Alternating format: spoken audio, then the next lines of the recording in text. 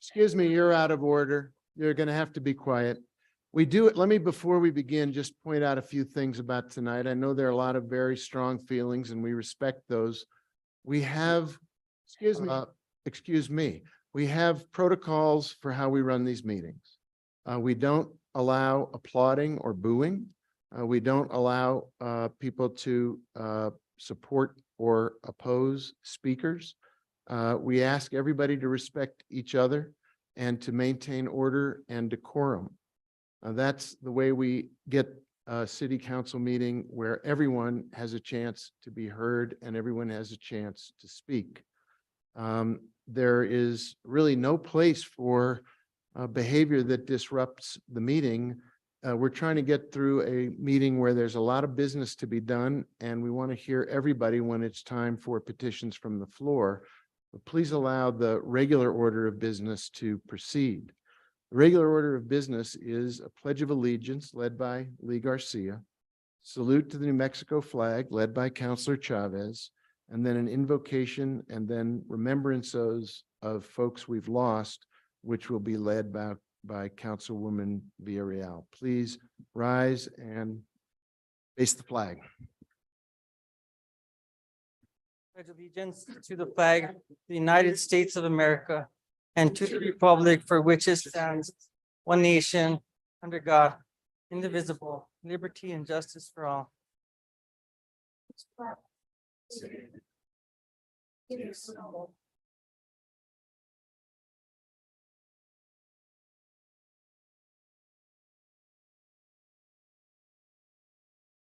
Please stay standing while we go. We have a brief invocation and then we'll have remembrances of some of the folks we've lost. In recognition of the hard work and important decision-making we have in front of us this evening and the passion and perspectives of folks that are with us this evening, I'm actually going to read part of the proclamation which marked the end of the Entrada pageant of the Santa Fe Fiesta, and hopefully there'll be some language in there that resonates with each of you. We come together to proclaim the love of our city of Ogapogue, La Villa Real de Santa Fe, de San Francisco de Assisi, Santa Fe, our people, our languages, our way of life, and the sacred land and its blessings, which we gratefully receive. We acknowledge the past and its trauma, tragedy, and sorrow. We understand its legacy in the present. We acknowledge wounds older and deeper than any on this continent. We also acknowledge the remarkable depth of wisdom and resiliency that comes from struggle. We share in our grief. We share in our strength. We acknowledge the ties that bind us together in an unbreakable bond of solidarity with each other, our Creator, and the land we all love. We recognize that there's much healing to do. We understand that genuine reconciliation is a generations-long process that is challenging and complex, and it will test our resilience. For that reason, we commit ourselves to honest, respectful, and compassionate engagement, no matter how hard and no matter how long. We believe in our capacity to change and be changed. We rededicate ourselves to our core values of love, respect, compassion, faith, understanding, empathy, and gratitude. We ask that our children experience peace and know its spirit, that our families nurture peace in their homes, that our communities practice love, and the world echoes this peace. We join together to make a new offering of peace and resolve to move forward together. We come clothed in gratitude for the gifts of our Creator. Let us begin our walk here as stewards of something greater than ourselves. Let us cultivate a new era for Santa Fe, having listened to and learned from each other, having acknowledged difficult truths, having seen the possibility of a future based on harmony and love. Let us release our burdens. Let us unlearn and relearn. Let us walk together, one step and then another, that we may speak truth, that we may be transformed, that we may be healed, that we may heal, that we may be kin. We offer these as promises and commit to children to choose the right path today so that in the future, they call us good ancestors. Councilwoman. Are there any remembrances at this time? Yeah, Counselor Cassie. Thank you so much, Mr. Mayor, and thank you, Councilman Villarreal. I do want to honor the passing and recognize the passing of Nicole Huff, who was a dear high school friend of mine. She's also the stepdaughter of former city councilor Stephen Farber, stepsister of one of my very best friends. She passed a few weeks ago. I was not at the governing body meeting after her passing, but I just wanted to send my condolences to her family, to her friends in this community. Nicole was a lot of fun in high school.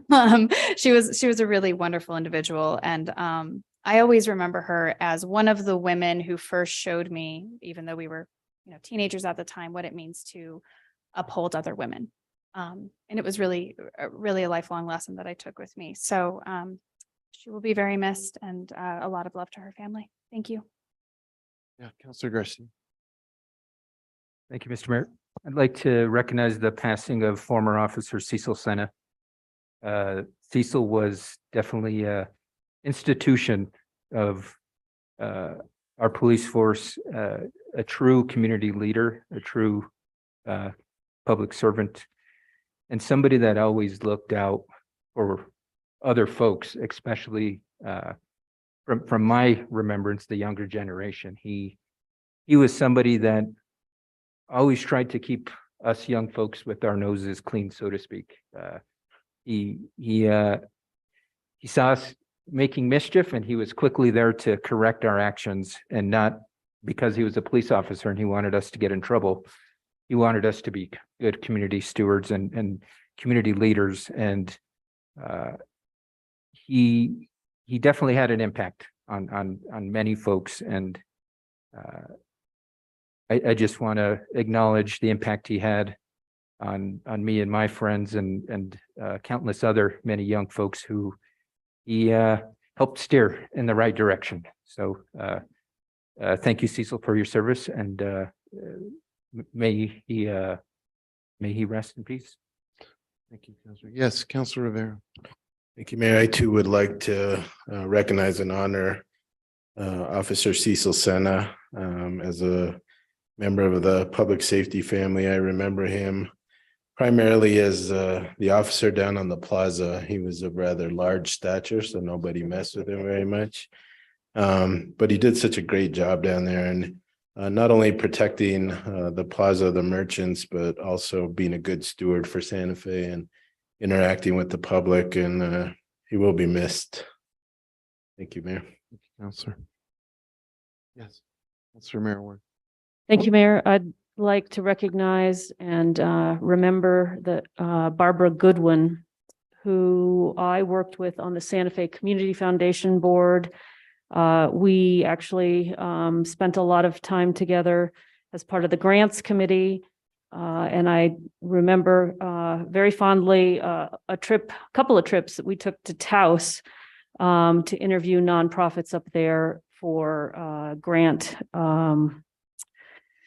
awards and visiting the nonprofits that were eligible to receive them.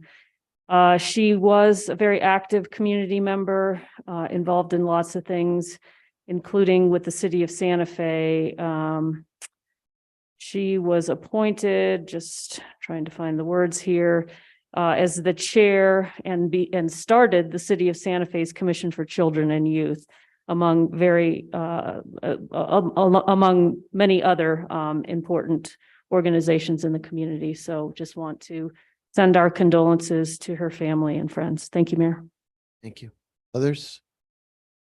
I second the remembrance of Barbara. She was a good friend and instrumental in communities and schools as well, working hard to help our young people. Another loss, Carol Thompson, who worked at the Chamber of Commerce for more than 20 years and was a real stalwart in our community. And then remember Officer Duran. We marched in his honor. He will never be forgotten. His memory and his service will always be appreciated.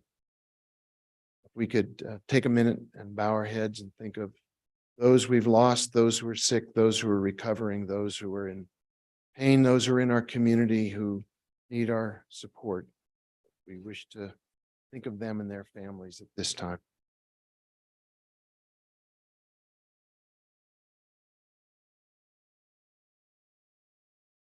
Thank you, everybody.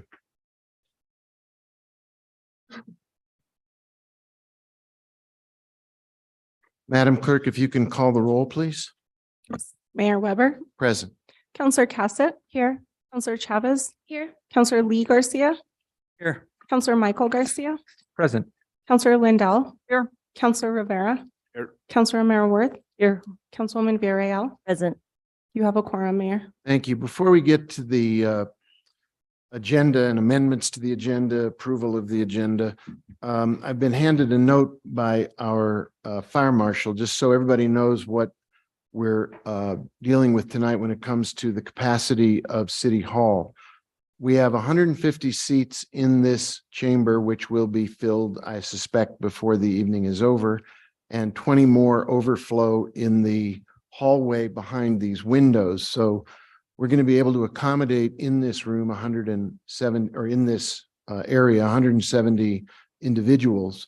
After that, we'll have to ask people to step to another place. This is all on Zoom, and you can observe it in a comfortable setting, but Fire Marshal is here to keep things in an orderly fashion when it comes to overflow folks. And I think we will quite likely have an overflow.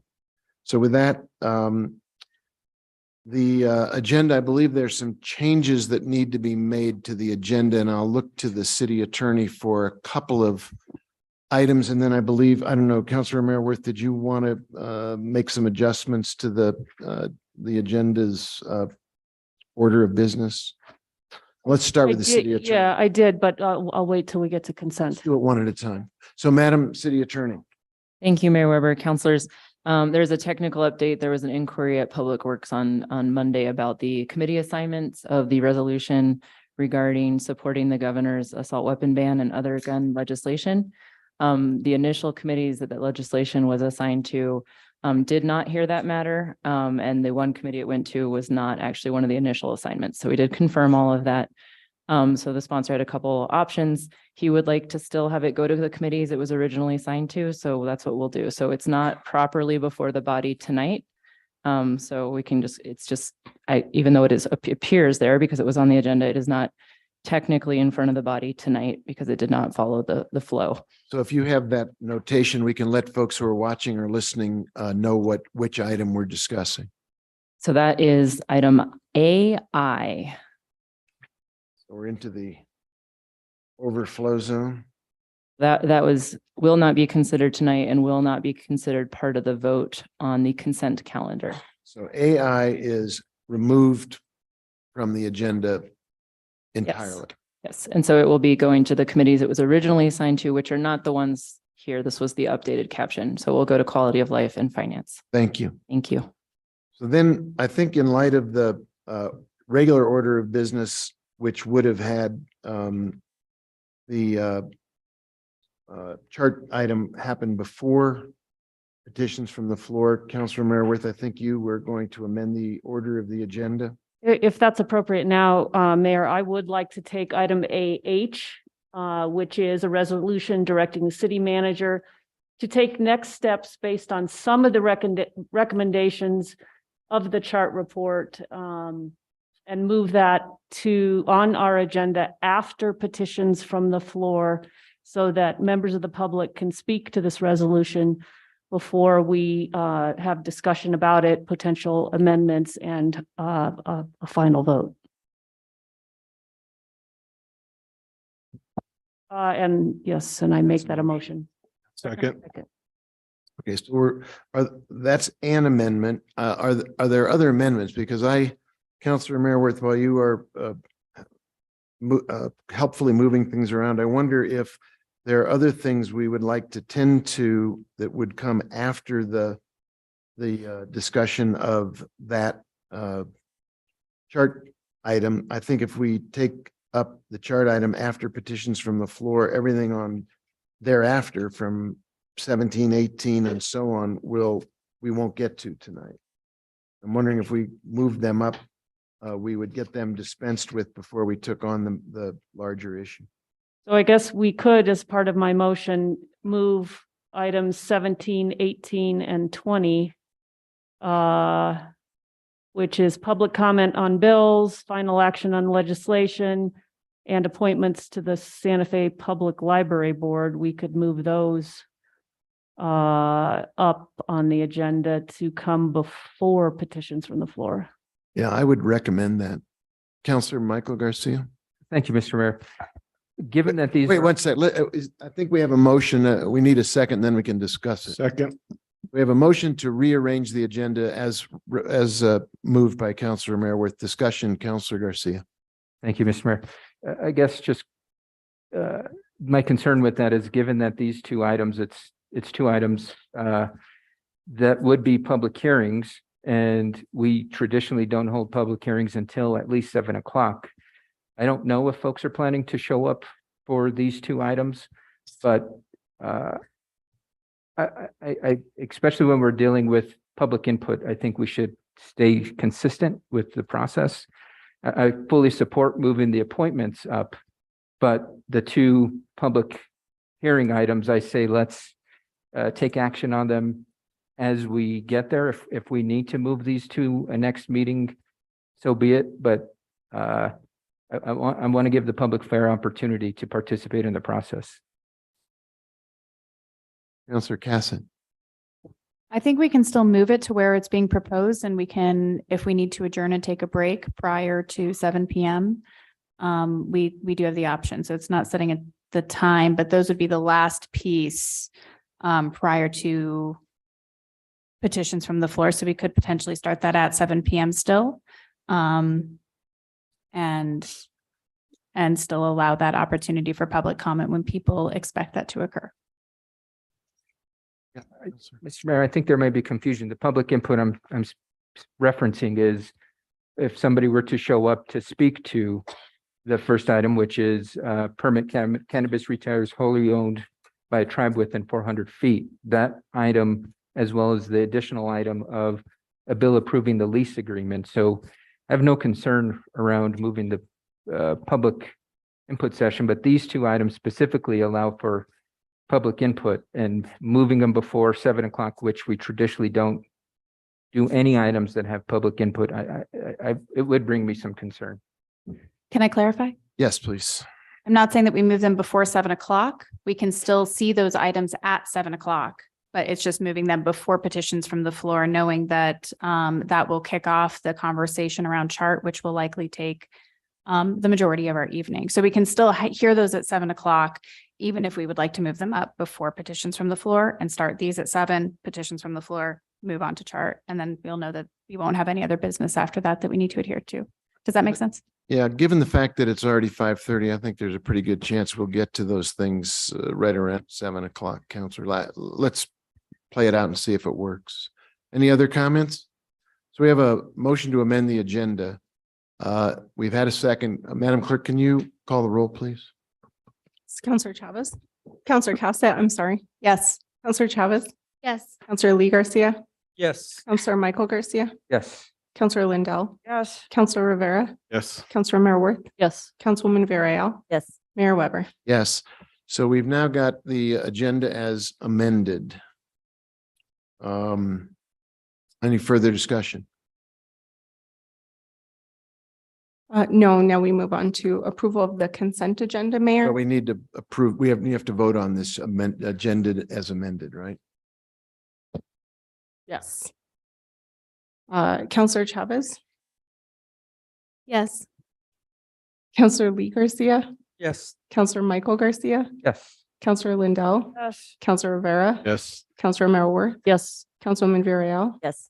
Counselor Cassett, Yes. Mayor Weber. Yes.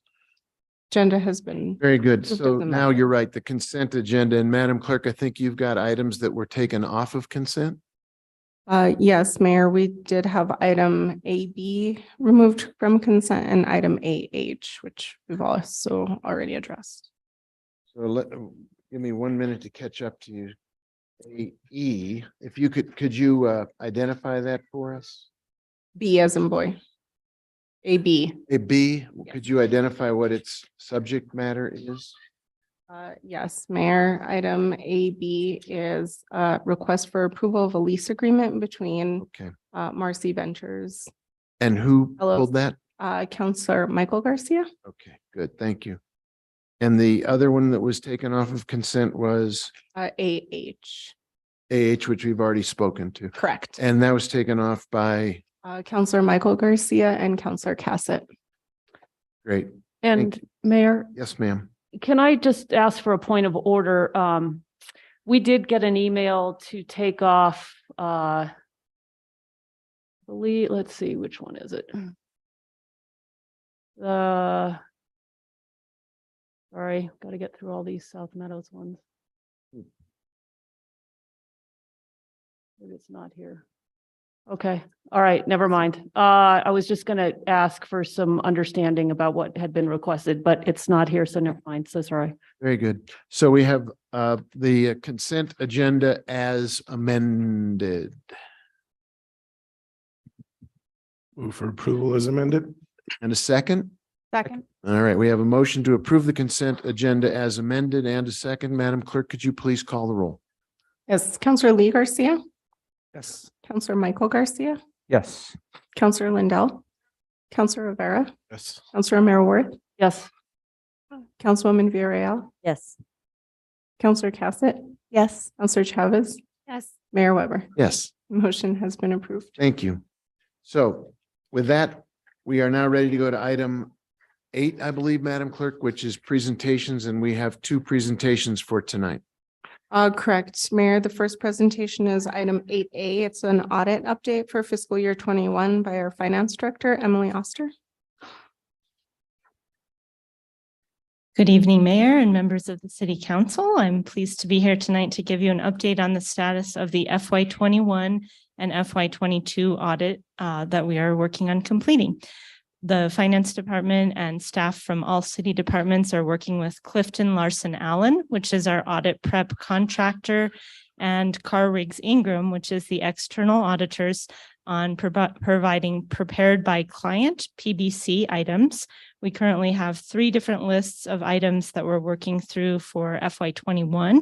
We have a payroll list, a phase 1 and a phase 2. We're pretty much done with payroll in phase 1 and very close on phase 2. So good progress there. Just to give you kind of an idea, there are roughly 70 items each on phase 1 and phase 2. And then payroll is a little bit smaller, more like 10 or so items. We have the same 3 lists for the city for FY22 as well. Payroll phase 1 and phase 2. We are working through those items as well. And then we are also working with BDD and SWAMA on separate request lists that they've received as part of the FY21 and 22 audits for those entities. These requests are normal, exactly what I would expect to see at this stage, and the audits are progressing. We're staying very busy. We're having regular check-ins with the contractors and with the external auditors, and we're all working together to get this done and move forward. The areas that we're focusing on right now are related to general ledger, cash and investments, accounts receivable, property tax, utilities, inventory, assets, debt, liabilities, insurance, and transfers. So that's basically the balance sheet. We're going down the balance sheet and the auditors are making requests for documentation, and we're providing those. We're also working with the utilities department on wrapping up some pending items related to the FY22 bank reconciliation. And as I mentioned before, the support from the rest of the city from other departments has been great. The utilities team has been putting in extra hours on the weekends, and everybody's really coming together to get this done. On related to the budget, I wanted to announce the dates for our budget hearings. We've scheduled those for April 11th, 12th, and 13th, which is Tuesday, Wednesday, Thursday, April 18th, 19th, 20th, also Tuesday, Wednesday, Thursday, the following week, and then April 25th, 26th, and 27th. And those will all be held from 12 to 4 p.m. Here in the chamber.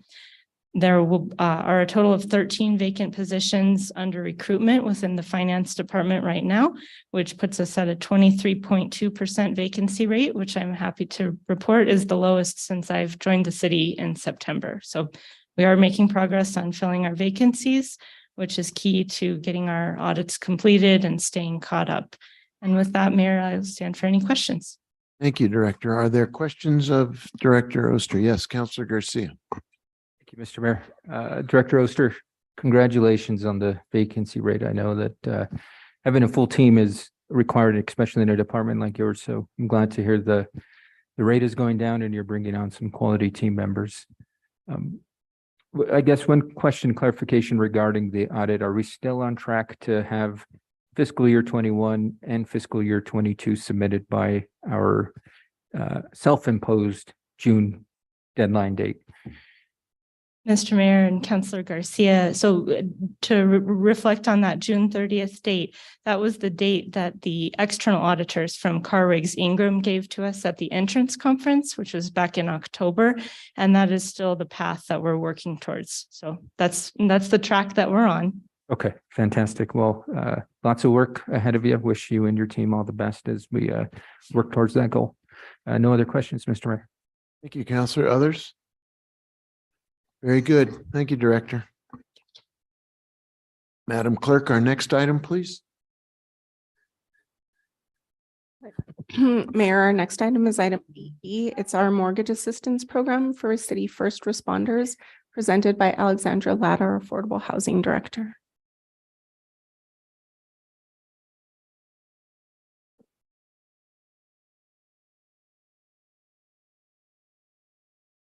Good evening, Mayor, members of the council. Is Ken? Yay. We've never actually met. We've only talked on the phone. So this is Kenneth Brown from HomeWise. He's their outreach director, education manager. So he's going to help provide some of the information in this presentation.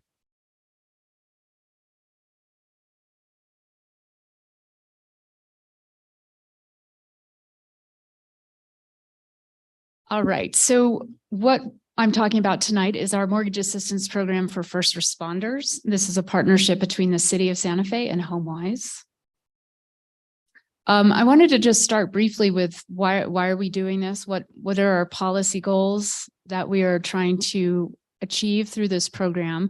I think it probably goes without saying some of this, that when we have high vacancy rates in our public safety rosters, it creates a sensation that somehow our community isn't safe. And that turnover is also expensive and ineffective for the city.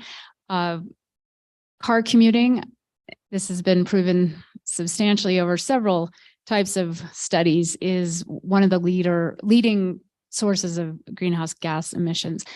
Mortgage assistance works because what it does is it lowers the amount of debt that a home buyer has to take on in order to purchase a home. So what's great about mortgage assistance is that it's a subsidy that provides a benefit every single month, because that home buyer, if the maximum amount of the mortgage that they could afford was $250,000 and they get $50,000 on top of that $250,000 mortgage, they're only paying a monthly payment based on the $250,000 mortgage, even though they were able to increase their buying power so they could buy a $300,000 home. That just sort of gives you some basic math there. And I think we all appreciate that when workers live in the community where they work, they spend more time participating in civic activities, going to their kids' games, and shopping in the community. So that's all a benefit as well. So I just wanted to also talk briefly about the project timeline. Funds were available July 1 of 2022. We drafted an RFP to seek a contractor. The RFP in September and October was released and ultimately awarded to HomeWise, which was the only respondent. And the next step was to make sure that there was a need. Maybe we were going to offer this program and nobody would really want to take advantage of it. So with the assistance of the fire and police leadership and the HR team, we sent a survey out. We looked at the surveys and decided that there certainly was a need.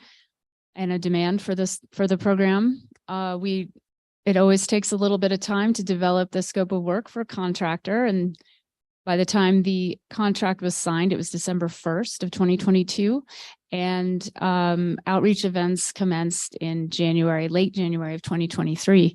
So right now, and starting in February and up to today and going on for several more months, we've got several potential home buyers going through intake, counseling, pre-qualification, and shopping for homes. And just kind of detail some of the survey results. 1/3 of the respondents don't live in Santa Fe, and of those, 97% would prefer living in Santa Fe. I think what's important here is that most people didn't even think about buying a home because they assumed they couldn't afford it, or they felt like they didn't have enough for a down payment.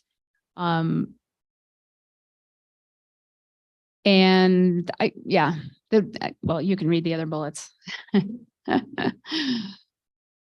So we're looking at a $750,000 investment. About $60,000 is reserved for administrative costs, although HomeWise doesn't think it will use that much.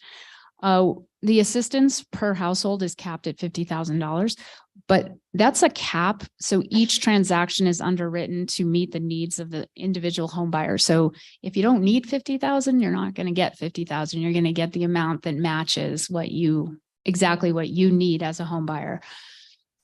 We are designing the program so that we want to make sure that people stay with the city for a minimum period of time that we've selected as 5 years. And if somebody has to leave city employment, there are many legitimate reasons why people get new jobs, that assistance converts to an amortizing second loan, but at a very, very low interest rate. So it doesn't create any burden for that homeowner. But it is an incentive to stay because it's better to have a grant, right? And then program income. So this is when homes are sold, will go back into a fund to support future eligible home buyers. All right, and I'm going to turn it over to Ken at this point. Hey, everybody, I'm Ken Brown. So that's my name on the flyer. I'm outreach manager at HomeWise. I've been there 8.5 years. I actually started as a coach, and I'm part of the education team. So I teach financial fitness and home buyer ed. And I was very excited. So I was at the kickoff meeting with the mayor and a group of people. I didn't know what the kickoff was for, but they started talking about this down payment assistance program and $50,000. Okay, 8.5 years. This is the biggest, best program I've ever heard of. This is a wonderful, wonderful program. So I was very eager to get started. So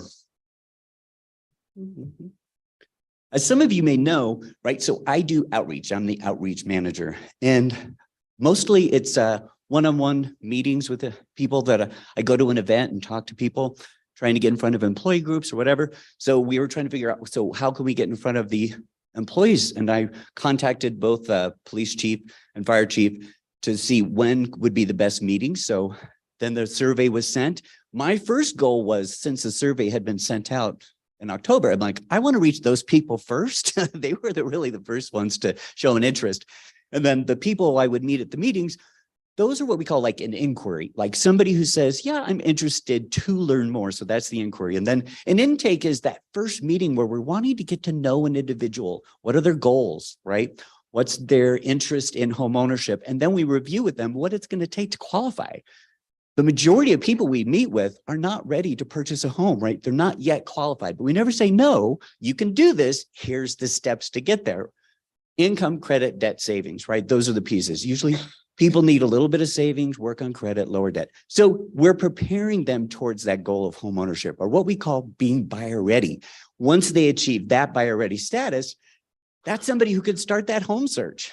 Now, obviously, we didn't start this program. Really, one of the first meetings was with the fire department. It was, we lucked out. They have a once a month union meeting, and mayor joined me there. It was people in person and Zoom. We met these individuals.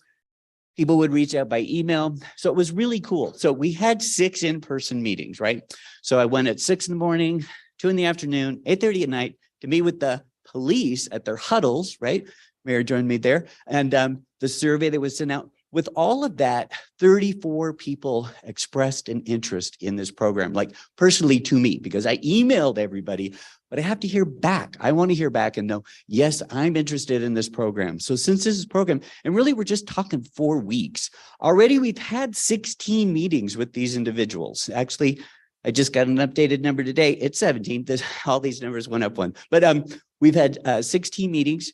There are 60 people that are working on their goal of home ownership, raising their credit, lowering debt, working to get qualified for a mortgage loan. So we're supporting them in that process. And the number of people who are buyer ready is not 7, it's 8. Today it's 8. So essentially that is half the program. We have people that are ready, qualified, and ready out looking at homes. So this is an amazing program, and I am so excited to be a part of it. And I am so excited, like if this was something that was renewed or expanded, however it's going to work, but that's me, Ken. Thank you. Back to you, Ms. Ladd. Yes, last slide. Kind of where we are in the process. So if we assume, and I rounded numbers to make the math easier, if we assume $700,000 will be provided in direct assistance with $50,000 per household, and again, that's a higher number, that equals 14 households. With this 7 mortgage ready, now we know it's 8 mortgage ready, so that's going to change the math a little bit, but I can't think that fast. So let's just go with this 7 number. 400. Thank you. Okay. So that's 400,000. And then the intake numbers, if we looked at 50,000 per intake, now not every single one of those people obviously will be ready to purchase a home within the time period of the program, but it does give you a sense of how quickly the funds could go out the door. So we just looked at kind of estimating like what's likely in terms of the timing for closings based on the status of the person in the program. And you can see those numbers there. So we're looking at probably using all of the money, probably by December, but possibly by June of 2024.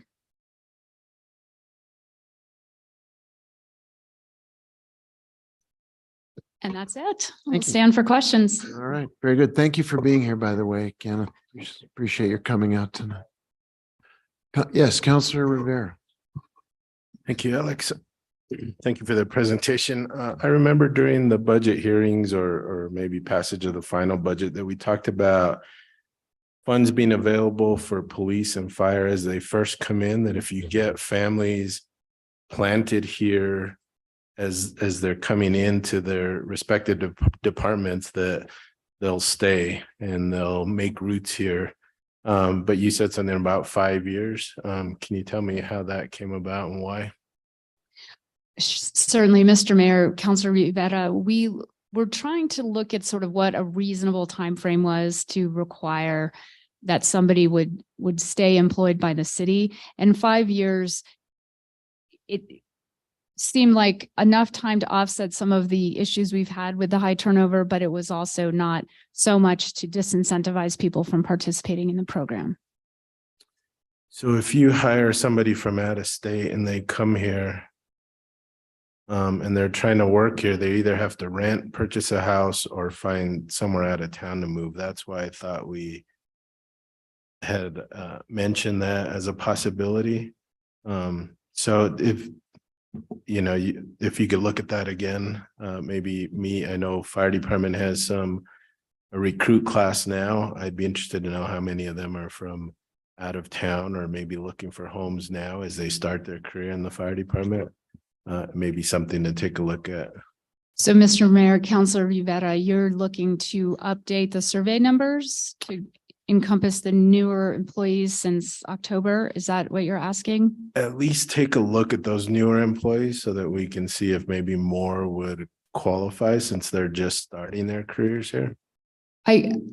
Mr. Mayor, Councilor Rivera, I think that's a great point because, we know we don't have this over the finish line. And so HomeWise will continue. You saw the flyer that they've made. So they'll continue to reach out through those networks to make sure that that information is provided freshly. However, Counselor, people are eligible within their first 5 years. Is that what you're asking about? I thought she said that they weren't eligible until they've been here 5 years. Okay, so I think that should be clarified. Actually, that I'm glad you clarified that. Alexander, do you want to go back over what the 5-year stipulation actually is about? Certainly, Mr. Mayor, Councilor Rivera, I'm sorry, I definitely didn't understand your question. We looked at the point at which someone's eligible to participate in the program is at the point at which they're employed by the city of Santa Fe. So the term was trying to determine what was and we're just estimating. We may make changes to the program as we get into it and we realize that a different term works better. But the idea is to incentivize settling down, putting down roots. We felt like a 5-year time period would provide that incentive for many people without being too onerous. So it wasn't, well, yeah, sure. If you sign your entire career away to the city of Santa Fe, you can buy a home. We wanted to kind of split that difference and try to make sure that we were creating a true incentive without kind of turning people off from participating. All right, so it says employment with the city for a minimum of 5 years is required. Does that allow for someone that's been here for a year to qualify? Mr. Mayor, it's Councilor Rivera, the language is confusing and I apologize for that. It's the term under which they have to maintain employment in order to get the full benefit. So the initial benefit of buying the home, of course, is theirs no matter who they work for. But at the end of 5 years, if they're still with the city, and if they're an income eligible home buyer, so they earn less than 120% of area median income, that loan is forgiven. So it goes away. So that equity becomes theirs. So that's the incentive for the 5-year time period. For somebody who is earning more than what the Affordable Housing Act allows, their assistance would convert to a very low percentage amortizing loan, but it would be 1%. And the market for a second loan is like even over the market for a first loan. So it's still is a really good benefit for them as well. Can I jump in for 1 second, Counselor? Hold on, just. Yeah, okay. So if, I think there's a significant difference in salary if somebody comes in the first year and then what they're paid at the 5th year. I believe they jump up pretty quickly. I'm talking specifically about fire, and depending on where they want to take their career, I think their salaries could jump pretty significantly. So was that taken into account? Mr. Mayor, Councilor Rivera, the way housing subsidy works on the homeownership side is that your eligibility is determined when you purchase the home. And then if you start earning more money, it's not like a rental assistance or a housing voucher where you have to get re-certified annually. Once you're in, you're in. Okay, thank you. And then can you just go ahead, Mayor, if you want to. I just thought, I thought you were raising a really good point previously about the 5-year point. And I just wanted to ask Ms. Ladd if I'm going to give you a hypothetical and then you can play it out for me. So I take Councilor Rivera's point. I'm a brand new cadet. I come through the program and I want to buy a home in Santa Fe because I'm working for the Santa Fe Fire Department. What would I have to do to qualify, and what would happen after 5 years as long as I'm still employed with the city? So I'll let Ken answer the question about what you have to do to qualify, because you're talking about what you have to do to be eligible to receive the assistance. Correct. Like how that transaction is underwritten. Yes, and then the issue of time with the city. So the initial piece would be when someone's interested, it actually comes to me that someone's interested in the program, and I have an email that I sent to Bernadette and Ashley at the City of Santa Fe HR department. It's a very clear, I have this employee is interested in the program. Can you let me know if they're eligible? And essentially they need to be commissioned and certified, and Bernadette will let me know, or Ashley will let me know, yes, this person is eligible, and they get added to my list. Great. And then assume the loan goes through, but they leave. They stay with the city beyond 5 years or beyond. Then what is the benefit of staying longer? Mr. Mayor, at 5 years, if I think so the household that is eligible under the New Mexico Affordable Housing Act, so their household income at the time of qualification, So it's not a few years into their career. It's the time of qualification. If they're eligible, so they are earning less than 120% of area median income, that loan, which is like most mortgage assistance, is a soft second. So it helps the buyer get into the home. They don't have payments due. They don't have, there's no interest. But it's there. So if they do sell the home, they have to pay it back, right? At the end of 5 years, it's forgiven. So that amount of assistance becomes their equity in the home. Great. So the 5-year incentive is to stick with the city for at least that period of time, to have that become something that turns from a loan in effect to almost a grant that helps them with their home ownership. Back to you, Councilor Rivera. Mayor, just one last question. The administrative cost, can you tell me how much that is and where it goes to? Mr. Mayor, Councilor Rivera, we have a pretty detailed scope of work with HomeWise. So Ken can probably provide additional details, but there's several staff people who have spent time helping to set the program up. They'll spend time, their lending team will work with the people who, when the buyers go through home buyer training and counseling, they go to classes that are taught by staff at HomeWise. So it just helps HomeWise cover their administrative costs, because then they also have to, once the person is under contract, then they have to go through closing their loan, and HomeWise is there to assist along the way. So it's just to help with the administrative cost to HomeWise, but it also helps the city because we get to control how the program is administered through that contract. All right, and what is that amount? Mr. Mayor, Councilor Rivera, we set it up to be $60,000 because that's kind of I can't remember. I think it's about an 8% cost, which is sort of a normal administrative cost for these kinds of programs. HomeWise does not believe they will use the full amount. So they think they'll use closer to 40. Okay, thank you. Thank you, Mayor. Councilor Michael Garcia, please. Thank you, Mr. Mayor. Thank you, Director Ladd, for the update. Really appreciate it. I'm glad to hear that this project is gaining some momentum. It's one of these, I had spoken with Mr. Lofton about this before. It was before us. I'm glad we're seeing the tangible results of it. Given that last year we kind of tabbed it as the pilot process, and we're seeing that there is momentum, there is success with it. Are we planning on adding additional funds in our fiscal year 24 budget? Mr. Mayor, Councilor Garcia, that's not my role. I don't have the authority to add that into my budget. We are doing a flat budgeting process this year, so that would be a policy decision made by the governing body. Okay, well, I surely hope we are adding additional resources, because I think the data shows the need is there. Folks are taking part in the process, and I think it's something we definitely should continue to support our first responders with. And given that the pilot program was so successful, I think we are now at the space where we offer up this opportunity in an equitable manner, where we offer an additional $750,000 to all employees to participate in this process. I completely understand the rationale and trying to maintain our workforce lives here within the first responder community. But we also want to make sure that the rest of our entire workforce has that same opportunity.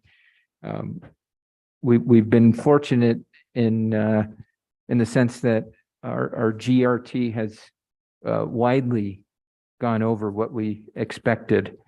And these are opportunities that we should utilize to invest in our workforce.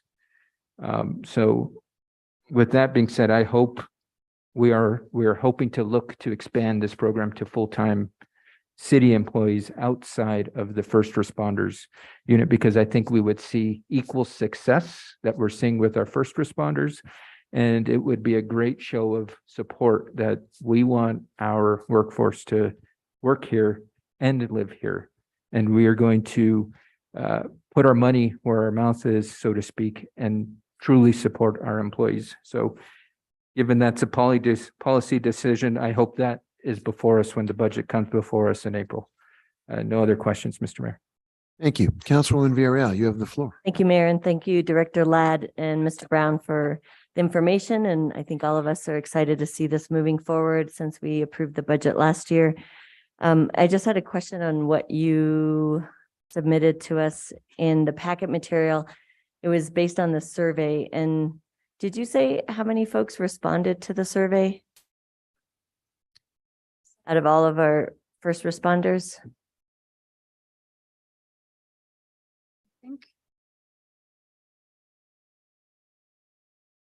Counselor Villarreal, it looks like 27 survey responses.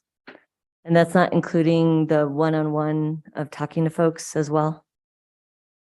So there were more than 27 folks that got touch points with about this program? Okay, and then in the presentation, it says survey sent to commissioned officers. What does that mean? It's an HR term. Essentially, as Bernadette explained it to me, because I was the same way, working on commission? No, they're commissioned by the police chief to work for the city. So it's just a phrase that they use. And that's why I have to send my eligibility request to HR to they verify, yes, this is a commissioned and certified, right? They have their certification in place as well. So they qualify for the program. I've never heard that term before. I hadn't either. So that was a new term for me. And then I would just agree with my colleague about it's great to see that we have folks that are interested in this and from our first responder teams. And some of us on the council wanted to see all employees be able to be eligible and have more funding for this. Because as I see it, all of our employees are essential. And so I would like to see and strive to be able to put more funding towards the program so more employees can benefit. So I'm also seeking to hope that there's a budget for that in the coming budget hearings. Yes, Director Ladd. Mr. Mayor, Councilor Villarreal, as you know, we have just through the Community Development Commission made a funding recommendation for over $1 million worth of down payment assistance. And that, of course, is always open to any employee. And we have included language this year in those contracts to ask the nonprofits, so the Housing Trust and HomeWise, to specifically reach out to the city employee base as well. Yes, I think that was expressed in the Community Development Commission when we were approving the grants or making recommendations on grants, that those down payment assistance would really be directed towards city employees and promoted in that way as well. So thank you. All good. Other questions? Thank you. We appreciate the update, and I think we all want to be there for the ribbon cutting of the first home purchaser and welcome whoever that person into their newly purchased home. Thank you for your good work. Very good, Madam Clerk. Can you take us to the next item, please? Yes, Mayor. The next item is item AB. It's request for approval of a lease agreement between Marcy Ventures LLC for 119 and 123 East Marcy Street. First year monthly rent is $16,088.33 with an initial term of 5 years from March 9th, 2023 through March 8th, 2028. Terry Lease is the staff on this item. Okay. I think what I'd like to do is entertain a motion. Move to approve. There's a motion to approve and there's a second. Excuse me. And I know Councilor Garcia was the one who took it off of consent. Councilor, would you like Mr. Lease to speak and then ask questions? I think we've got a pretty extensive overview as it's gone through the process. My question was kind of in relation to the amendment that popped up after in regards to amending the dates. So I think that's been clarified. I think we'll need to move forward with an amendment to the lease, correct? Mr. Mayor, Councilor Garcia, yes, that's correct. Okay. Mayor Yeah. Weber, Councilor Garcia, I just want to do a technical suggestion on, so we've got a main motion for the existing lease. Basically, we'll just need a motion to amend with the amendments described in amendment number one. So we don't want to vote on two things tonight. It's really just one motion Sure. with the changes described in what's labeled amendment number one. Okay, so then make a motion to approve amendment number one. Yeah, that would be great. And then if there's a second, then I Second. do got a question after. Okay, we have a counselor, I appreciate it, a motion to move the amendment, and that is seconded. Okay, and so I guess bit of question, and I'll ask you, Mr. Lease, given that there are multiple parts to this process. We're renting out this space because we initially were planning on renting out 500 Market Street. Now there's a different proposal with 500 Market Street. And I guess my question is, do you see any concerns if we were to hold off on this final approval until we give the final approval of item 18B, which is the lease for 500 Market Street? Because, and I guess the reason I'm asking is we're kind of agreeing to get into a lease. And then we have another discussion later on tonight to talk about leasing the space we're moving out of. And for some reason, if that were to fall apart, then we would have to come back and fix the mess of getting into this lease of Marcy Street. And I don't want us to get in that. I don't really anticipate it, but I also want to prevent us from having to untangle us from a potential situation. So would you have any concern of approving this item and waiting until we approve item 18B later on this evening? Mr. Mayor, Councilor Garcia, no concerns whatsoever to delay it for later in the evening. Okay, and just out of pure, process, and we want to make sure that we lease out our space, then we go and lease out the space we need to move to. So with that being said, Mr. Mayor, I'd like to make a motion to table this item until we hear item 18B. Second. There's a motion to table and a second. Madam Clerk, I believe that requires a roll call. Yes, it does, Mayor. I just want to confirm I had Councilwoman Villarreal with the second to tabling. I think it was Oh, Councilor Councilor Lee Lee Garcia. Wow, I was really off. What happens when I'm listening and not paying attention with my eyes? All right, Councilor Lee Garcia, Yes. Councilor Michael Garcia, Yes. Councilor Lindell, Councilor Rivera, Yes. Councilor Mayor Worth, Yes. Councilwoman Villarreal, Yes. Councilor Cassett, Yes. Councilor Chavez, Yes. Mayor Weber. All right, motion to table has been approved. Thank you. Could I just remind everybody, please, if your phone isn't silenced, to put it on silence? It's fine to have it, but if we can avoid ringing telephones or bugle calls, would be terrific going forward. Thank you, Madam Clerk. So let's go to the next item. All right, Mayor, the next item is item 10A. It's request for the approval of a budget adjustment resolution in the amount of 82,000 from road impact fees to capital improvements project, Bishop's Lodge Road reconstruction, and Romela Glorioso Mas is staff on this item. Move to approve. We have a motion to approve and a second. Would you like to give us an overview of the project, please? Yes, Mr. Mayor and members of the council. This capital project is to reconstruct the Bishop's Lodge Road to add bicycle and pedestrian facilities.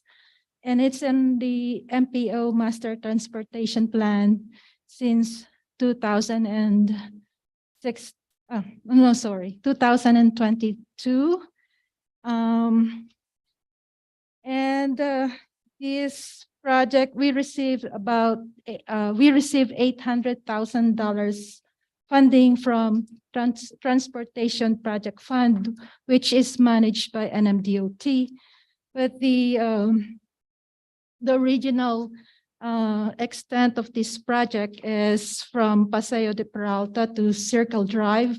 But after the initial meeting with key stakeholders, it was decided to extend the project limit up to the county limits. This almost doubled the project limit.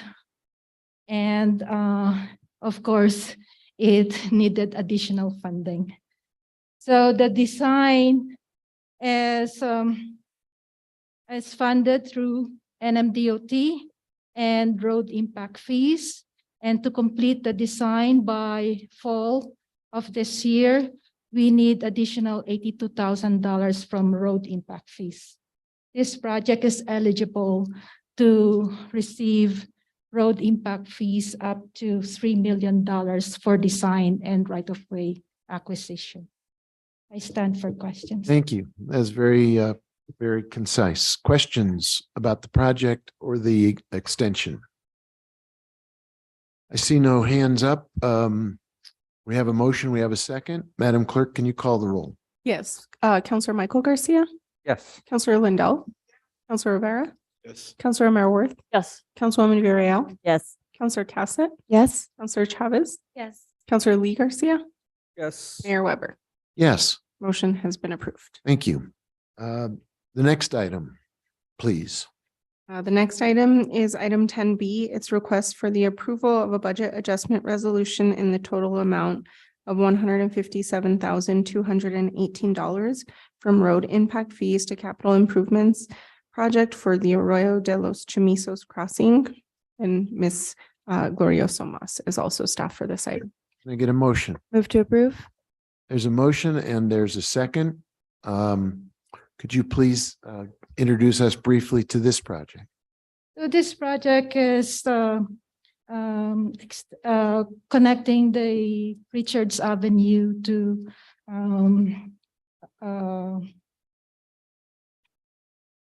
Reyes Road and via crossing the Arroyo de los Chamisos. And this project has started way before I joined Public Works. So it's around 2017.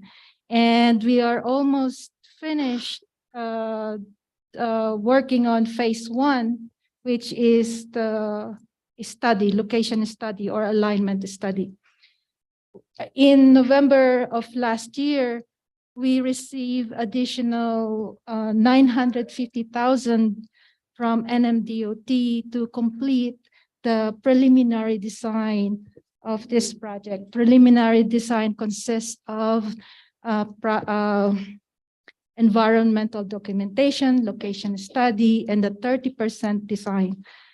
However, the cost for finishing the preliminary engineering was $1,107,000, and there is a funding gap of $157,218.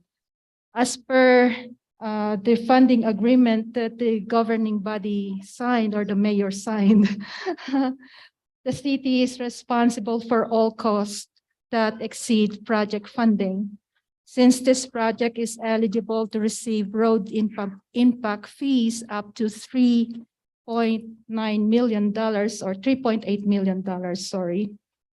As per Resolution 2018-60, Public Works is requesting to budget additional $157,218 of road impact fees to finish the engineering design of this project. Thank you. Thank you. Are there questions about this project? Madam Clerk, can you call the roll on the motion, please? Ms. Mayor, Counselor Lindell, Counselor Rivera, Yes. Counselor Marworth, Yes. Councilwoman Villarreal, Yes. Counselor Cassett, Yes. Counselor Chavez, Yes. Counselor Lee Garcia, Yes. Counselor Michael Garcia, Yes. Mayor Weber. Yes, Motion has been approved. thank you. If you could take us to the next item then, please. Yes, Mayor. The next item is item 10C. It's approval of a budget adjustment resolution in the amount of $200,000 to put NMDOT funding for the engineering design of CIP number 868-A Sandoval Street and Montezuma Avenue intersection improvements project into fiscal year 23 budget. Is there a motion? Move for approval. There's a motion, there's a second. Once again, we call upon you to give us a overview of the project. My pleasure, Mr. Mayor. This project is about improving the intersection at Sandoval Montezuma. We received funding for the design of this project from legislature. And this project started in 2018. We're almost finished with the design, but the hiccup is the right of way. We discovered last year that the sidewalks are constructed on private land. So we received another $200,000 from NMDOT to complete the right-of-way design and acquisition for this project. So we received the funding already, and we need this administrative action to put the funds into budget to allow the work to continue. We are anticipating to complete the project design by December of this year. Thank you. Thank you. Questions? Madam Clerk, can you call the roll on this item, please? Councilor Rivera, Yes. Councilor Marworth, Yes. Councilwoman Villarreal, Yes. Councilor Casa, Yes. Councilor Chavez, Yes. Councilor Lee Garcia, Yes. Councilor Michael Garcia, Yes. Councilor Lindell, Mayor Weber. Yes, Motion has been approved. thank you. Thank you. Thank you for your help tonight. Appreciate you coming. What's next, Madam Clerk? Matters from the city manager.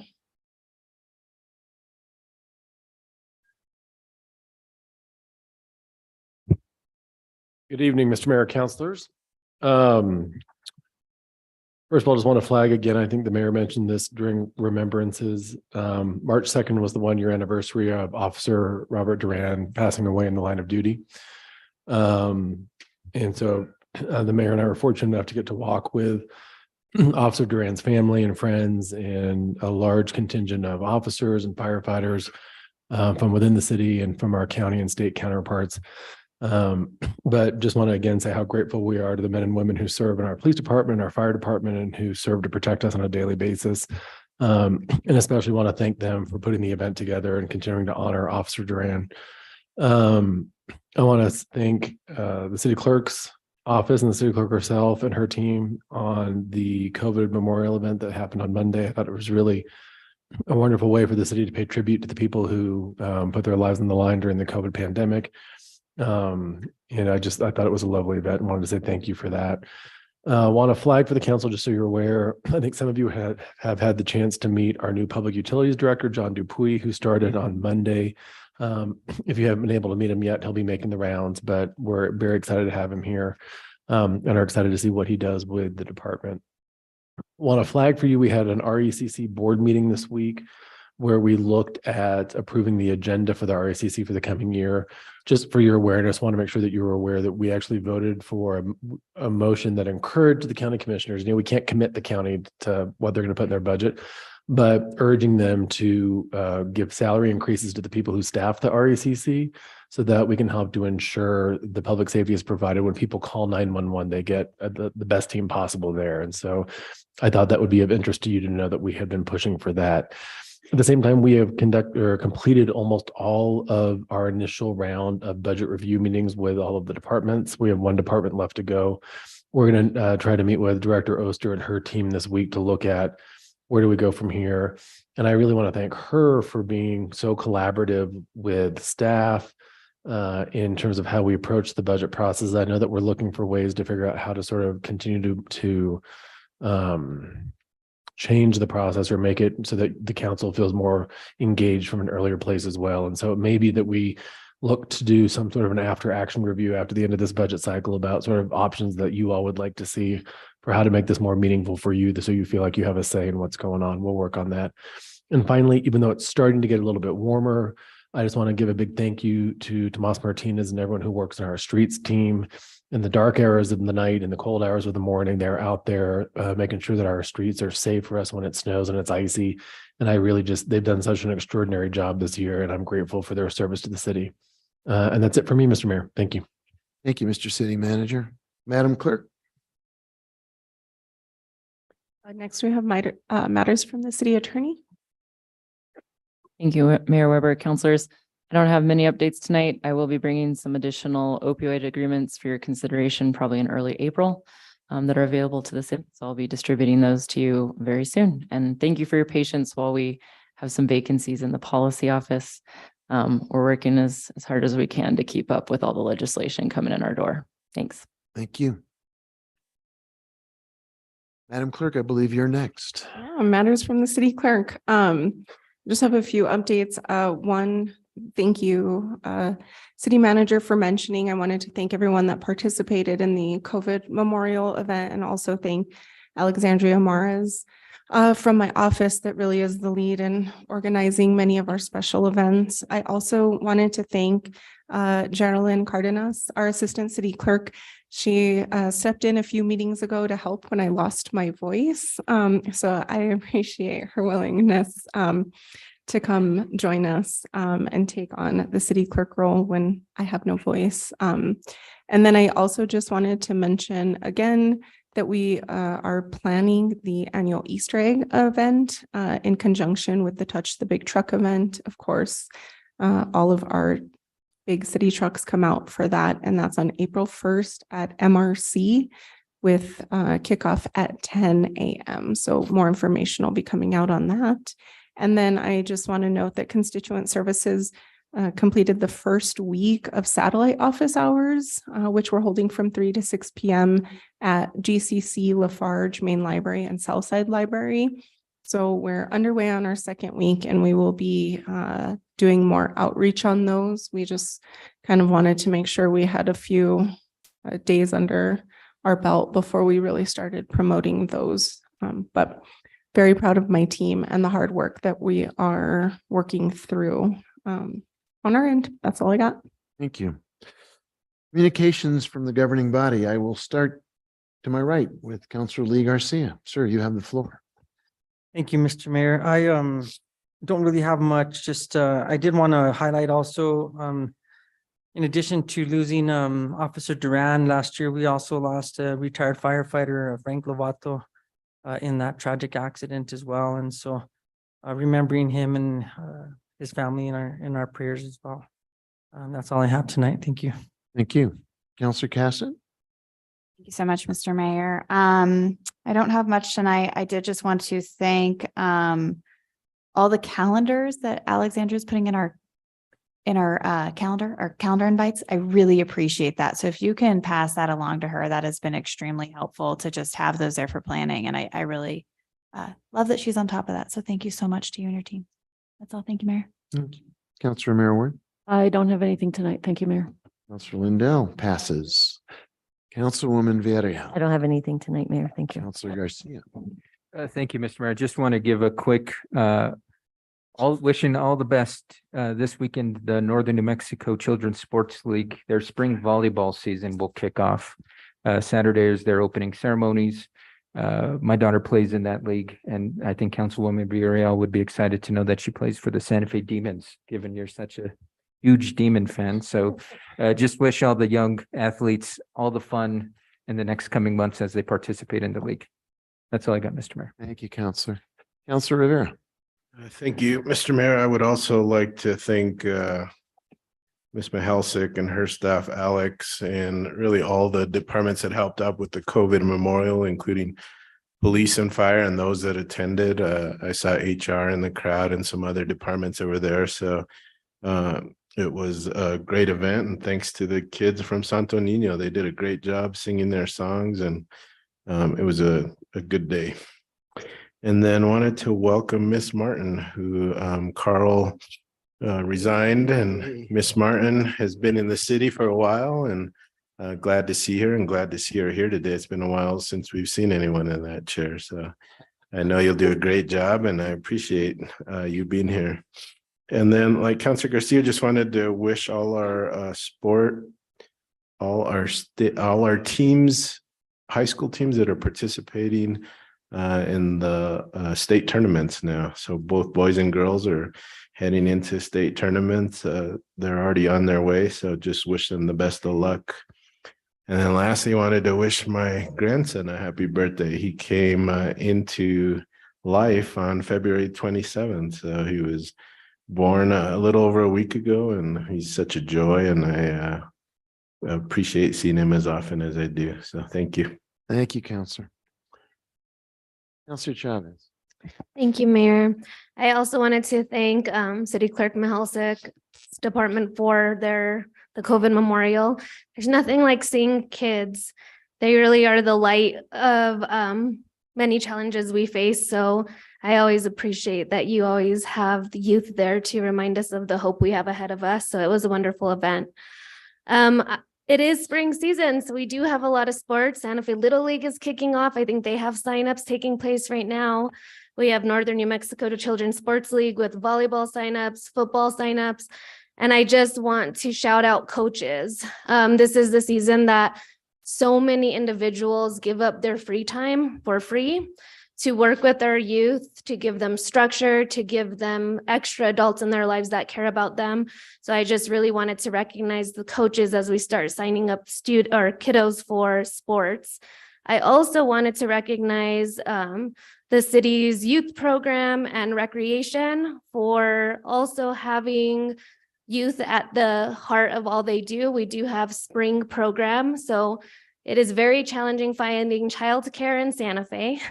And we have spring break coming, we have summer break coming, and the city really works hard to provide opportunities to parents and kiddos. And so we do have a youth program this spring break taking place at Geneva Chavez. And I just want to thank the staff that put that together, run it. It is ran by people who love kids. And so I just want to extend my appreciation to them. I also just want to say I love seeing Miss Martin here. She always kind of brightens up any meeting. So thank you for being here. And lastly, my big brother has a birthday today. I'm not going to say his age, but he is 13 years older than me, so he's older. But I just want to really recognize him. He has gone above and beyond of meeting all expectations of a big brother. So thank you, Brian Chavez, for always showing up for me and making me feel safe and secure with your love and just having my back all these years. I appreciate you. Thank you, Mayor. Thank you, Counselor. I have a couple of items I'd like to share. First, Counselor Rivera stole my lead item, which is to congratulate him on being a grandpa again. You do that so well. And I at least get the benefit of referred joy from you. And we're so happy for you and your family. So congratulations. And to Counselor Romero Worth, hopefully a speedy and full recovery for your mother-in-law, who means so much to our community and your family, but is also our family. So sending well wishes there. Today, for those who don't know it, is International Women's Day. And it's a day for celebrating the significant role of women in all parts of our lives, all over the world. And certainly here in New Mexico, we have a lot to celebrate with that. And it couples with March being Women's History Month. So we double down on our accolades for the role that women play now and have played historically across New Mexico.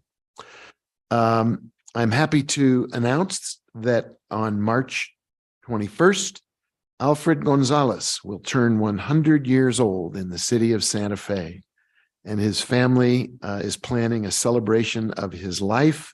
And I plan on issuing a proclamation in his honor. Getting to be 100 years old is a big deal. And so a happy birthday to Alfred, but also to his whole family for celebrating him and his upcoming birthday party. I would also celebrate our streets crew, but not so much for moving around snow and ice, but for filling potholes. For those who keep track of these kinds of things, our Pothole Palooza kicked off March 1st. It's a wonderful part of the Public Works team as we get closer to putting winter behind us, but we don't put the potholes behind us. The freeze-thaw syndrome leads to potholes. I can happily tell you that in week 1 of the Pothole Palooza, 1,000 potholes were filled. And they are on their way for the second week where they will be filling another 1,000 potholes. So to our streets team who are really doing a phenomenal job, we are so grateful. Hopefully they won't get more snow, Mr. City Manager. They can focus on Pothole Palooza and getting the potholes filled. It is a lot of work and they do it with tremendous vigor and success. Finally, a helpful reminder for those who don't know, it is, don't forget, it is time to spring forward on Sunday. Spring forward, move your clocks ahead an hour on Sunday so that you don't miss whatever the church that morning or whatever appointments you've got. Spring forward on Sunday. That completes my list of items from communications from the governing body. Madam Clerk, I think we go to item 15A, unless I'm mistaken. That is correct, Mayor. I also just want to quickly thank the counselors for recognizing Elizabeth. I just like walk in and get going, and I forget that even though she's here for quality of life, we're excited to now have her here for governing bodies. So thank you for that and for the warm welcome. We're really happy to have her. Yes. So item 15A is introduction of legislation. We have consideration of a bill number 2023-12 sponsored by Mayor Ellen Weber. It's a bill approving the sale of a city-owned commercial condominium and improvements located at 500 Market Street within the city and county of Santa Fe, New Mexico, to State Properties of New Mexico LLC for an amount 1.5% above the appraised value. Yeah, and this is just an introduction at this time. It's going to go through the regular committee process. This is, I believe, an opportunity for the city to do two things at the same time that are constructive for our city. One is to anchor a rapidly growing biotech company in the rail yard and make them a long-term tenant with this city, bringing more jobs and economic development and diversification of our economy, a lot more jobs for our local folks, and at the same time, selling a piece of property to an eager and capable buyer who would like to continue to invest in the rail yard and bring more activity and more economic development to that area. So this is just an introduction at this time, but it will go forward. Yep. Madam Clerk. Yes, it is. But Mayor, on this item, just a reminder, we do need to amend the committee schedule on this item. Sorry, Councilor Cassidy, I couldn't remember if we were on this. We haven't talked about it, but we were both reviving. Yes, You were making an amendment to the committee review. So why don't you make that happen? Would you like me to read the schedule? If you would read the corrected schedule. Yes, so we have March 29th would be the public hearing for the legislation. April 3rd would go to Finance Committee. April 5th to our Economic Development Advisory Committee meeting. April 5th to Quality of Life. April 10th, we'd go to Public Works Utilities. And then on April 12th, it would come back to governing body for the final public hearing. So that is. I apologize, Mayor. I inadvertently said public meeting and I meant to say public comment on March 29th.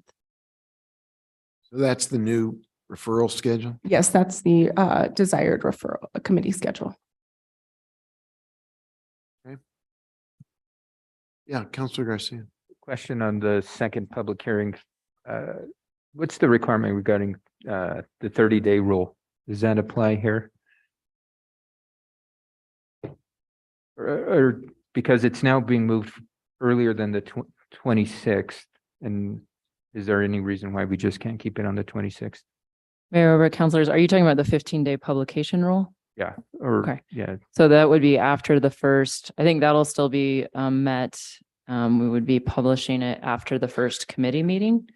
The recommended intro does include finance first due to concerns about making this possible. So that would be the distinction. I think that's the primary distinction. So our rules say finance last unless there's a reason to necessitate a different order. Okay. Thank you, Mr. Mayor. Okay, so we have an amended schedule and the item is introduced. Counselor Cassett, did you want to speak to it?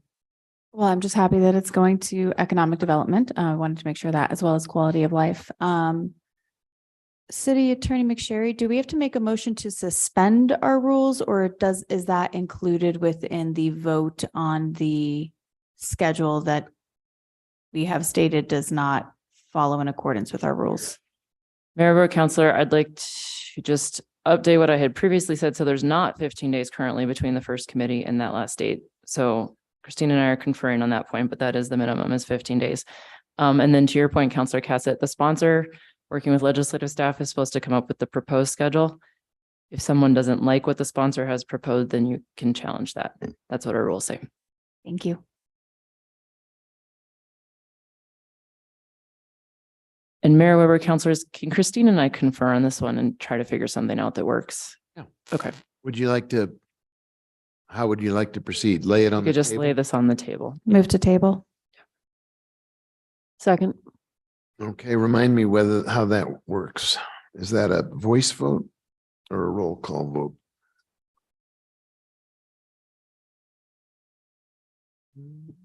We're going to do a roll call vote on it, Mayor, to lay it on the table. Councilor Marworth, Yes. Councilwoman Villarreal, Yes. Councilor Cassett, Yes. Councilor Chavez, Yes. Councilor Lee Garcia, Yes. Councilor Michael Garcia, Yes. Councilor Lindell, Councilor Rivera, Yes. and Mayor Weber. Yes. Thank you. Okay, so that's going to await your further review of the time schedule. So at this time, it is about 25 minutes to 7.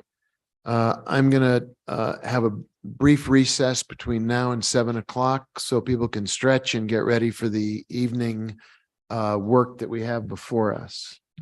Yeah. Can I make a suggestion that we move to item 20 appointments to take care of that before our recess? Second. Okay, there's a motion to move right now to the appointments and then take the recess. Could you take a vote on that, please, Madam Clerk? Yes, Councilwoman Villarreal, Yes. Councilor Cassett, Yes. Councilor Chavez, Yes. Councilor Lee Garcia, Yes. Councilor Michael Garcia, Yes. Councilor Lindell, Councilor Rivera, Yes. Councilor Marworth, Yes. Mayor Weber. Yes, All right. very good. So could you read the appointments so we can vote on the appointments to the Santa Fe Public Library Board? Absolutely. Item 20A is appointments to the Santa Fe Public Library Board. We have Rebecca Phillips with a reappointment term ending in July of 2023. We have Marie Shao with a reappointment term ending in July of 2023. Elizabeth Aldrin with a reappointment term ending in July of 2024. And Brecken Larson with a reappointment term ending in July of 2024. Is there a motion? Move to approve. Second. There's a motion and a second on these appointments to the Public Library Board. Madam Clerk, could you please call the roll on these appointments? Yes, Councilor Cassett, Yes. Councilor Chavez, Yes. Councilor Lee Garcia, Yes. Councilor Michael Garcia, Yes. Councilor Lindell, Councilor Rivera, Yes. Councilor Marworth, Yes. Councilwoman Villarreal, Yes. Mayor Weber. Yes. Motion has been approved. Very good. With that item out of the way, we will take a recess until 7 o'clock. We'll be back here at 7 p.m. to resume with petitions from the floor, with other business, including petitions from the floor. Thank you, everybody.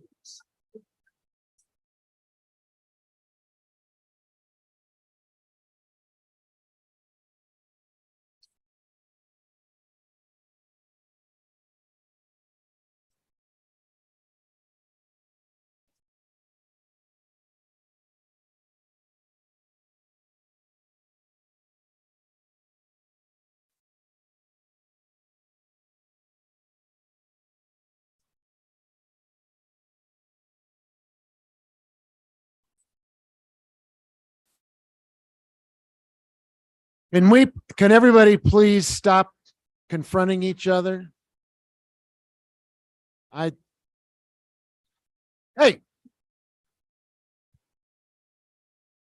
All right, you're out of order. Thank you. I explained the rules of decorum at the beginning of this meeting, but a number of people weren't there, so please listen up. Please listen up. I know there are a lot of very strong emotions here tonight, and we respect those. We also need to respect each other. We have very specific rules of behavior and rules of decorum for the council meetings. They include a number of very clear do's and don'ts. One don't applaud, boo, or get into emotional arguments with other people. We respect everybody's point of view and we listen to everyone who wants to be heard. We don't cut each other short. We listen respectfully. If you disagree with someone, listen. If you agree with someone, listen. Secondly, please silence your phones. It'd be great if we didn't have phones ringing or other interruptions while people are speaking or while the council members and I are listening to you while you make your points. We really want to keep it very, very respectful and calm and listen to each other in a spirit of mutual respect and consideration. We need our city clerk. Mr. Mayor, she just stepped back into the IT office for just one moment. Okay, we'll wait for the city clerk to return, and then the order of business for those of you who are lined up for petitions from the floor. We have a few items to clear up before we get to petitions from the floor. You're welcome to keep standing if you'd like, but we have a number of things we're going to take on, and then we'll come to petitions from the floor after that. So, Madam Clerk, we are back in session. It is 7:07 on my clock. If you would read the next item that we need to take up, please. Yes, Mayor, we have item 17A. It's Please be public quiet. comment on bills. Excuse me. Pardon me, Madam Clerk. Excuse me. Pardon me. Could you please not talk while we're trying to transact some business up here? Thank you. Madam Clerk, could you take us to the next item? Yes, Mayor, it's item 17A. This is public comment on bills. It's first public comment with no action. This is consideration of bill number 2023-11, sponsored by Councillor Carol Romero Worth. It's a bill amending the election and political campaign codes, section 1 through 3 of chapter 9, 1987 SFCC, updating definitions and responsibilities consistent with state law, creating a single section of common definitions for the campaign code and the public campaign finance code, removing section 9-2.4 regarding a candidate written acknowledgement of familiarity with the campaign code, removing requirements in section 9-2.5 to post a phone number on campaign materials, amending section 9-2.6 to incorporate the previously amended definition of independent expenditures, amending section 9-2.7 to remove the requirement to identify a specific candidate or ballot question in political committee disclosures, updating the finance reporting schedule in section 9-2.10, expressly permitting electronic contributions in section 9-3.12 and replacing all references of participating candidate with publicly financed candidate. Very good. So this is the first public comment opportunity on this piece of legislation. If there's anyone who wants to come forward and speak to it, now would be the time to step up. Or if you're in the Zoom room, you have an opportunity to address this this bill. And I don't know, Councilor Romero Worth, did you want to say something before we got to any public comment on the bill you're sponsoring?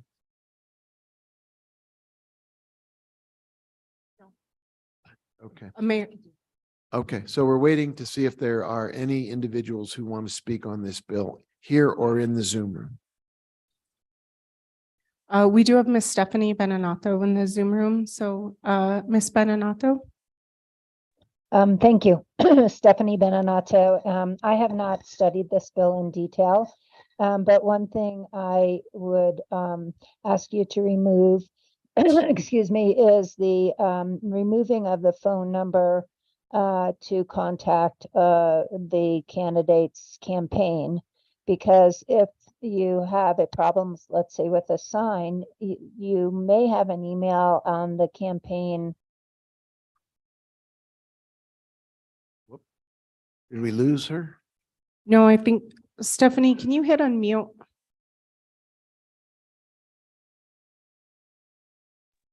Okay, can you hear me? Yeah, we Yes. can hear you again. Yes. Okay, I'm sorry. So I'm objecting to taking away information by which somebody could get in touch with the campaign. I think that sometimes campaign websites are not all that clear.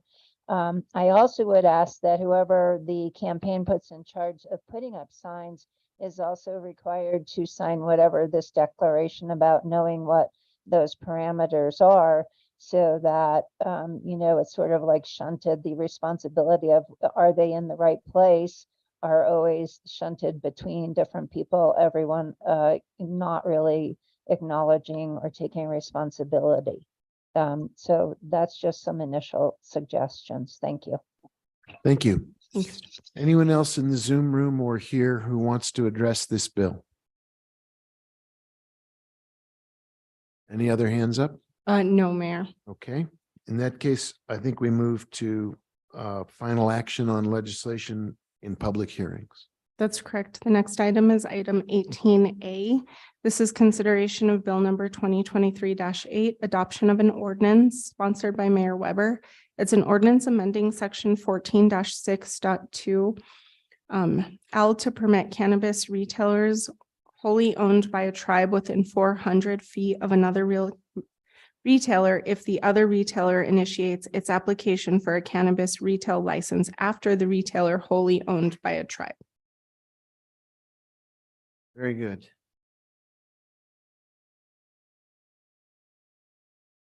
I would take a motion and then we'll have, we'll get a brief presentation and a hearing. Move to approve. Second. We have a motion to approve and it is seconded. Did you want to, before we take public testimony, give us an overview of the bill, please? Mayor Weber, councilors, it is pretty much what the caption says. This is to make it so that if a wholly owned, as a retailer, cannabis retailer, wholly owned by a tribe, applies for a license before anyone else in their 400-foot radius, and it takes them a very long time to get this, and in the meantime, someone else applies within 400 feet of them and is licensed, the tribe would still be able to open their cannabis retail establishment. Thank you. Are there individuals in the room or in the Zoom room who, excuse me, who would like to speak on this item? If so, please come forward and we'll give you 2 minutes to address the proposal.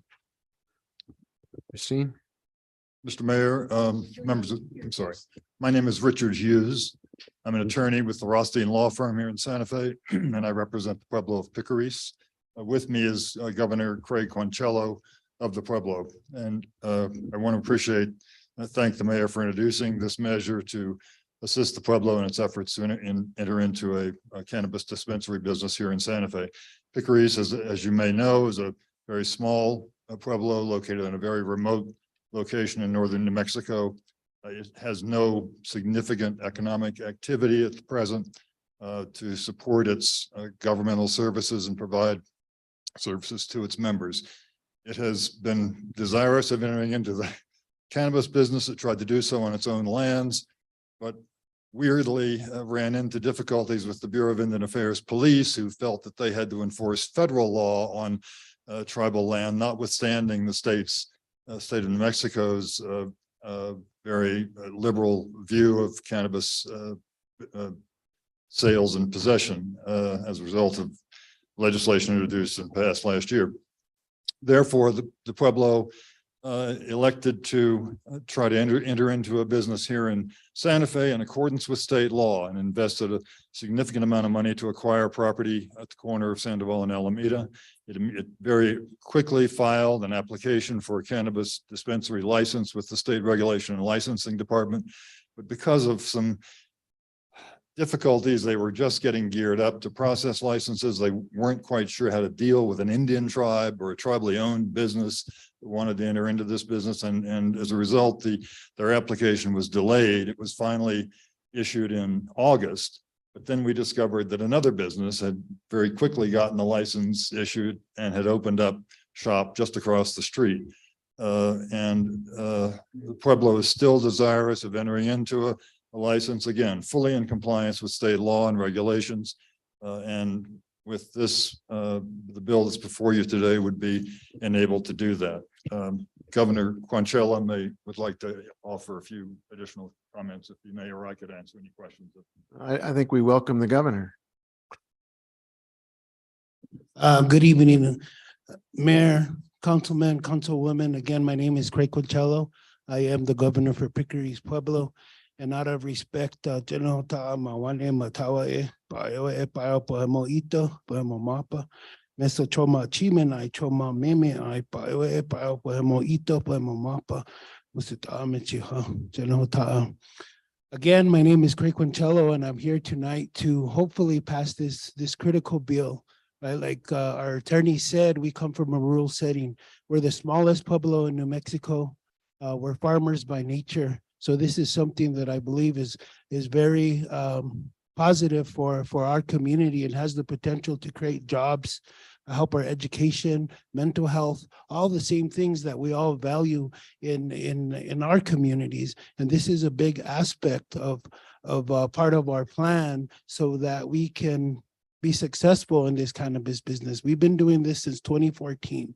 We've been rated, like Mr. Hughes says. We've had everything. It was like a prohibition all over again for my community because we support this.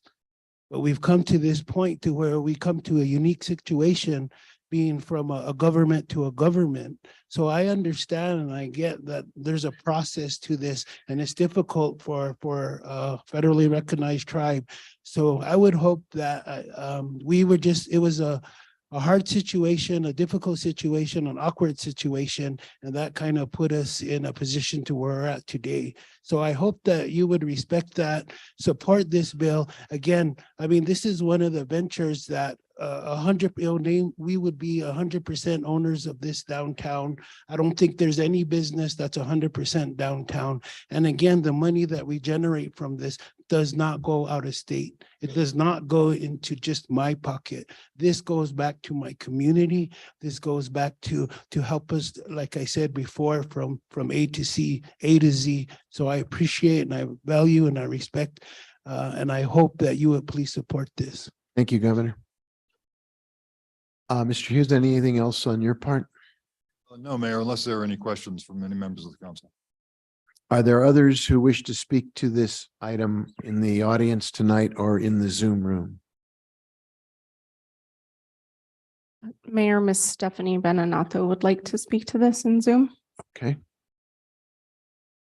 Yeah, thank you. Stephanie Beninato, I am in support of this. I'm happy that Picaris is able to have a dispensary downtown.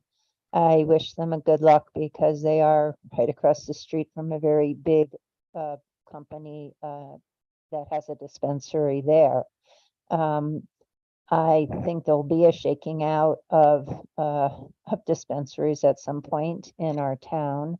But I do also wonder why this 400-foot rule, because I know you just approved liquor licenses on Galisteo Street, where basically in one block, there are 3 different businesses that serve alcohol. So I just kind of point that out as a difference of treatment between these 2 substances. Thank you. Thank you. Anyone else in the room or in Zoom who wishes to speak on this bill? Questions or comments from the members of the governing body? Move to approve. Second. I think we had that already. Oh, whoops. We have so much enthusiasm, we're going to do it again. Other discussion. Before we take the vote, I just want to thank the governor and his team for your patience. I know it's taken longer than you or we wanted, but I believe that we were trying to make sure everything was done carefully and appropriately and thoroughly. And I appreciate your being willing to let us go through our process to get you to what you need to do, what you really should have been allowed to do a long time ago. Madam Clerk, can you call the roll? Yes, Counselor Chavez? Yes. Counselor Lee Garcia? Yes. Counselor Michael Garcia? Yes. Counselor Lindell? Yes. Counselor Rivera? Yes. Counselor Marworth? Yes. Councilwoman Villarreal? Yes. Counselor Cassett? Yes. Mayor Weber? Yes. Motion has been approved. Thank you. Thank you all for being here. Madam Clerk, the next public hearing. Yes, is item 18B. This is consideration of bill number 2023-9. This is adoption of an ordinance sponsored by Mayor Weber, Counselor Lindell, Counselor Cassett, and Counselor Romero Worth. It's a bill approving a lease agreement between the city of Santa Fe and Specifica LLC for the lease of city-owned building and improvements located at 500 Market Street within the rail yard within the city and county of Santa Fe, New Mexico, to expand its biotechnological company. I'm sorry, I'm tongue-tied. And we have Terry Lease and Rich Brown for this item. There's a motion and there's a second. With that, we can go to presentation and discussion. Mr. Brown. Thank you, Mr. Mayor, and good evening to the members of the council. Thank you for this consideration for this business expansion of one of our bioscience companies here in Santa Fe. They're currently housed at the Market Street building, and we're looking at expanding into extra space as they grow. Tonight, I have 2 of the leadership folks from Specifica, Mr. Ken Sharples, the CEO, and Mr. Andrew Bradbury, who's the Chief Science Officer. And I wanted to ask if it's okay if they come and speak for a couple minutes and give the public a little bit more overview than me as the layperson. Thank you. Sure. Christine, if you could bring them in. So Sharples, if you'd like to make an introduction, or Mr. Bradbury. Hi, yeah, Ken Sharples here. Thank you, Mr. Mayor, councilors, and special thanks, Rich, to you and councilors Chavez and Cassette for visiting our facility this afternoon and seeing what we do. Specifica was a big idea that Andrew and I put together at the end of 2015 and launched in 2016. The idea was to build the best antibody discovery technology on the planet and provide services with that technology. Antibodies are currently at the forefront of pharmaceutical drug development in the field of immunotherapy. We have successfully developed world-class technology, and we have transferred our technology to biotech companies as well as big pharma companies all over the world. We do business in the United States, Canada, France, the United Kingdom, Germany, Denmark, Belgium, and other countries. And we're really privileged to be doing that in Santa Fe. Andrew and I have known each other for 20 years. He was a scientist, a prominent scientist at the Los Alamos National Lab for about 20 years. I met him when I was a biotech patent attorney and was tasked with representing the lab for several years on its bioscience patent portfolio. I've been in biotech for 40 years. I know Andrew's been in the field for almost the same number of years. And frankly, it was a dream we've talked about for a long time. Can we possibly start a biotechnology company in Santa Fe? Back in 2010, I was involved in forming a VC-funded company, spinning out technology from Los Alamos. And the VC funders decided to set up the lab in North Carolina and set up executive offices in Seattle. And I was at the airport in Santa Fe one day in late 2010, heading to Dallas. And I looked over and former Governor Bill Richardson was sitting there. Nobody was talking to him. So I went up and introduced myself to him and told him what we were doing. And it was a great little conversation. We boarded the plane. And then when we deplaned in Dallas, he pulled me aside and said, "Ken, can you possibly bring this or similar technology back to New Mexico someday?" And so I'm really proud, I know Andrew is as well, to have been able to do that. We currently employ 24 people. Half of them have PhD degrees. Most everybody else has a master's degree. Very well paid jobs, young workforce. People are buying homes, spending their money in New Mexico. We have run into the wall on capacity. We started with 9,000 square feet. We leased another 2,500 square feet, but we really need more capacity. And the city's condo is immediately adjacent to the space that we currently have.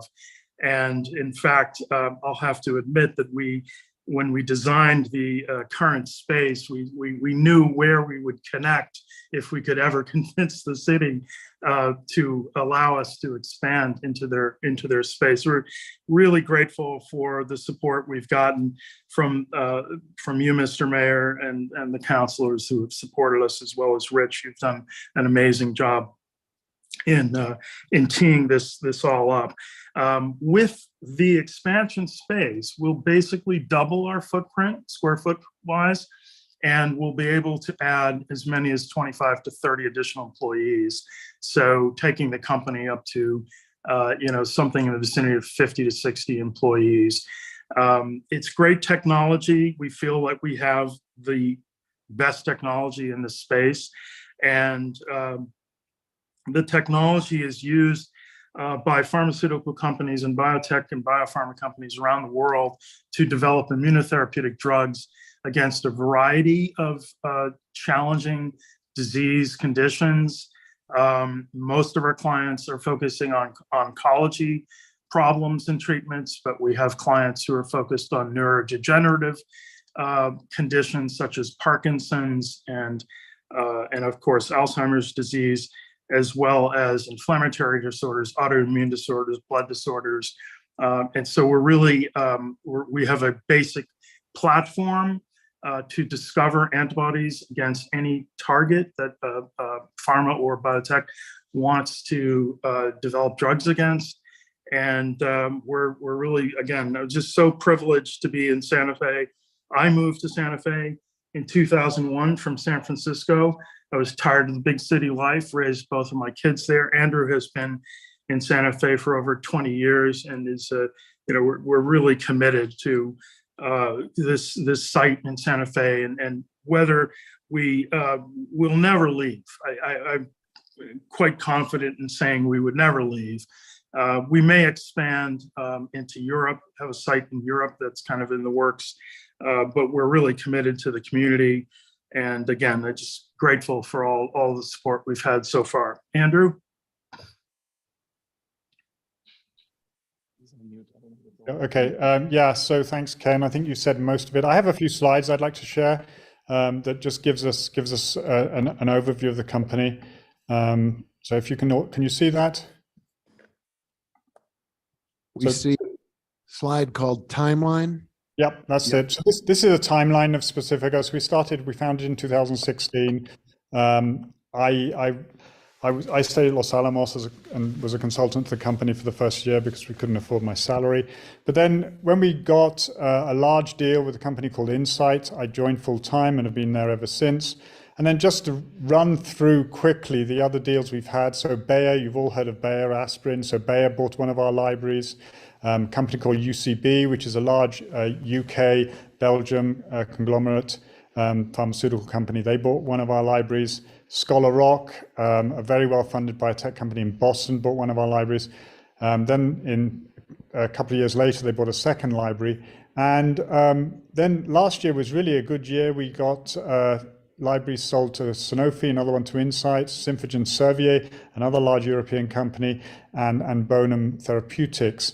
And so all in all, I think we have something like 5 out of the top 20 pharmaceutical companies in the world coming to us for our technology. We have a very aggressive patent strategy. We have patent granted in 21 and again in 22, and we also publish extensively. And another thing I'd like to say is that we're very open to the local biotech market in the sense that OpenEye is a software company in Santa Fe. We've launched a partnership with them, and they sell some of our software that we developed. At the moment, we have 23 employees plus 2 interns. 22 of these are on sites. We employ a lot of New Mexicans. We have 9 New Mexicans, including the interns, so they have a lot of experience in our industry and have the capacity to then go on and get jobs and later, having had the training. We are also a very international company. We have 9 foreign nationals representing, apart from myself, from the UK, we have French, Italian, Brazilian, English, and Peruvian nationals. I think that's it. I hope I haven't forgotten anybody. And we also have US citizens as well. New Mexicans that have come, and we have the New Mexicans that we have, some of them have been in New Mexico all their lives and have been very happy to have been able to find a job here in New Mexico, which is at this high level. And we've also had some New Mexicans that have left the state because they couldn't find jobs, and then we're very pleased to be able to come back to Specifica. We compete with the coasts in terms of the technology, and as well as also, I would say the salaries, not quite as high as the salaries on the coasts, but then cost of living in Santa Fe is much lower. And then this just shows our geographical distribution in terms of our customers. So we have customers on both coasts in Canada, Boston as well. And then in Europe, we have a collection of customers that Ken has just mentioned. Just to talk to you about the market we're serving. So antibodies, if you watch TV, you will have seen adverts for Humira, which was an antibody developed using a very similar technology to the one we've developed. It's a modern technology that avoids the use of animals altogether. It's all carried out in vitro in tubes, and so is much more animal friendly, if you like. And so if you look at the number of antibodies that are entering clinical trials over the years, you see that they've been increasing steadily. And this is true for non-cancer applications as well as cancer applications. And this is expected to go on for the next ad infinitum. And then just looking quickly at the top selling drugs of 22. So the 2 top drugs were, not surprisingly, COVID vaccines. But of the remaining 10 drugs, 5 are antibodies with a total market of 66 billion. And that's the people that sell these drugs are the companies that we serve. And I must say, I'm very proud to be here in New Mexico with such a really top biotech company. So with that, I'll stop. Take any questions. Thank you. Thank you. Brown? Mr. Mayor, I think that the leadership at Specifica covered who they are. I have my team here who can answer any questions that you may have around specifics of the lease. Mr. Lease is here from our asset team, and Ms. Fagali from the legal team, if you have any questions. Great. So we have a motion and we have opportunity for discussion.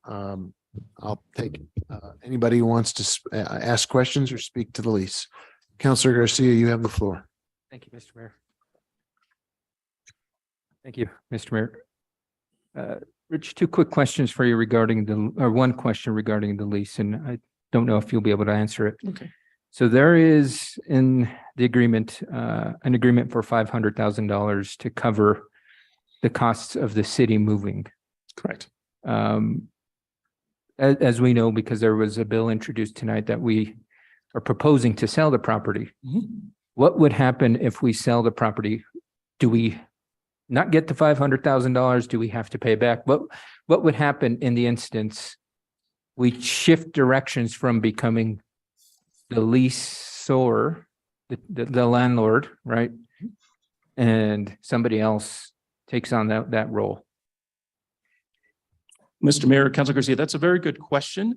I think that I may have Ms. Fagali answer it legally, but I think the time period between a private sale transaction and the time we need to move out, and we're scheduled for August of this year, that the lease terms would still apply, where we would have the $500,000 move out fee that they would pass on. But because if we do a private sale transaction, it takes a while to put it into play, public comment, referendum, and then the negotiation of the terms. So the timing may coincide a bit, but August, I think 12th is our official move out date. So that's the date that we would follow through on the terms of the release that they have. Okay. Okay. I don't know if Ms. Fagali, I think she's. Ms. Fagali, you want to?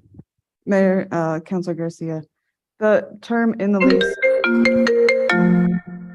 city displacement. So unless that was somehow amended, that would still be coming to us. We would still have possession on June 30th when that payment would be coming through. Okay. Yes. Thank you for that clarification. I guess my next question is for the potential tenants. You had mentioned that this expansion would double your footprint.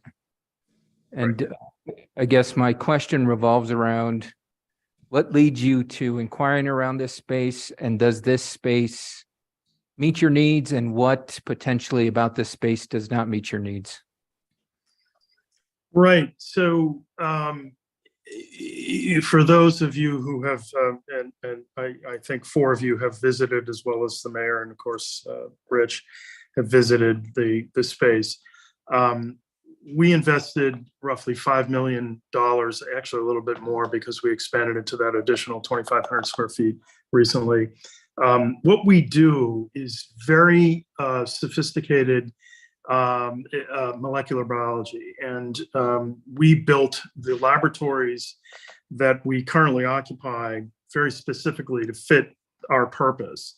And in order to expand efficiently, the difference between expanding in an immediately adjacent space where the facilities that we already have can be put to use to serve the additional expansion space versus another building across town or in another city, there's really no competition. The combined adjacent space wins out. We've looked at this from a number of angles. We have recently been acquired by a company called Q Square Solutions, which is a wholly owned subsidiary of a company called IQVIA. IQVIA is the largest pharmaceutical services business in the world, with 86,000 employees in 100 countries, market capitalization of roughly $40 billion. They have some really talented people who have looked at the space and decided that we're going to invest even more money than we invested into the space we're currently in to make sure that we have the best HVAC systems, the best possible laboratories that would not allow cross-contamination between the different libraries that we build, which we all build at the DNA level. And so really, it's essentially the perfect space. And we think that we can grow in that space for a long time. We'll just note that we're not taking the entirety. This lease does not contemplate taking the entirety of the city-owned space. There's an additional, Terry, you'll have to help me here, maybe 8,000, 9,000 square feet that is over on the north side, right above the REI's retail operation. That is affectionately called the Boneyard because it's just the blank space without anything other than windows and file boxes and some lighting. But that is potentially of interest to us as well as we go down the line of our growth path. Does that give you a sense, Councillor? Or? It does. Thank you for answering that. You're welcome. I guess my follow-up to that is because you did mention that you plan to invest a great amount of resources into this space. I think we would all want to wish you success in this endeavor. And should the instance come before you where much more success comes your way than anticipated, would you anticipate leaving the space? No, and here's why. We'll have probably at least maybe well over $10 million in CapEx investment, possibly as high as 12. And we have a very committed local staff currently. And so nobody wants to move. All of our employees could get jobs in Boston, could get jobs in San Francisco, in those two biotech hubs and others as well. But everybody, it's the thing I really love about Santa Fe is people are so passionate about living there. I've lived in lots of different cities myself: New York, London, Sydney, Salt Lake City, Seattle, and ultimately Santa Fe, New Mexico. And so you'd never be able to move without taking a loss of the CapEx investment and without losing all of your employees. And so we've had some very frank discussions with the leadership teams at Q Squared Solutions and IQVIA, and they agree with our plan. Expansion beyond Santa Fe would not replace Santa Fe. It would be in addition to Santa Fe, and we are really focused on opening operations in Europe, possibly in Belgium or the United Kingdom, or potentially Germany. We do two things. Andrew mentioned the libraries that we build. These are complex libraries of 10 to 20 billion human antibodies that can be interacted with any target of interest. And we use those same libraries in-house to service biotechnology companies who have, interest in developing antibody therapeutics against their own particularly interesting targets. We are very transatlantic on the library business. I think at this point, we probably have more European/UK library customers than we do domestic. On the service side, which is the fastest growing part of our business, it's very, very North American focused. We do have a couple of nodes of activity in Europe, France, and in Copenhagen in particular. But the service business is kind of a local business where customers really want you to be in their time zone. They want to interact with you.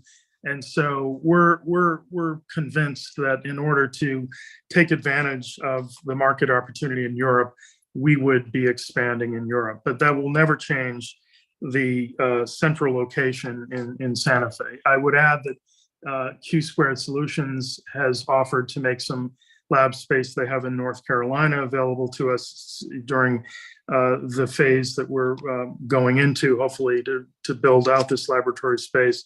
But nobody's talking about leaving Santa Fe.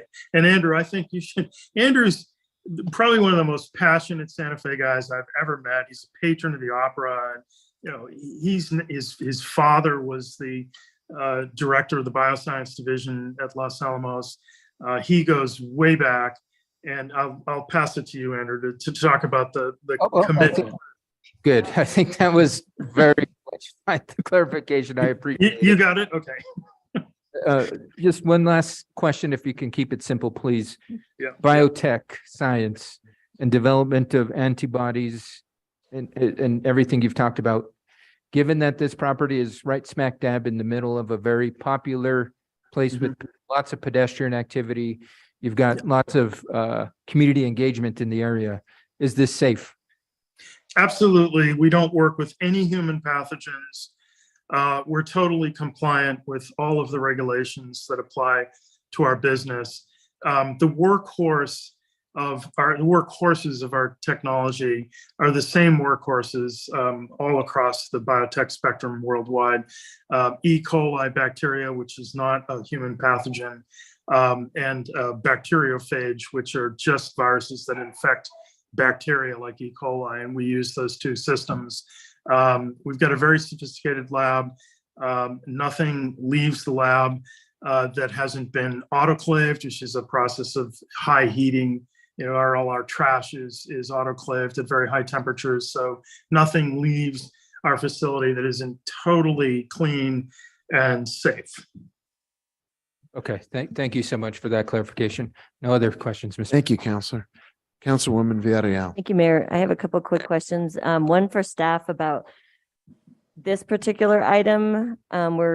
We have this other item that was just introduced tonight, and I'm curious about if the question is, should we wait on this lease if there's another proposal for the landlord to purchase the section of the building that we're planning to lease?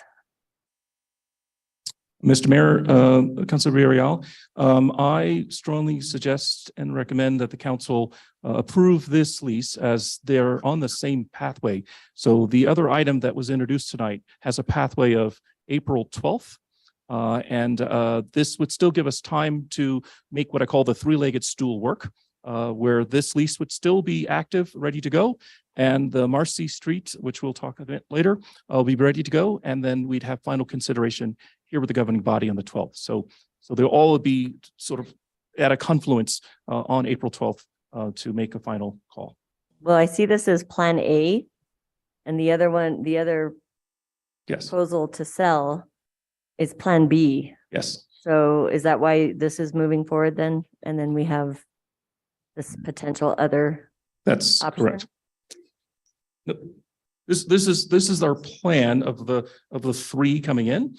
We sort of, I guess, look at the Specifica as a partner potentially in this lease and the time it's going to take to look at that consideration of the sale. If the sale does not happen, we will then go back to Specifica to see if they are indeed interested in a lease, or if they have other issues. As he mentioned earlier, there's another space in North Carolina that they can consider. So right now we are looking to be confident about the process of getting this lease signed.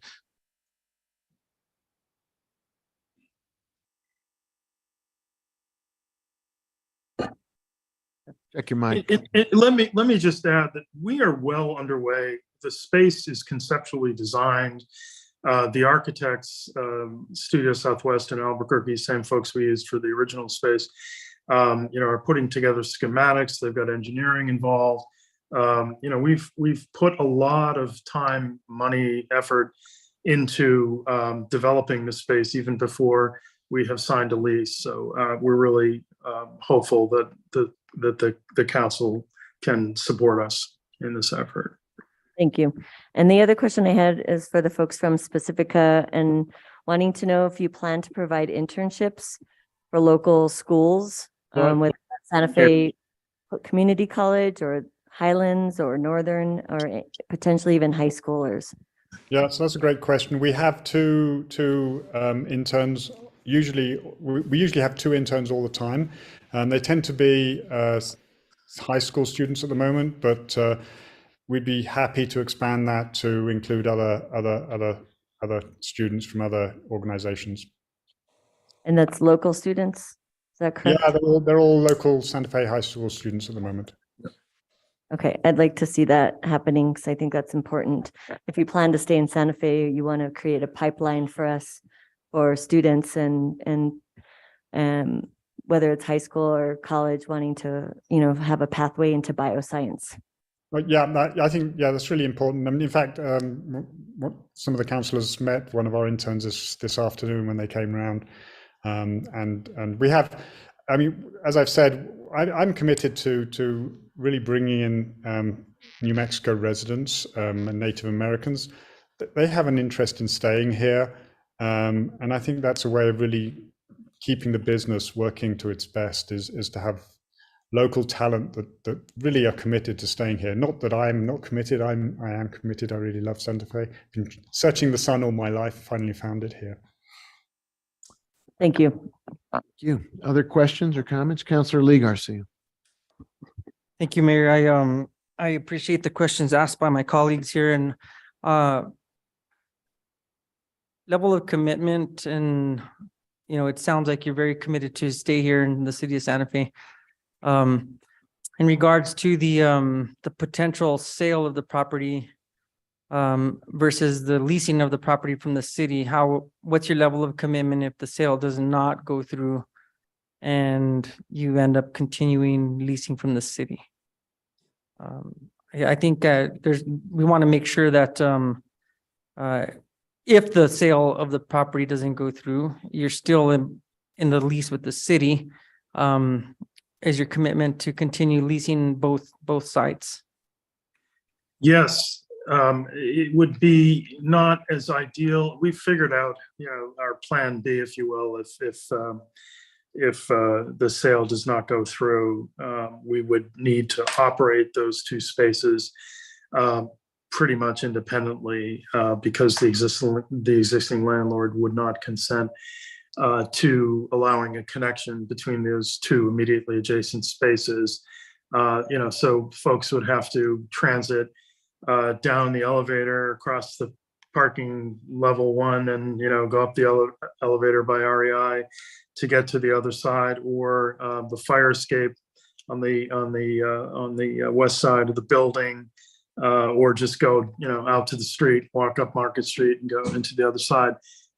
We have a plan that's very workable in that situation, but it's obviously not ideal. We would really like to be able to have a fully integrated space of whatever it is, 22,000, where employees could walk back and forth between the different labs. And one of the things about having two separate spaces, we'd have to duplicate some of the capabilities we have in our present space in the new space, which would mean we'd have less lab space and therefore be able to have less capacity for projects and employees. But I think, just to reiterate, we're going to probably spend $6 to $7 million on the additional space, and so this is not something we would want to walk away from. Even in the less than ideal situation where we're essentially operating two laboratories that happen to be together but can't be accessed easily between them. Thank you for your answers. I also would like to know for potential growth within your company and the potential. Obviously, you're committed to stay there and further your business, but what is the possibility of you outgrow the place and then you end up having to move anyway? As I explained, we would not leave the space because of the investment made in these purpose-built laboratories, and more importantly, the people who currently work and who we would hire to work in the Santa Fe facility. It's just not doable to move a business like this to Boston and convince, more than maybe one person out of 25 or 50 to go.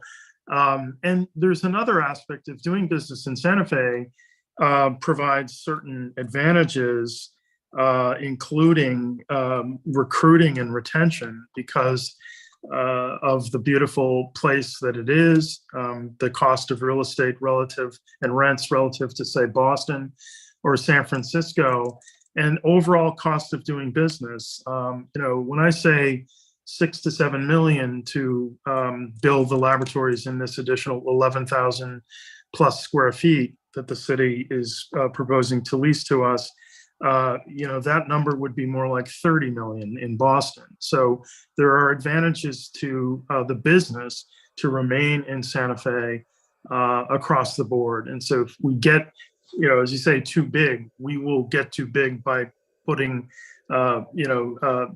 parallel laboratory operations in different countries, or potentially, on the East Coast of the United States. If we got really big, we might have a lab in some East Coast city, a lab in Germany, a lab in the UK. But we see the core centroid of our business is remaining in Santa Fe for all those reasons. And there is also the additional space, which we would hope to be able to expand into at a future date. Andrew, if I could interrupt for 1 second, because we want to move forward with our rest.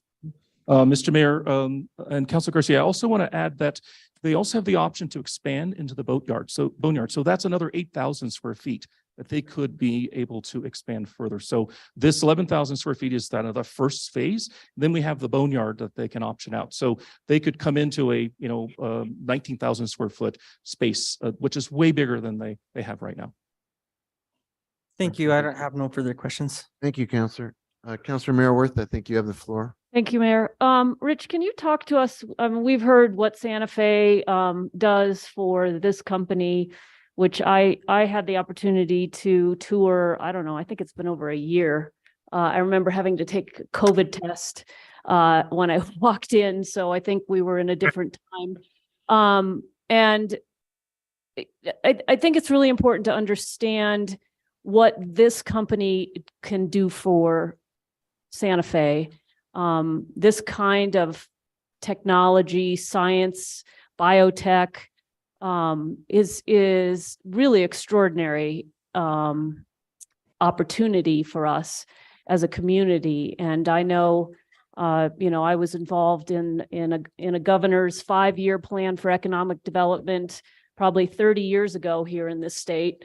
And we were desperately trying to get tech transfer. I think as a state, we still try to get tech transfer.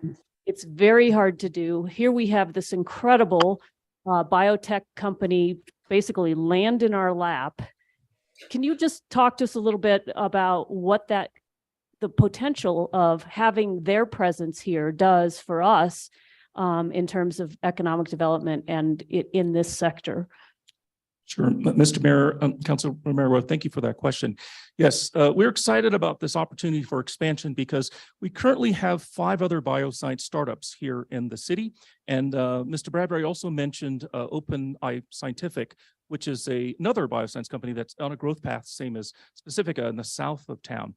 We see this expansion of what we call this industry cluster as a way to diversify our economy, and it helps us stave off the highs and lows of the economy. So we rely upon tourism and the government as our major industry sectors. Having new industry clusters like the food innovation or immersive entertainment or bioscience, one helps us with this diversifying the economy to make sure that Santa Fe has the resources, the people, and a burgeoning economy so that entrepreneurship happens, startups happen, we're able to stimulate the economy, we could use the money for job training, et cetera.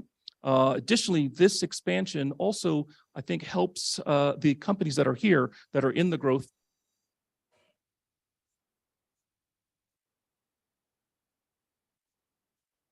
Went off again. Rich, it went off. We might need a new mic, tech people. Alex, can you bring out a different mic? To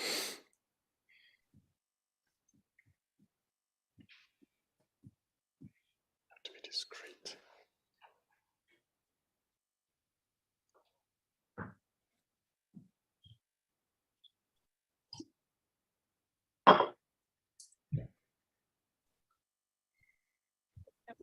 Thank you. Thank you, Alex. I will make this shorter. Yes, Uh, our mics are now the mics- checking on their behalf. Yeah, so I'll make this short. So as I talked about diversifying economy, it helps with building resiliency in our city. And we also, I think this is not on. We also look at it as it sets us up for the future where I think Mr. Sharples talked about, or Mr. Bradbury talked about, that there are young people who leave Santa Fe, go to school someplace else, and looking to come back. They love their city of birth. And so this allows them an opportunity to boomerang back to Santa Fe. And we look at that as a way to say, we can connect them to this company before they leave, whether they're on spring break, whether they're on summer break, whether they're on winter break, or there are high school students that I've asked Mr. Bradbury to consider coming to talk to them, the STEM program, and to the high schools and possibly middle schools, where we can build that excitement for the future. So those are other ways that we see this soft side of economic development that comes with it. Yeah, and I think that I think Councilwoman Villarreal spoke about the importance of the internship program, but also, you know, having a company like this and developing a cluster like this in this community, and you know, setting an example, talking to our young people, having an opportunity to see what you can do with a science background, with your science education. I think, you know, when I was a kid, I wanted to be a geologist, but nobody could tell me what you did with that. So I was like, okay, well, rocks, what is that? And so if we can help kids understand what you do with science, how that transfers into jobs, that is also really important. So I just think wanted to hear a little bit about the benefits of having a company like this and in the community, and especially one that's experiencing incredible growth, highly successful. There's a lot to gain here, and just wanted to make that point. Thank you, Mayor. Thank you, Director Brown. Thank you. I'd like to add that we also, there's NTX Bio, which is a company that was in Santa Fe that moved down to Rio Rancho. We collaborate with them as well. So we are, if you like, starting this concept of biotech hub where those companies in the field are working together. Thank you. Other questions, comments? We have a motion on the floor. Oh, we also have a hand up from the city attorney. Mayor, councilors, we do have a proposed amendment that I think Ms. Figali can explain. Thank you, Mayor, councilors. There are several dates. Basically, every date in the agreement has been pushed back 2 months because of delays that we've had, including renting out Marcy Street and some other issues. So those have all been pushed back 2 months. And then there's also two slightly more substantive changes on pages 11 and 12 of the red line version that you have. On page 11, it is to change for a bit who Specifica would be able to sell their right of first refusal to. Just a point of clarification. Are we on the red line for the lease or the red line for? Yes, the red line for the lease. The lease 18B. attachment? Yes. Okay, thank you. Sorry. No problem. So that is just taking out some words. I accidentally crossed out premises, which should not be crossed out. But it would be just shortening that sentence to say that the city would still have to approve any sale of a right of first refusal that Specifica had, which if the private sale is approved, wouldn't be necessary or appropriate, but if it's not, and the city decided to put up for public sale, that would be applicable. And then on page 12, that same red line, there is a section that was added to say that this opening that Specifica is asking for between their current space and the space they would be leasing from us would be pre-approved by the city as tenant improvements. were they to get approval from the landlord on the other side of that wall.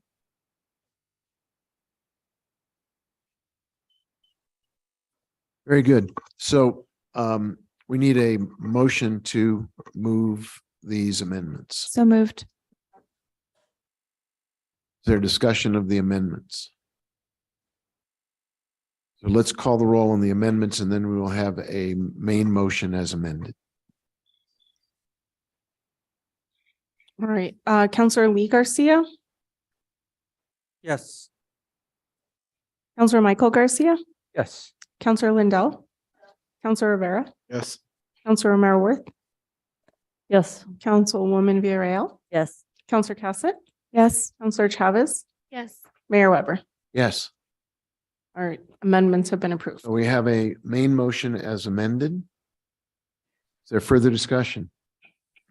Seeing no hands, Madam Clerk, would you call the roll on the main motion? Yes, Counselor Michael Garcia, Yes. Counselor Lindell, Counselor Rivera, Yes. Counselor Romero Worth, Yes. Councilwoman Villarreal, Yes. Counselor Cassett, Yes. Counselor Chavez, Yes. Counselor Lee Garcia, Yes. Mayor Weber. Yes, Motion has been approved. thank you. Thank you to our guests for zooming in to answer those questions. We appreciate you. Thank you, Mr. Mayor. Thanks very much, everybody. Thank you. Mr. Mayor, Yes, sir. I'd like to remove item AB from the table for consideration. Second. Very good. Madam Clerk? Counselor Garcia just read my mind, so I had to quickly switch back. Well, who is the second on taking it off the table? Okay. All right, perfect. All right, so Counselor Garcia has pulled item AB from the table. We need a vote on it. Yep. Oh, nope. Counselor Lindell. Counselor Rivera. Yes. Counselor Romero Worth. Yes. Councilwoman Villarreal. Yes. Counselor Cassett. Yes. Counselor Chavez. Yes. Counselor Lee Garcia. Yes. Counselor Michael Garcia. Yes. Mayor Weber. Yes, All right, the item is now back on the table, back on the table, back off of the table, back on our table. on our, on the table. Oh. Mr. Mayor, move for approval. Second. There's a motion to approve this item and there's a second. Is there discussion? Madam Clerk, can you call the roll? Counselor Rivera. Yes. Counselor Romero Worth. Yes. Councilwoman Villarreal. Yes. Counselor Cassett. Yes. Counselor Chavez. Yes. Counselor Lee Garcia. Yes. Counselor Michael Garcia. Yes. Counselor Lindell. Yes. Mayor Weber. Yes, All right, motion has been approved. thank you. Thank you. And then we have another item that you were working on the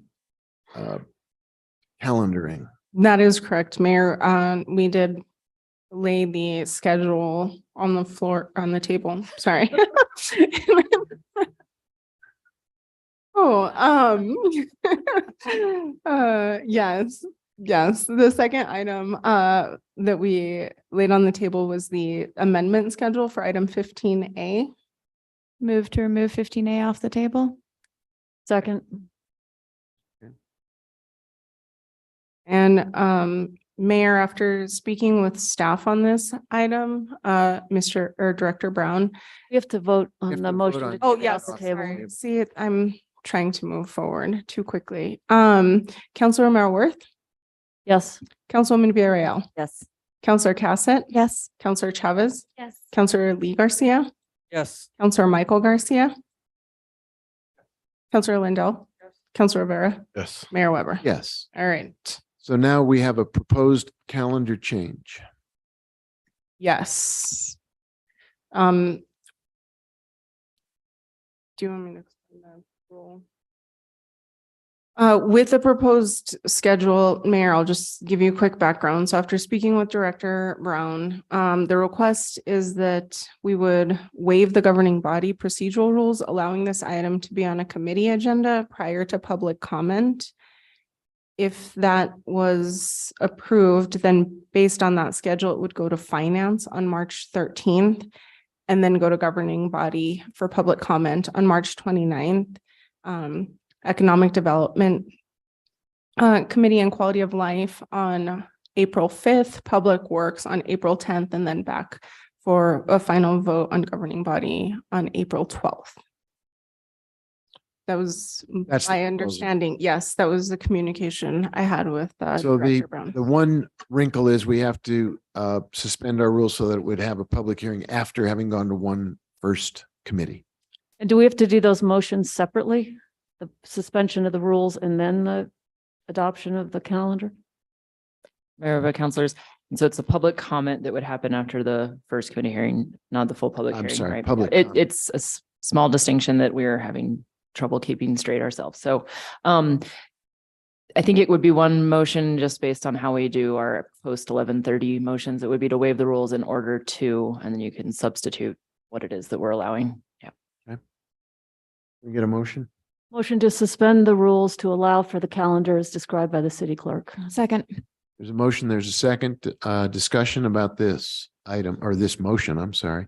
Counselor Garcia. Clarification why we're suspending the rules. Why, I mean, if 2 weeks, what's the 2-week pressure? I think this is on. Mr. Mayor, Councilor Garcia, the quote unquote pressure is that we now have 2 leases that have been approved. We're trying to move them forward. Having the start on the 13th still allows us a 15-day window to publish for public comment on the 29th, and then be able to meet the April 12th deadline for final consideration.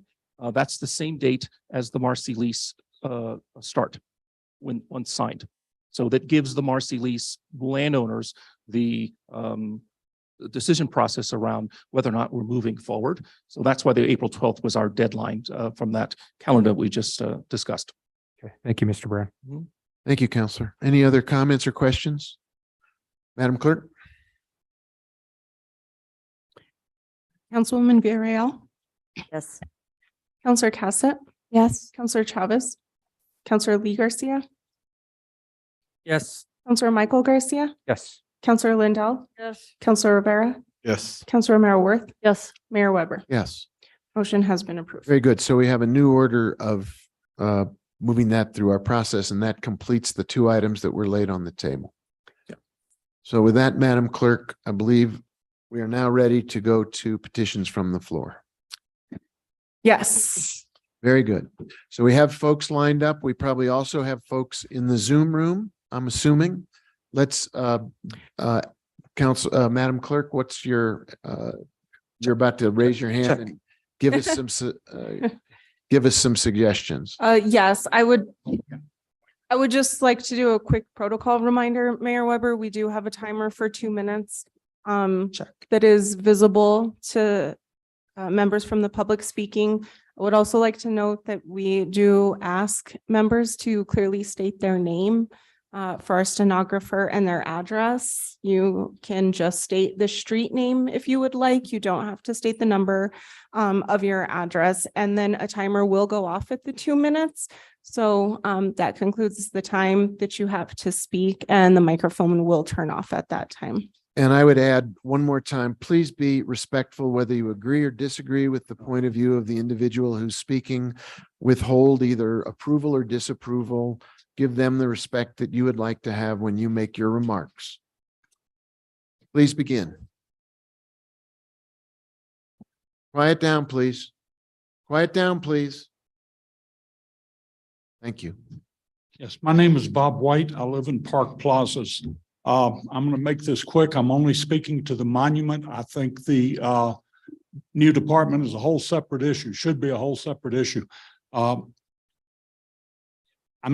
concerned because the monument as proposed in this resolution has a number of the features that I put into my monument proposal for chart. And given my history with chart, it was kind of amazing that coming out of that, this was picked, and it made me happy. But I think I'm like everybody else that participated in chart. We didn't think those were going to just be handed over and this was going to be it. We thought that was a starting point for dialogue. The this is not a process for taking public input. A lot of sound and fury. I won't say that it signifies nothing, but it doesn't get to the problem of truth, healing, and reconciliation, which is in the name of it. It's in the resolutions. You talk about that, but this is the antithesis. What's going on right now? We need to stop. We need to do first truth. We have to do a complete, independent, hopefully out of state, with no ties to New Mexico, investigation of what led up to the toppling of the plaza and what has transpired since then. Once that's done, you can take the interest groups that are registered entities in the state of New Mexico, allow them to propose something to be on a commission to get to the healing part of this, to try to work towards a resolution through dialogue rather than yelling at each other. And finally, the reconciliation, which the putting anything on that plaza. And my time's about up, so one thing real quick. No water feature, Mr. Mayor. We're in a 10,000-year drought. I'm sorry, excuse me. Wait, Bob. Apparently I wasn't clear. We don't applaud, we don't boo, we listen politely. I just, Ma'am, please stop. I'm serious about this. Please We stop. have to have decorum or we will not be able to complete our hearing. Yes, the water feature is I have debated this online and on social media. It's very offensive in the type of drought we're in.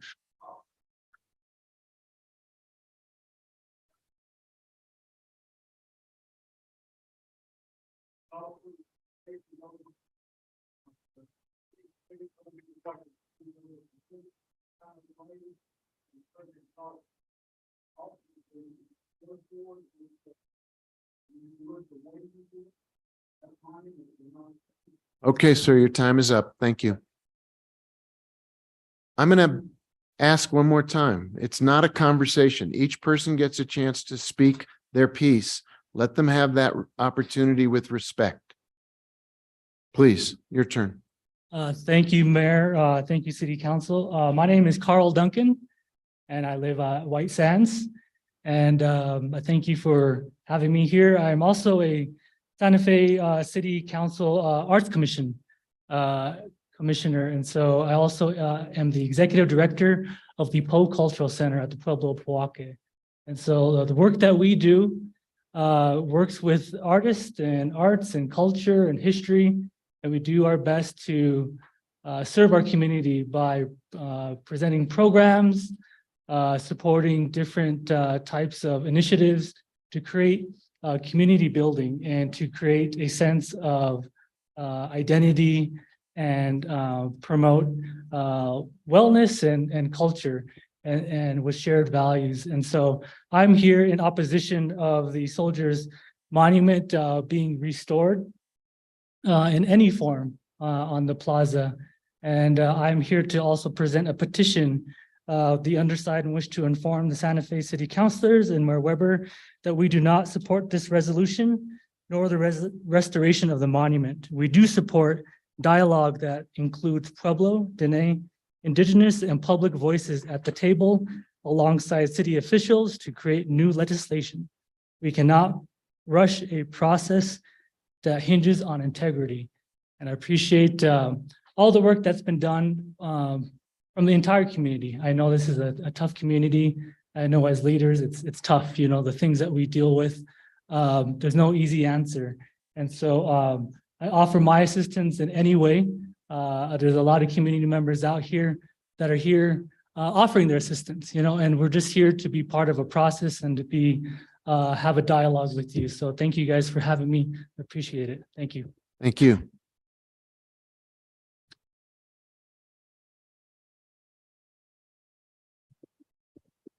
Hello, Mayor, Council members. My name is Alma Castro. Stand back a little bit. I stand before you as a Santa Fecina, born and raised, a former chair of the Arts Commission. I'm still waiting on a response from you, Mayor, by the way. I wish to talk to you about myself, but if you know, you know. I don't need to go through being a demon and all the things that people have said. I just want to stand as an opposition to some of the folks who have said what Santa Fe feels. There's not one idea that all of Santa Fe has. We have very diverse ideas, and There's not one person that represents the city. We need a dialogue. And I think it's really important that not the city council, but the voters of this city and the city, people who live in this city get a chance to decide what goes in the center of our city. I will admit that I've had to leave Santa Fe to go to school, to get different opportunities, but I'm back because I'm fortunate to be the recipient of generational wealth. Not everybody can stay in this city. I talk to lots and lots of my friends and lots of people that I grew up with that can't afford to live here. And we don't have a voice here anymore. I stepped down because my expertise by being from the city was not being heeded. Our community is hurting. There are families that are fighting over this issue. And I know some of us aren't directly affected by that, but this is a big deal in our city. Thank you so much. Thank you. Good evening, Mayor, City Councilors. My name is Gerard J. Martinez y Valencia, from District 4, former Director of the Office of Intercultural Affairs. The resolution that you are bringing forward, I feel, is overwrought. It's the tail wagging the dog. It's too lengthy, and you're setting yourselves up for failure. Please consider dissecting it into at least 3 resolutions. Consider additional chart community dialogue opportunities. Now that COVID restrictions are completely lifted, include further participation from the northern pueblos, and take your time acting and replacing the obelisk, where it's representative of long and lingering divisive issues. It's also pitting us against each other, and us mestizos are caught in the middle. And I resent that. That's not what our community is all about. True dialogue leads to community consensus, not policy agreement. Mayor, your lack of action and understanding has divided Santa Fe. And again, we are caught in the middle, whether it's action or inaction, and the action to not bring forward an opportunity when the Entrada was resolved to take advantage of the opportunity there to reconcile and see what we could have done with the obelisk. We need creative solutions that will have a lasting effect in our community, not only for our future, but for our children's future and all other generations. And I also ask that more attention be given to the cultural connects. That was our first cultural plan. That has been ignored. It is mentioned in this, but has been completely ignored. We have now the chart process. The gentleman spoke of before, you do need to include more dialogue and involvement. We're a better community and we can do this. Thank you. Thank you.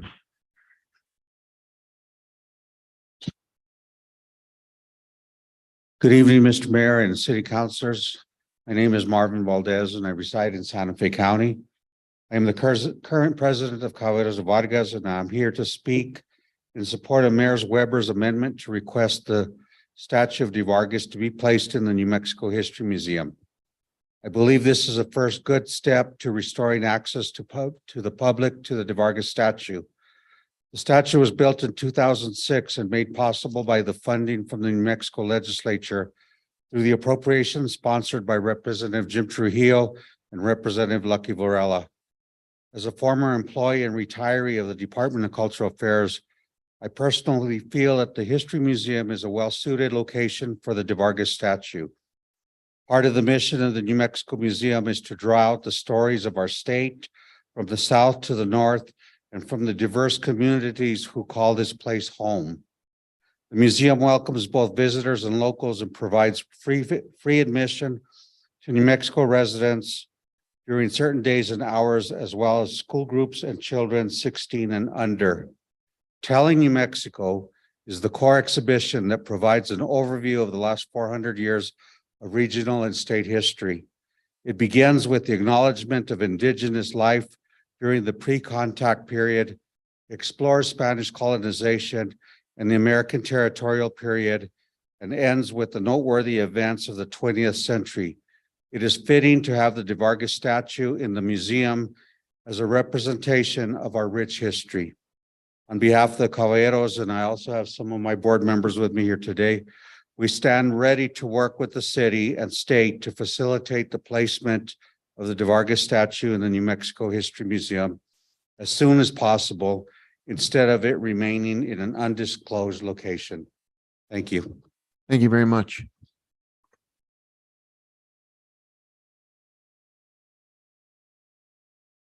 Good evening, Mayor and City Councilors. My name is Autumn Rose Billy. I live on Airport Road. Billy, Billie.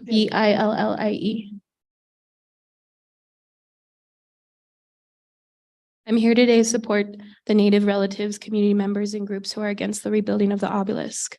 I understand the social impact of the removal of the obelisk for it to topple down on Indigenous Peoples' Day, and how we as Native people need to consistently show up to these places and face police authority in order to have our existence be justified and respected. The responses and feedback to the topple of the obelisk was very positive and negative from the community that I grew up around. The internet is a haven for all various types of opinions on the obelisk. For example, an Instagram user named Patricia Romero stated, "These people are acting like they did years ago, like savages, and our mayor allows this to happen.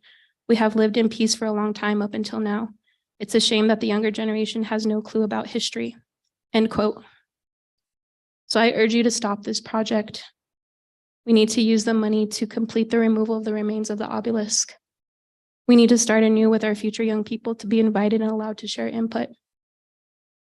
We need that more than ever if we want to have a beloved community, but that can't happen if the working Native families in the Santa Fe community are being affected by prejudice and judgment. The rebuild of the obelisk would be another incident to face in regard to prejudice and judgment against Indigenous people that live here or that commute to work here. So I urge you not to make up your mind. Please take into consideration the voices that you're listening to tonight. My community that showed up today in person and online, Ta'a, thank you for your support. And thank you for listening to me this evening. Thank you.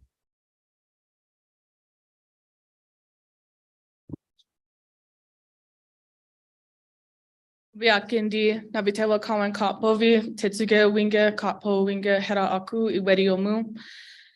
First things first, how dare you bring me over? I said in Tewa. First things first, how dare you bring me here for this nonsense again? The fact that this is even that the obelisk is even being considered for reconstruction or any kind of colonial statue to be erected in the Santa Fe Plaza after having toppled it is just completely ridiculous. Here's what you're going to do. You're gonna bulldoze everything. You're gonna bulldoze that whole thing, and you're gonna plant some grass or a tree or whatever the shit is you fuck ass liberals do. You're not gonna spend a dime for whatever glorified settler monument you have in mind. Why don't you put that towards housing for my relatives who die in the streets of this godforsaken city instead? You erect anything to the glory of your colonization in that plaza, or even some bullshit about truth and reconciliation, which we all know is a liberal lie and a front for a more sinister form of conquest. You erect anything in that spot, and I will meet you there with 100 Indians and our allies to tear it down.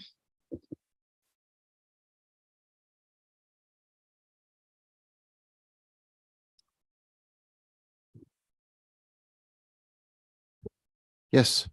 My name is Elena Ortiz. I live off the old Las Vegas highway. I'm from Okeowinge, but I grew up in Santa Fe. My kids are growing up in Santa Fe. I put up with 20 years of the Entrada, 20 years of Don Diego de Vargas, 20 years of my home city celebrating my genocide, my people's genocide. The obelisk is a monument to genocide, regardless of what anyone says. It is a monument to genocide. And I'm here because Mayor Weber, I stood on a stage with you back in May. I don't remember what year it was. Thank you, 2020. Excuse me. Go ahead. You still have the floor. It's your turn. And you promised to take down the obelisk. You promised to take down the Kit Carson Monument. Neither one of them happened. So we made it happen. And like my comrade here, if it goes up again, what goes up must come down. This city makes a living off of Native people. Walk around the plaza. What's for sale there? It's arts and crafts and pots and jewelry. Number one industry in this town is tourism, and it's all based on Native people. And yet we are constantly being forced to face our genocide with the street names, the names of the schools, the names of the monuments. We have no voice in this city because what's promised to us, those promises are always broken, just like every single treaty ever signed by the US government. Reconciliation is dead. Reconciliation died when you hired a pretendian to run Chart. And then you came out with these bogus ideas of replacing something. And I hear from all of these people, it wasn't Native people that took that down. It sure as fuck was. Excuse me. We took Thank you. Angeles Your down. time is up. Thank you. White people. Thank you. Your time is up. Thank you. Your time is up. Thank you. Next speaker. Appreciate the opportunity for the next person to have their turn.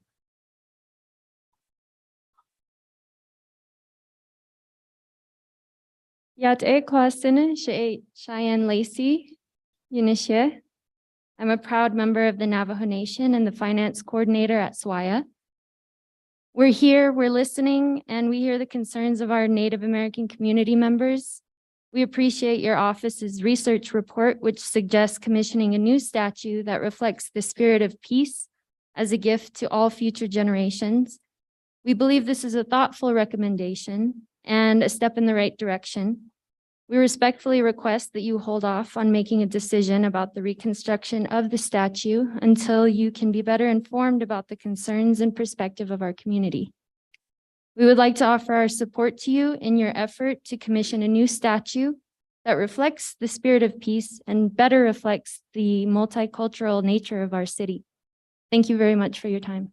Thank you.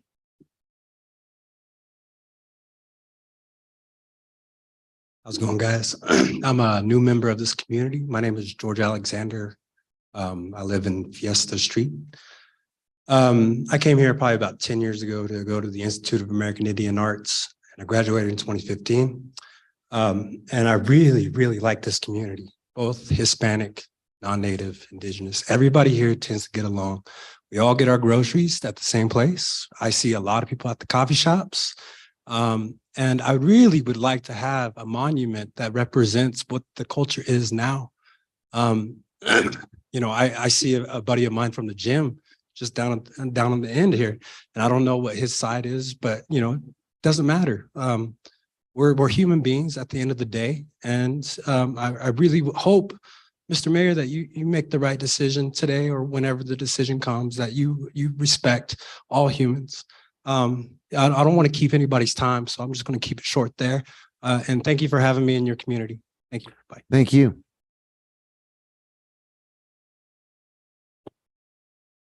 Yes, you have the floor. Yat e, Dara Blackwater, Dashajina, Dara Blackwater. I am from New Mexico and I am an attorney. I live and work in Santa Fe and I focus on Indian law. And so I just wanted to speak a bit to the reasoning of why we're opposing this and why I personally oppose this. And I'm also a member of the Navajo Nation. I stand with the Navajo Nation in hoping that you hold off on this and in opposing this resolution. And specifically, it's the North Panel, which reads, "To the heroes who have fallen in the various battles with the savage Indians of the territory of New Mexico." And from the federal Indian law perspective, which is what I studied in law school, I want you to understand that calling Native people, Indigenous people, savage Indians is something that's been done since the beginning, before the beginning of America. And it's the word that was used to dehumanize Indigenous peoples to justify taking land away. And here, what we have is not just dehumanizing us as Indigenous peoples, but going a step further beyond that and saying we are honoring those who murdered these people. And I hope that you understand the gravity of what those words mean that we had in the center of our town and why that is so harmful and offensive to Indigenous people. It was honoring all of the people who killed our ancestors. And I just hope that you take some time to reflect on that and think about what that really means for our town and the people who live in it. Thank you. Thank you. Oh, good evening, Mayor Weber and councilors. I am Tony Abeta and I'm a Santa Fean. I've been here since I was 15 years old when I moved from Gallup, New Mexico. So I've got a pretty good idea of what this community has had an impact on me. I'm an artist. I work right on the plaza and I walk by that monument all of the time. Well, when it was there, I was there walking by from, after lunch when they toppled it. I've eaten lunch right at the base of it. I've been there for concerts. I have been part of that plaza for years and years. And watching the transformation happen, it's been vital to be able to bear witness to change, I don't support the re-erection of an old monument that no longer serves as a progressive testament to the community of Santa Feans, of Native Americans, of the Hispanics. And I am in support of what the community of people want. Personally, I like a water feature. Why? Because it has the ability to cleanse, to heal, to move forward, that we're not tied to a narrative of yesteryear, of conquest. We're not tied to colonialism. We're not tied to anything other than a new world and a new place. I'm also thinking on the behalf of how do we represent our community, this tricultural community of people, to the people who come here, the tourists who are here to support all of us directly and indirectly. And so I think about, is it good to have a face of conflict, to have these things toppled, and to have all of this narrative continue the dialogue? I want to see change. I want to see progressive change. And that's why I like this idea of a water feature and maybe cut back on some of that water that goes on the grass. And that's all I got to say tonight. Thanks. Very good. Thank you, sir. Good evening. My name is Stephanie Ortega. I'm a Norteña, Chicana, Mestiza, all of it. But I also represent progressive change moving forward. I stand before you to remind you, Mayor, that on June 18th, 2020, you stood before the entire Santa Fe community. You actually said the monument wasn't what was important. The removal was important because that created space for conversation, for a shared future. So I ask you, Mayor, are you a man of integrity? Do you have a word?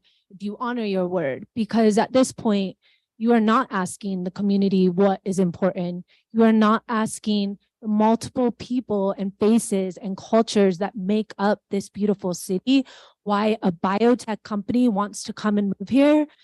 There's a reason, and you're not really asking the community what that looks like, what representation looks like. So I ask you to consider this moving forward and how important it is, being that it is the center of our city. Thank you for your time. Thank you.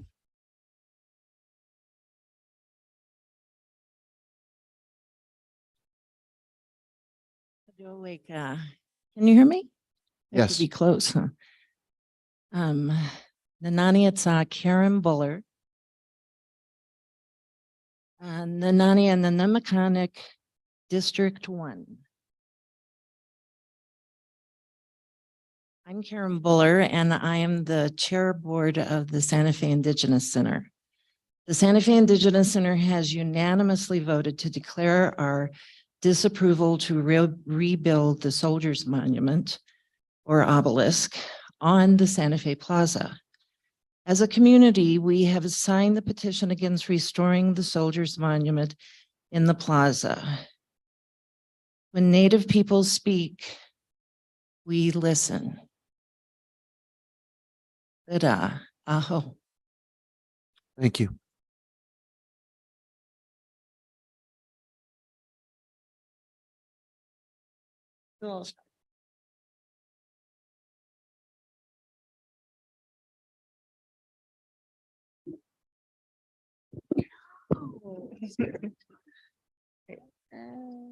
Yeah, I got it. No. All right, I'll hold it for you. My name is Hoyana Huskerwood Yanisha, Nakarjana Initially. Yedine Tachini Bushichin, Bilagana Dushische, Kia Ani Shinoa. Please don't rebuild the obelisk, Mayor. You said that you would tear it down in 2022, but it said the community had to because you wouldn't. And now you say you want to build it back up. The obelisk is racist to Native Americans. It makes me mad that you want to rebuild it, even though you said you want to destroy it. Thank you. Thank you.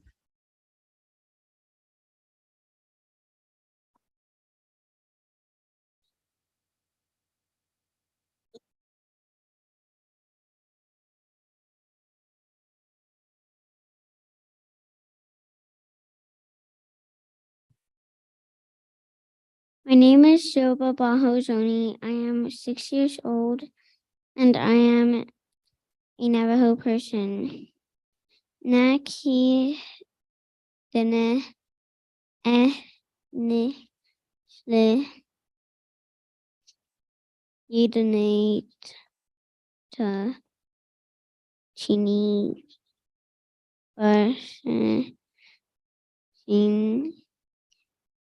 Ilgana na dashe kiye yani ni da she nili. You know, put the obelisk back up. It just says mean things about Navajo and Native American people and people who are not Navajo or Native Americans might say it about us. Thank you very much.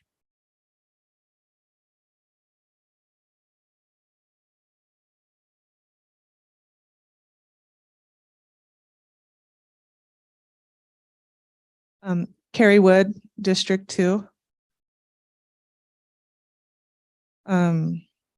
So hi, everyone. I know some of you. I just wanted to come and speak again about this. I am very frustrated that we have been excluded from this process. Back when you were hiring Valerie, we told you that she was a pretendian and we told you that Native people wouldn't be involved because of that. And that's exactly what happened. Participation from the Native community was very, very low. And as part of the Indigenous Center, we could have totally helped with that, but we didn't because of who was hired. It was inherently racist against us because a pretendian was hired. And now you're using those results for this resolution. And a month ago, I was here and I had emailed my counselors in District 2 and explained why this is, I reiterated what I said in the past and tried to explain that this is anti-Indigenous. And now here we are a month later, and I don't know what else we have to do to be seen and heard. You have SWIA, you have the Indigenous Center, you have the Post Center, you have the Navajo Nation Human Rights Council created a resolution against your resolution. I don't know what else we have to do to let you know that this is anti-Indigenous and this is racist toward Native people. When Jewish people tell us something's anti-Semitic, we listen. When Black people tell us something is anti-Black, we listen. When women say something is misogynistic, we listen. When the LGBTQ community tells us something is anti-queer, we listen. When will you listen to us? Do you even see us? What do we have to do? My whole family came today. We got all dressed up. The kids hate getting their hair picked, brushed, but we did that because this is important to us. I am always here. We are always doing this. We had so many people show up. I don't know what else we have to do for you to listen to us and to see us and to respect us. Thank you. Thank you.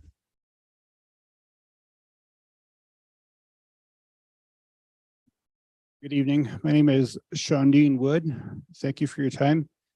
Shondine Wood Inishia. Tachini Nishlido Kiane Bashishin, the Tabaha Dashiche, a Seminole Dashinale. And I've been a part of this community relatively recently, but before that, the genesis of the Diné people is from this area. So in a sense, we never left. So what I want to remind you about this and how it's affecting our family is that I want to start off by asking a rhetorical question. Do I look like a savage? Do I? Does my children look like savages? We don't. The word savage and that obelisk are one and the same to me and my family and to the indigenous community. So any proposal to keep it, to rebuild it, is essentially saying that you agree that I look like a savage, which is not true. Please, as my wife said, listen to us, listen to my children. So I stand here before you today to remind you about something that you may have forgotten. You are elected by this community to represent this community. This is a diverse community, and the integration of other cultures, either welcome or forced, is a fact of our shared history. It is 2023, and there is no right or just reason to allow racist monuments to exist to remind me and my children of our historical trauma. It was erected and persisted long enough and to rebuild it is nothing less than to say that you are endorsing the racist ideology that built it in the first place. I know that you want to build a just and equitable community where all members feel safe and welcome and can be inspired to flourish and thrive. To do this is to listen to the indigenous community that still live here. Listen to the beautiful innocent indigenous children that will become our future. I would like you to reflect on this day as a day that you decide to make the right decision and be on the right side of history. Thank you for your time. Thank you.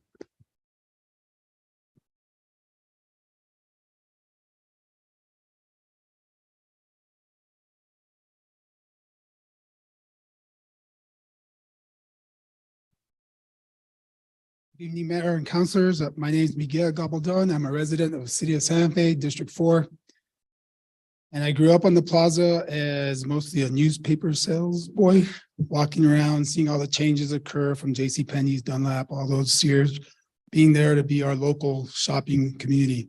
I also saw the events that took place with the Native Americans on the Portal and all the celebrations that we had throughout the years in the Plaza. It wasn't until just recently when we saw I always refer to as the criminal destruction of the obelisk that I studied into researched that a little bit more. And I think that obelisk represents something that could have significantly impacted both Hispanic and Native American communities if things didn't happen in history as were reflected by that obelisk. I believe that as the Confederate forces were moving across during the Civil War, if the New Mexicans who fought back against those Confederate forces did not succeed, that Santa Fe and New Mexico would become part of Texas and the ever-growing Confederate part of the country that I believe originated all the genocide that people reference to the Hispanic colonization of this part of the country. It was the Spanish colonizers and started with the Vargas, who then eventually worked to compromise with each other and stop forcing Native Americans to change their lives, and they worked together. And I believe it was that time in my mind that people started to build Santa Fe as a community of multiple cultures getting along together. And so the part about truth is, what did the obelisk represent? The obelisk represented a monument to soldiers who fought back the Confederate Army and did not promote genocide, did not promote anti-Native American indigenous people activities. And I'm hoping that's what we think about as we look at that obelisk. I definitely empathize with others, but that's my approach, and I thank you for your time. Thank you.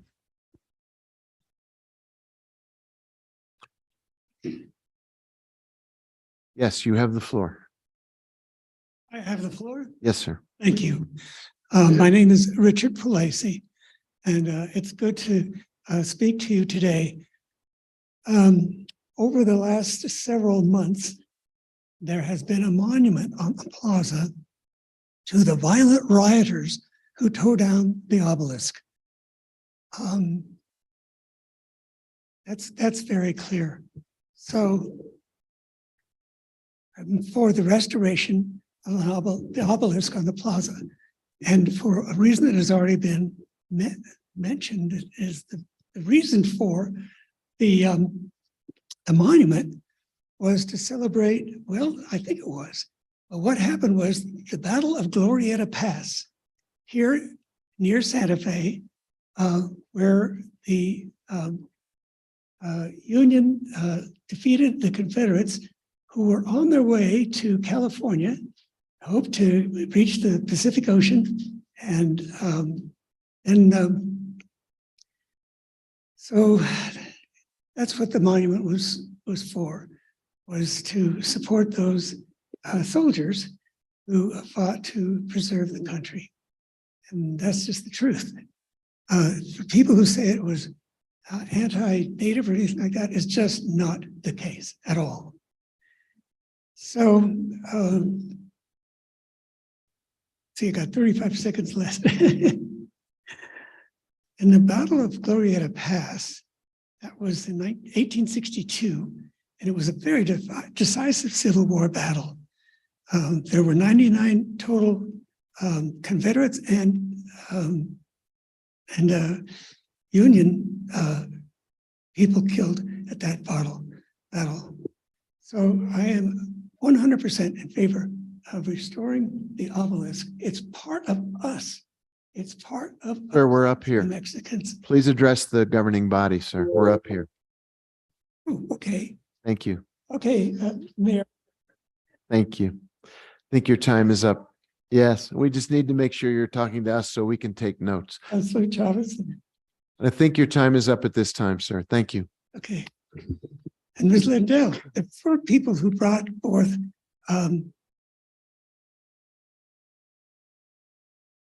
Thank you. Mr. Mayor, councilors, my name is Nate Downey. I'm in District 2, and I stand here before you against the re-erection of the monument. There's obviously a lot of divisiveness over this issue. No matter what we do there, people are going to be unhappy. What I'd like to see done there is nothing. Flagstone, space for people to dance, space for people to hold hands, look each other in the eye, and celebrate the diversity that is this town. We'll never get anywhere with any one thing in the middle of the city. Let's leave it open for fun, for celebration, and that's all I have to say. Thank you. Very good. Thank you, sir.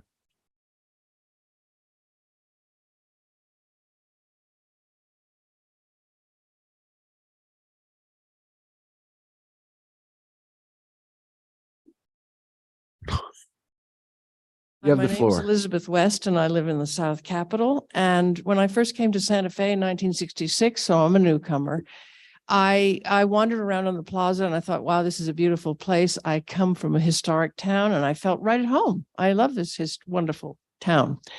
And I noticed the thing, cut out of the obelisk or the plaque underneath. And I thought, well, oh, how curious. I wanted to know more about it. And so that's why I think some version of an obelisk creation or something honoring exactly what several people have mentioned, honoring our history, part of it really good, part of it really messy. I think that would be really great. I regret, since I was disturbed by not knowing what was in that carved out slice of rock or marble or whatever. I've forgotten what it was, I haven't seen it in a while. Excuse me. But I remember thinking we should know more about this. And I regret, since I'm so interested in history, that I didn't work on that and do something. If you do decide to put some water in there, you're going to have to go with the archaeologists who are going to tell you what's happening underground. The H Board, the Historic Districts Review Board, has to be involved, the state, the federal government, and all of us. So perhaps we do need to take a little more time. But I would like to say this in honor of what you all have tried to do. And by the way, this resolution has brought us together again. It's great. It's wonderful. Even if we don't agree. And I mean that. I'm not being facetious. I actually think Artful Life, who you all hired, did a pretty good job. I know my time is almost up, so I'll just say I'm ready to work further. Thank you.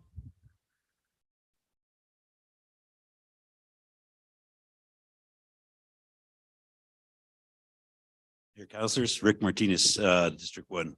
I want to say that I attended most of the chart stuff, and at the end of every meeting, I always told them one thing: you watch in the end, counselors are going to come up with their own plan, and you ain't going to get a voice. Your voice was heard a little bit, but the counselors are going to come up. Counselors and the mayor are going to come up with their own plan, and was never really meant to hear everybody out again and again and again. So that's something that really bothered me the most. And like I said that at the end of every meeting, told everybody at the table that that's what's going to happen, and it's happening right now. You guys came up with your own plan, and it just kind of disturbs me that we don't have more conversation about this and more conversations so we can heal better through this whole process. The other thing I want to say is any water in the obelisk or in that area there would be bad, because we would have to dye green for St. Patrick's Day, and that won't be good. Yeah. So I don't want to say avoid that. So we don't have to keep changing the water too. And I think we should be paying more attention to what's happening around Santa Fe. We could keep this on the table, keep it going. But I think what we need to do is start paying more attention to what's happening with the development. We're getting our old historic acequias demolished, obliterated by these developers, out-of-state developers that come in and have no respect for our city. So I wish we could have put a better hand on that, so that our acequias, our historic acequias, were better protected than what they are doing now. But I thank you, but please take your time and just go back to the again, and no green water. Thank you, sir. Yes, you have the floor. My name is Adar Higgs. I live on Forest Road 222 in Tres Piedras, and I've been living in and around northern New Mexico for the last 15 years. What I want to speak to, try to be succinct, but Councilor Rivera, I want to say that I've been listening to your meetings. You're the only person that I respect, really put some diligence into this process with some of the questions that you asked. Some of the things you pointed out in your questions were that the H board doesn't have anything to do with approving this obelisk. It's an object, quote unquote. So while this is supposedly about preserving history, you've essentially you have this resolution that gives you a blank check to do something. You don't know how much it's going to cost. You don't have a contractor or an artist in mind to do it. You don't know what the materials will be. You don't have some kind of artistic plan. And the diversity and equity, as to the question, why is that a part of this? The answer was, we thought they would kind of figure out what to do, whatever diversity and equity is, whoever that would be, however that would cost, whatever their goal and job is. We can't answer those questions, but I guess they'll figure it out. So you're essentially creating a blank check for someone down the line to decide something that represents the history of the city. And I think that it's not going to preserve an honorable legacy. Restoring the obelisk would perpetuate a legacy of genocide, but there's something else that it would do in my mind, is that it would perpetuate a legacy of idiocracy. I'd like to respect the city government, but this is a sham. Thank you.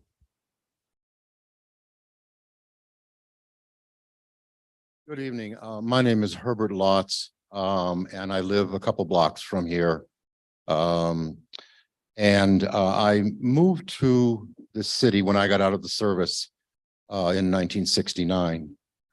And one of the most extraordinary things that I found when I moved to New Mexico was the respect that you all had for soldiers and for warriors.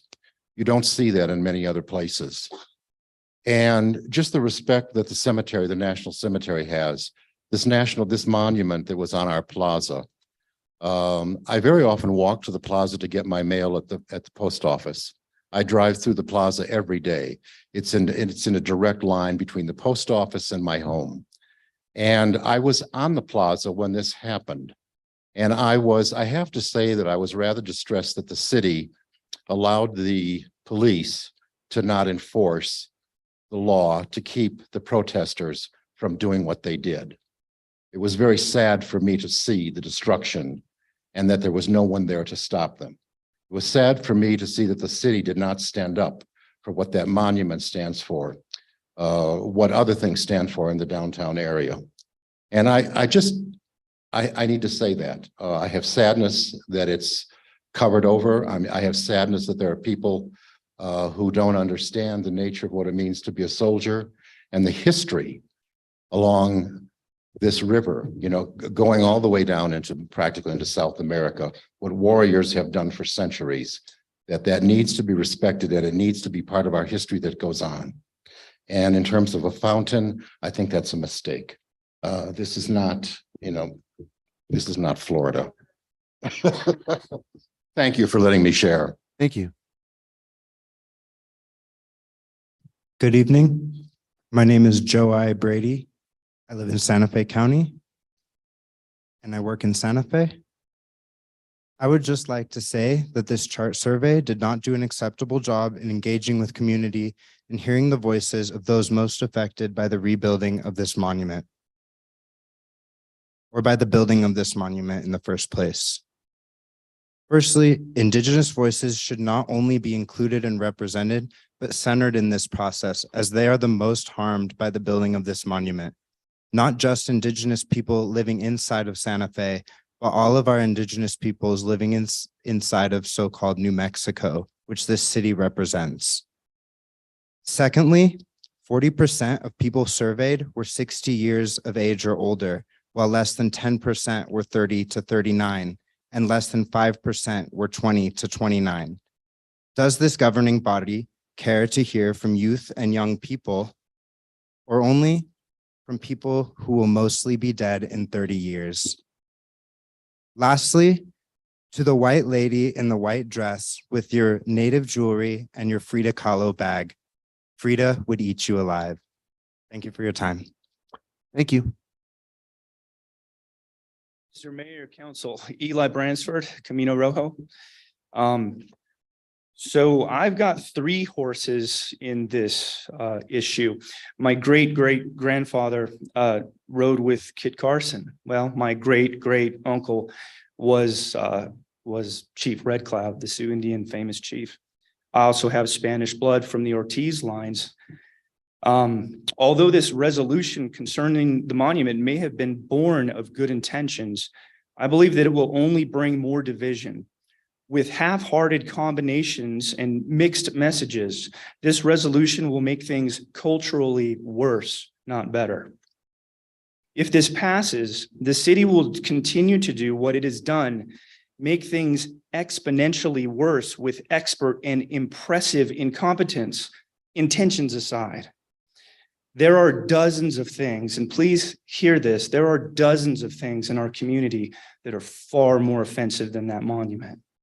So where is this going to go? These things also give us historical significance and value, and it feeds our tourism. I can only begin to imagine what other items that are important for our community you might carelessly toss aside at the demands of a mob who do not even truly understand the things they attack. So my opinion is you guys gave it a shot. You tried to come up with something, but it's not a good solution. There are people that are important on both cultural sides of this thing that do not think that this resolution should go forward. Well, if we agree on one thing, that it should just not go forward, I think you would do well to listen to that. As the New Mexican suggested in the paper, just let it breathe for a while. Lastly, somebody came forth with some petitions. If petitions are to be listened to, I have petitions full of thousands of local Santa Feans that want the thing rebuilt. We should hold on the resolution. Thank you. Thank you.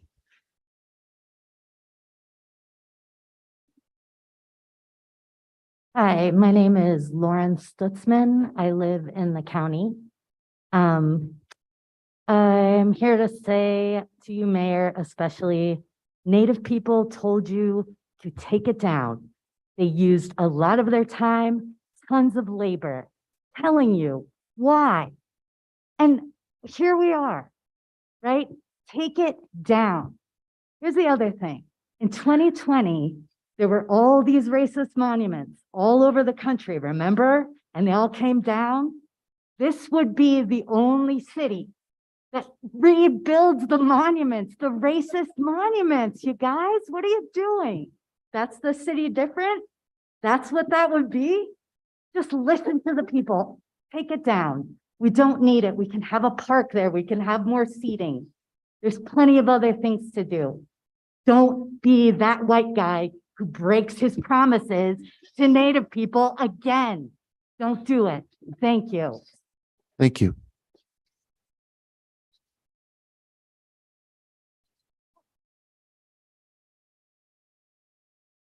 Yes, you have the floor, sir.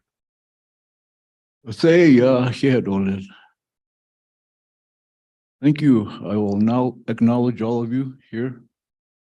Also, every single one of you all the way around. And the women folk, the men folk. Thank you for giving me this time to say a few words here. Steve told that. I'm Navajo, Dene. They call us Navajo, but our true name is Dene. I'm gonna speak on behalf of my people that walked through your area some time ago on the long walk. They didn't have a chance to say words. That's how they left us from here. So on behalf of them, I want to say this monument, you call it, I've never heard this word before, obelisk. This is the first time I've heard it. And I can't stand there and look at it and think about, what it represents. Because at one time, this valley was just a river. It's meant for everybody. The water is meant for everybody. We gotta come to a resolution here and work together on this. And again, I thank every one of you, everybody out there. Thank you very much. Thank you. Thank you very much.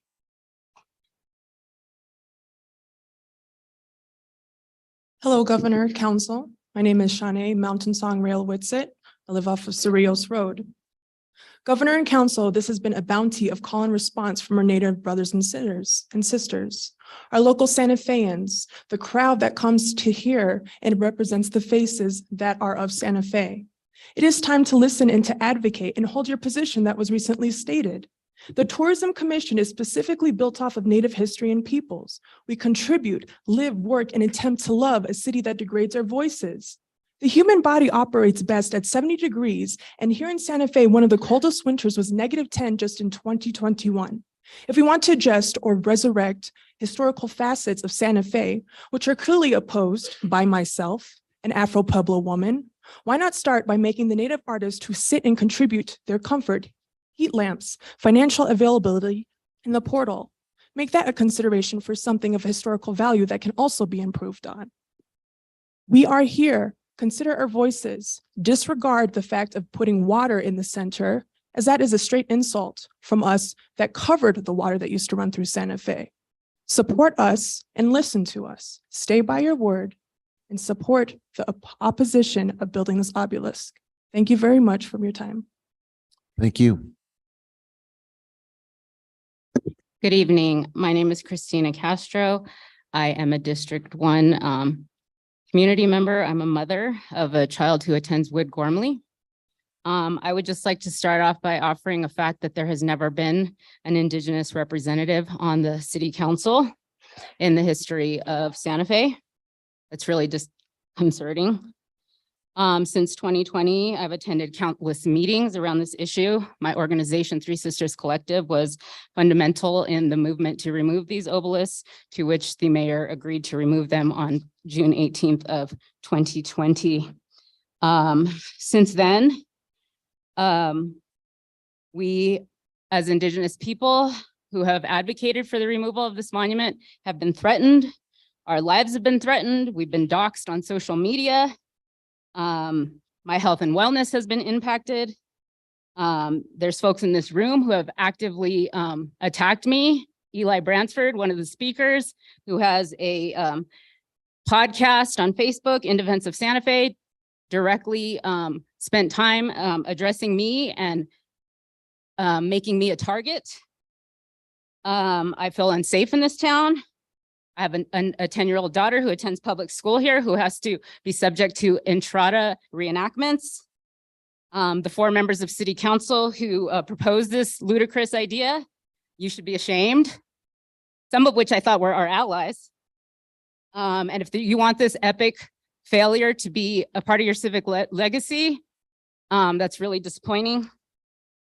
I want to thank the community who has stepped up. It's not just Indigenous people, it's a whole community telling you no, no more.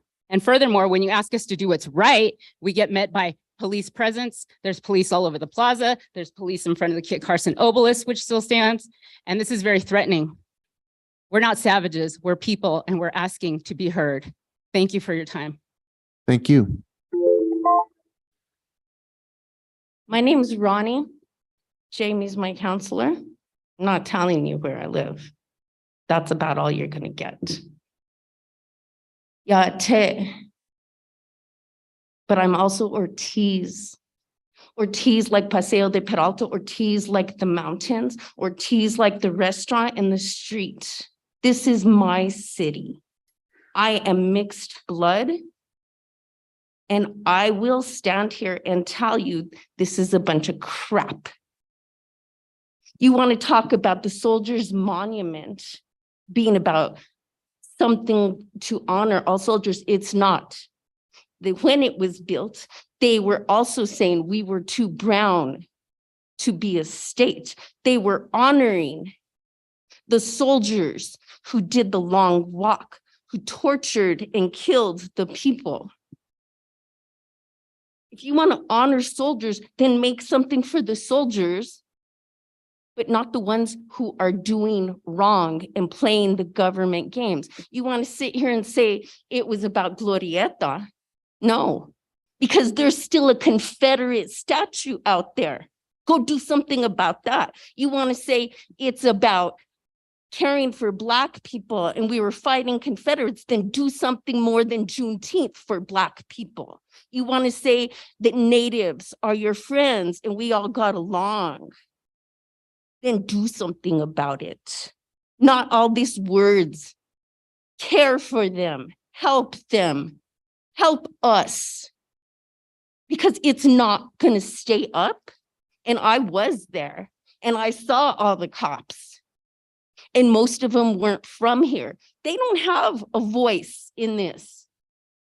This is our history and it's been treated badly because it's all been under the guise of white supremacy and manifest destiny.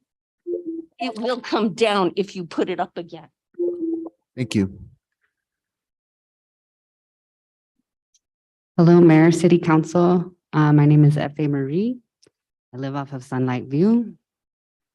I urge you all to halt the plan to rebuild the obelisk and listen to Indigenous organizers who have continued to organize to the detriment of their well-being.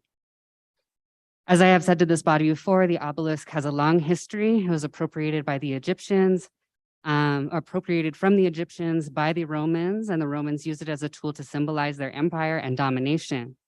It was then appropriated by other colonial forces, including the United States of America, for the same purposes. What we know about the predominant narratives of the Civil War is erasure of how Indigenous communities were impacted. We do know that Lincoln was instrumental in the execution of the Dakota 38. The Soldier Monument bears the legacy of these forms of violence and erasure that span this continent, both as an obelisk, but also with the engraving of a dehumanizing racial slur on its surface. It is telling that the other obelisk in Santa Fe is dedicated to another violent colonizer, Kit Carson. There is a long history behind how this symbol has been utilized. So there is a meaning in it coming down.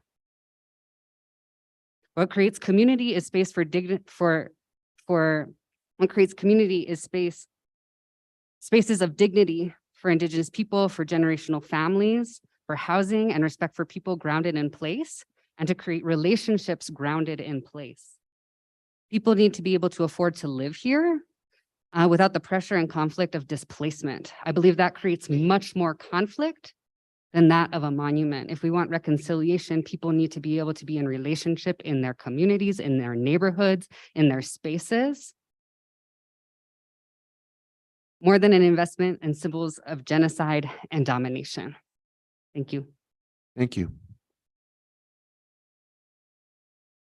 Good evening, Mayor and Council. My name is Leila Atala. I live off of Old Pecos Trail. I'm here to urge you to please halt the process to rebuild the Soldiers Monument.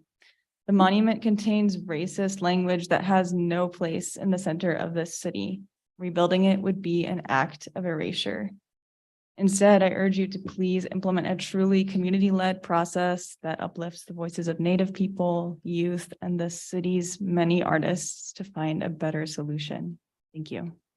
Thank you very much. Good evening, Mayor and councilors. My name is Morika Vorenberg Hensley. I live off of Old Pecos Trail in my childhood home. I too am encouraging the governing body to please reconsider the reconstruction of the Plaza obelisk in any form. This is worth taking the time to do right. We can learn about the victory at Glorieta Pass and the history of veterans in other ways. There is no turning back time. And if we could, would we simply fix the obelisk? This is an opportunity to instead look forward toward the future, to provide a symbol of creativity and ingenuity, not just for this city, but the entire state, even the world. We have the opportunity to finally center Indigenous voices and community expertise. Thank you. Thank you. Good evening, Mayor and Council. My name is Michelle Rios Rice. I'm of the Rios family on Camino de Montesol. In our family, we have mixed opinions about the obelisk being rebuilt. Some of our family wants it, some of our family doesn't. I am coming here to suggest that you place this on hold and really take the time to think about how you can create peace in this community with whatever you put there. I think it's important. I had the idea that some fabulous sculpturists like George Rivera come and place a beautiful sculpture in the center of our city, representing the major cultures and the stories of those major cultures, including the story of the obelisk. Then you create peace. We need peace, not division with our people. I am a mixed race. I am Native, I am Hispanic, I am Mexican, I am Anglo. I want peace for our community, for everybody in this room who is heartfelt with passion. You have to take that to heart. You can't do this right away, or you will have more division, more violence. We don't need that here. We need to be the city different, the city of peace and light. Thank you. Thank you. Please don't applaud, but thank you for your comments. I appreciate them. Good evening, Mayor and councilors. Thank you for having us here again. And I'm here really to support the monument, the Soldiers Monument. It's very historic. It's meaningful. And we're giving thanks to the people that built it in the first place. Make sure our stenographer has your name, sir. Oh, excuse me, Elmer Maestas.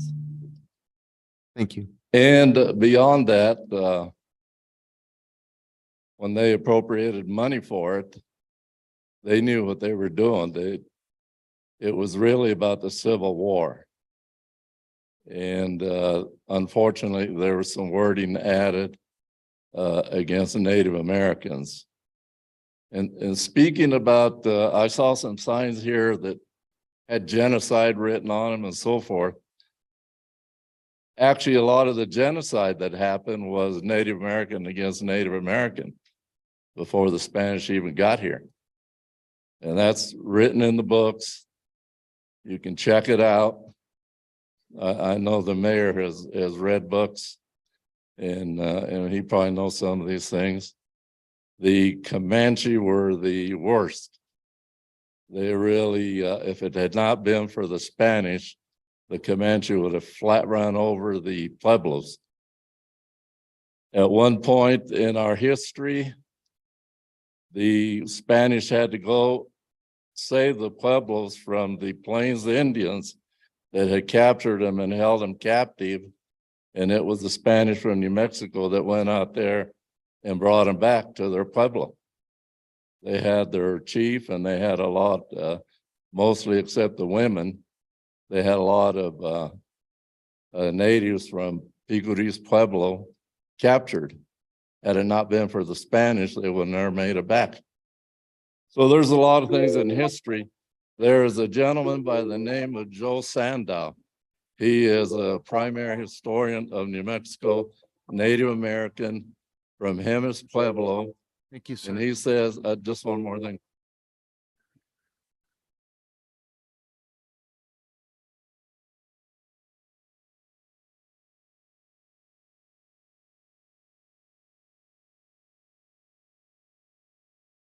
Thank you. Thank you, sir. Yeah, thank you, sir. We have to respect each other's time, sir. Thank you. Yes, you have the floor, sir.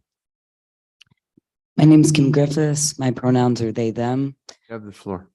I work both as a middle school special ed teacher and at a grocery store in town. I don't teach that history. As a member of this community, I see the importance of centering Indigenous voices in conversations about monuments in Ogapoge, this unceded Tewa territory. To this point, the conversation has been largely uninclusive of these crucial perspectives. Any resolution at this time is unjust and biased. Right now, the best choice is to pause the proposed timetable to make time and space for Indigenous folks to be seen and heard on this issue. Racist monuments serve to memorialize and perpetuate histories of harm and trauma in the present and in the past. Making a different choice on this issue creates possibility for a future of accountability and repair. When generations to come look back to the decisions of this moment, I hope they will recognize ones that were made with care. Thank you.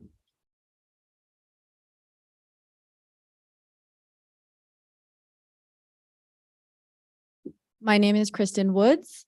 I live in 87507. I grew up in Santa Fe and I grew up hanging out on the plaza, actually. And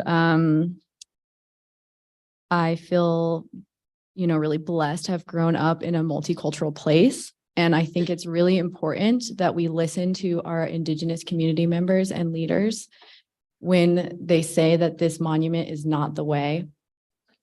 I think that Santa Fe is an art town and we deserve something better. And I think we should not move forward with rebuilding the monument. Thank you. Thank you. Good evening. My name is Kathy Rivera. I'm a citizen of District 1 in Santa Fe. I wanted to address the amendments put forth by the mayor, and I'm starting my comments with the premise that none of you participated fully in the chart. Nobody here participated that. I did. So regarding the First Amendment of having more accurate descriptions, a most well-received suggestion during chart was to have that effort led by our existing museum. We have an existing history museum, and we commented that they were probably the best to coordinate such an effort with all of our Indigenous groups. The Second Amendment regarding the water feature was discussed ad nauseum and on social media. Ultimately, common sense prevailed, and you don't see a recommendation for a fountain coming from chart. So I'm wondering if this was a personal preference of the mayor.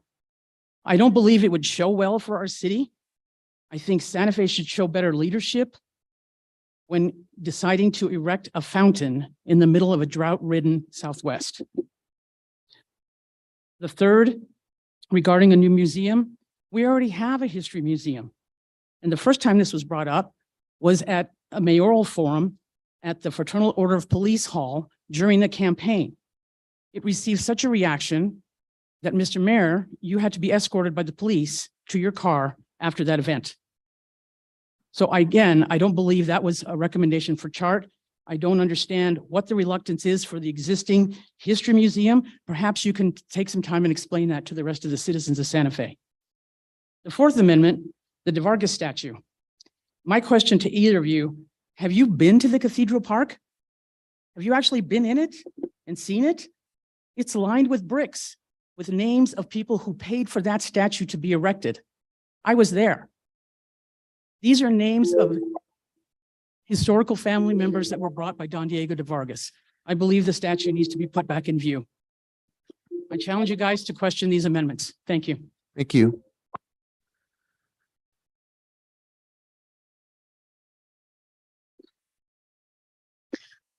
Hello to the City Council. My name is Alicia De Silva and I live in District 1.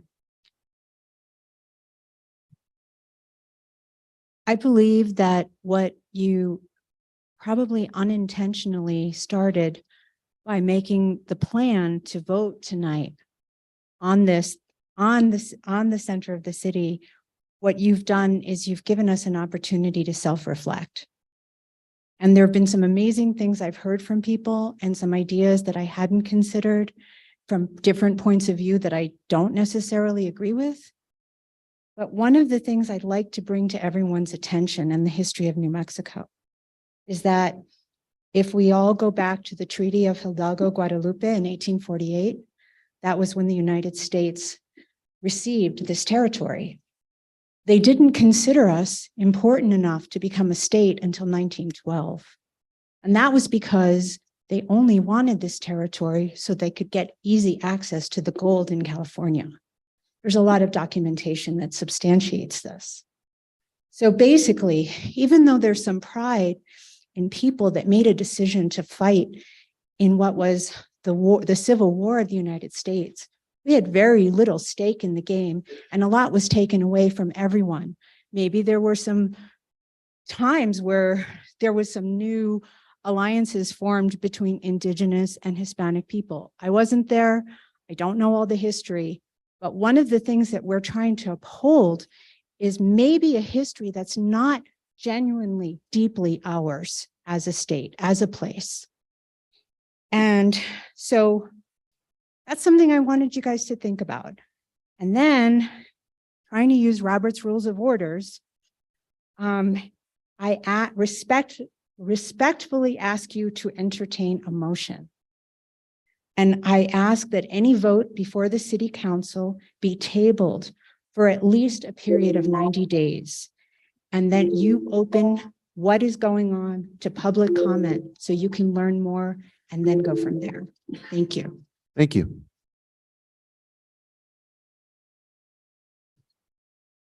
Hello, City Council, Mayor. My name is Charles Rancounter, and I'm a Lakota, a Dakota, a Ponca, Spanish, French, English, Scottish. Geez, I think that's all of them. There might be a few more. I don't know. I have to go check. So anyways, I'm from a lot of things. When I was in high school in South Dakota, I got kicked out of my high school history class because I punched out my history teacher for calling my people savages. And that brought me to Santa Fe. I had to go get a GED instead and come here because I wanted to study at the Institute of American Indian Arts. And so there it is. I'm a sculptor as well. And by the way, I make fountains here in Santa Fe. And I would encourage everyone to take less showers if they're worried about the drought. And because all of my neighbors who walk by my house love my fountains. They stop and they sit down and they tell me they find a moment of peace. It does something for them. It does something for their psyche. And I think that's what we need here. But I support delaying whatever kind of motion you're going to make about building this obelisk because I don't think it serves the community. Thank you. Thank you very much.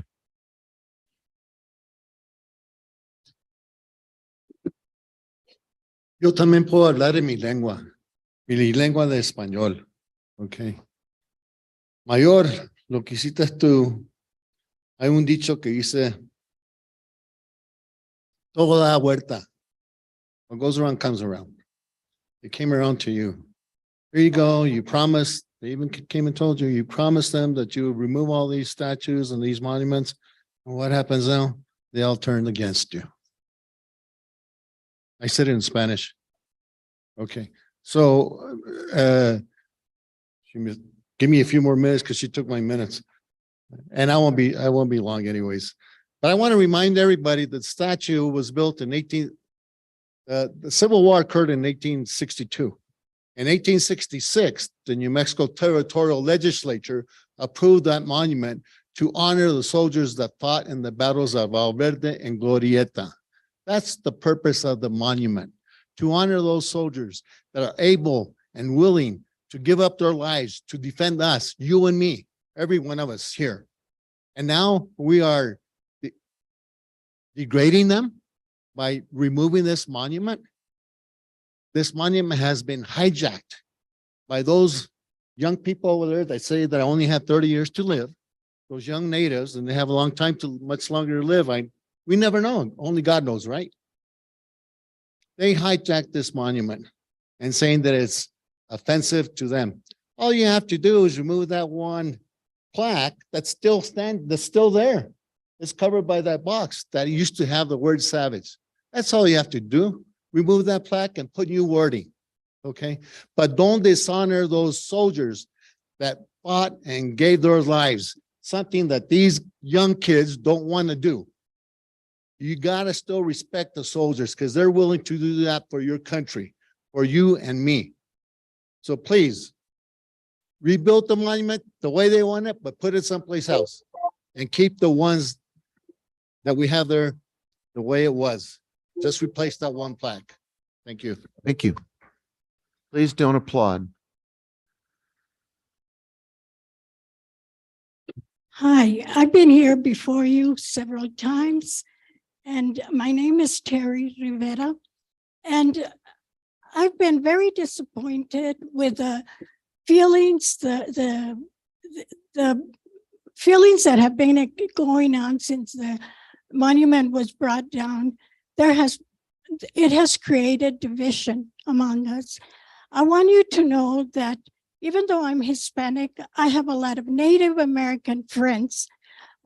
Years ago, I had a couple from Santo Domingo whose children were going to school with me. And Luciano was going to school at the community college. That's the father. The mother was a state employee and was looking for somebody to take care of her two little kids. I took care of those little kids for several years.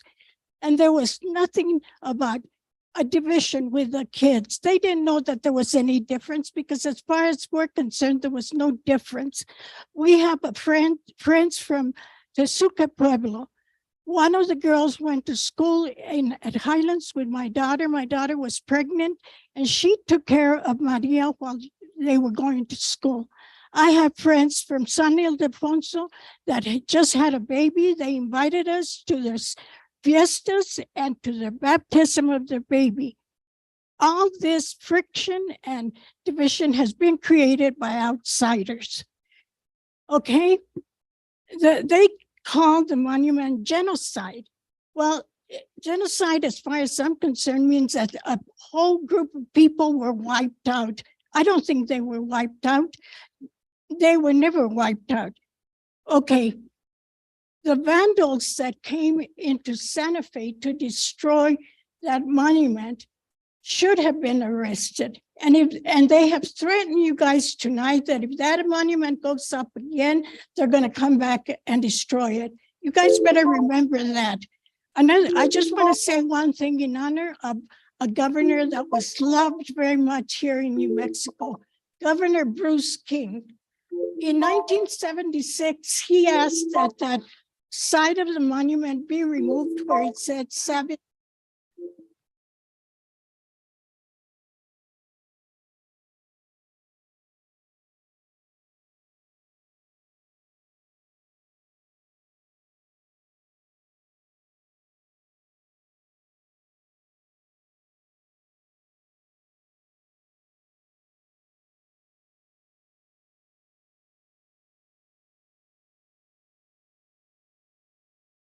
Thank you.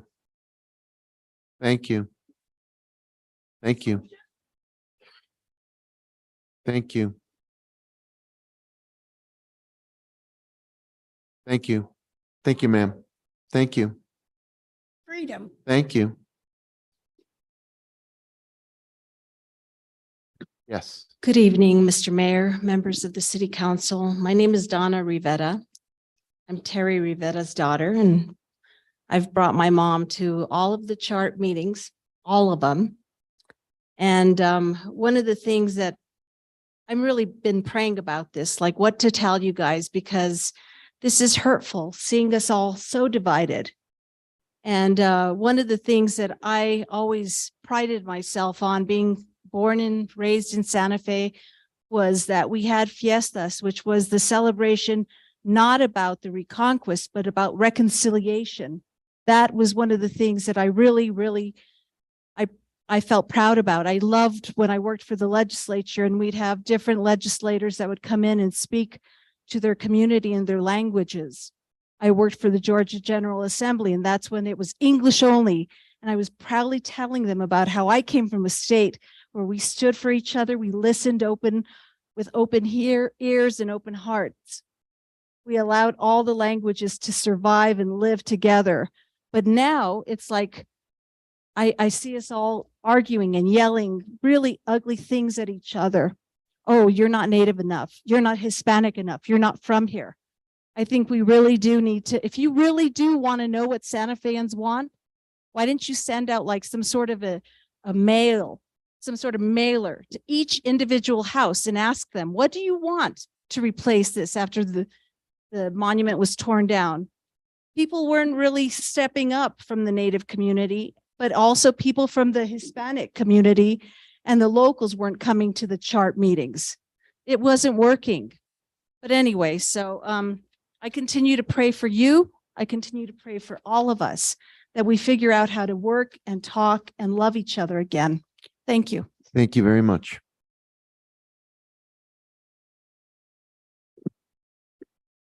Doug Nava, District 1. I think I'd be a hypocrite if I didn't show up here tonight and speak after what I've just represented in this city. I represented a man that believed in peace. I've heard tonight that the Native American community has said, when you look at us, do you see a savage? I ask you, when you look at me, do you see a conqueror?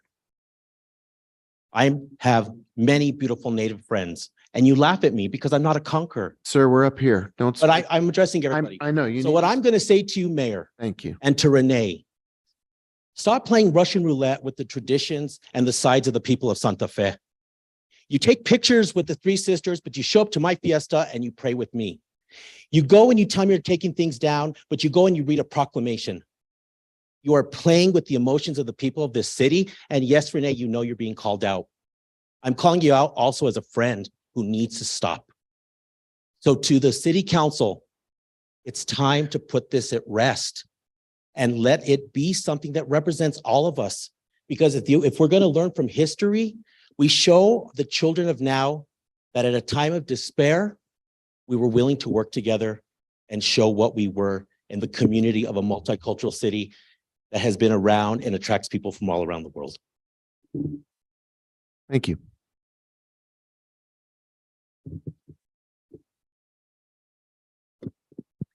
Mayor and councilors, my name is Subi Bowden.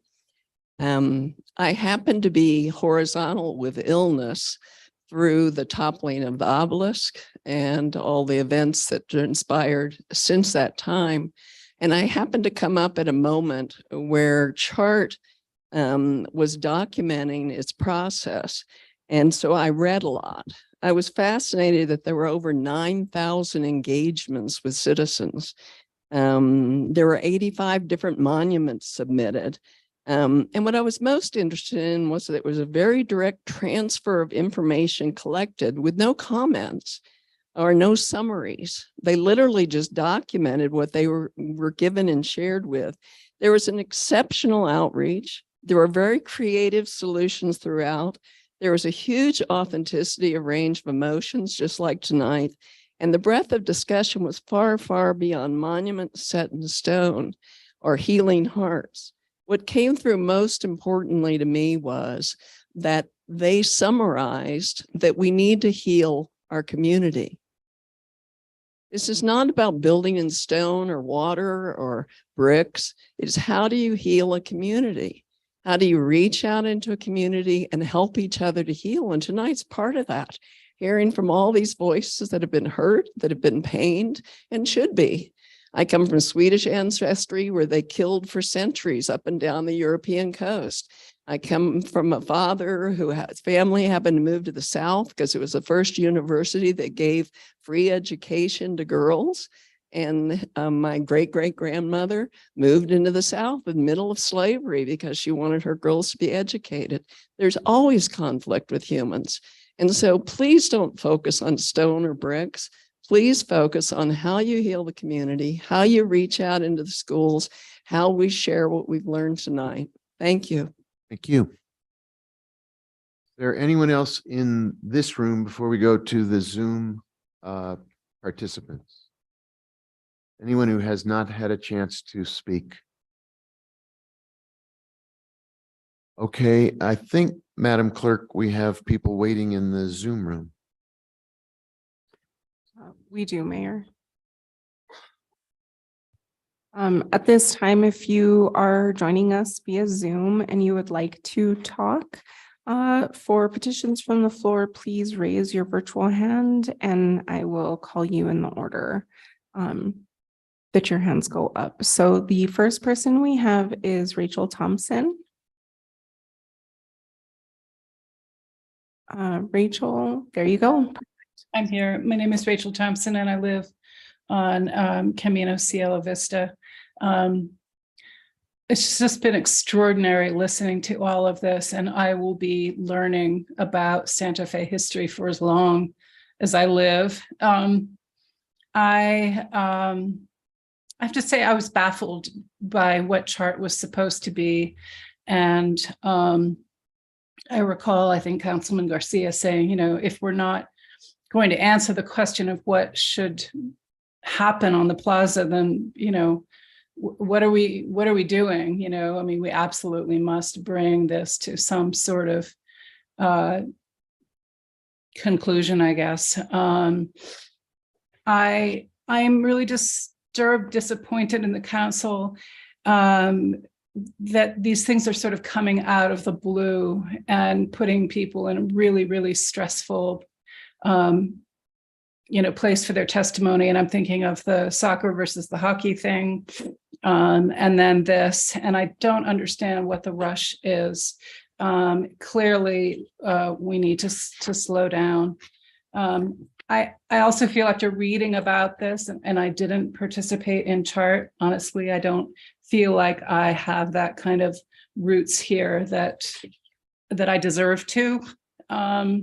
But I feel that unfortunately the council and the mayor, you have sort of disqualified yourselves in a way from having any more to say about this for the time being. I really feel that this process, I mean, I understand that you didn't participate in chart, but I just feel that this has been so poisoned at this point. I also think, just at a very practical level, that if you try to take that obelisk and put it back together in some way, it's just going to be ugly.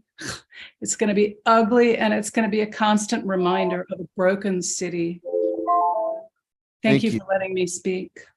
Thank you very much. Madam Clerk? Yes. Artissimo Romero.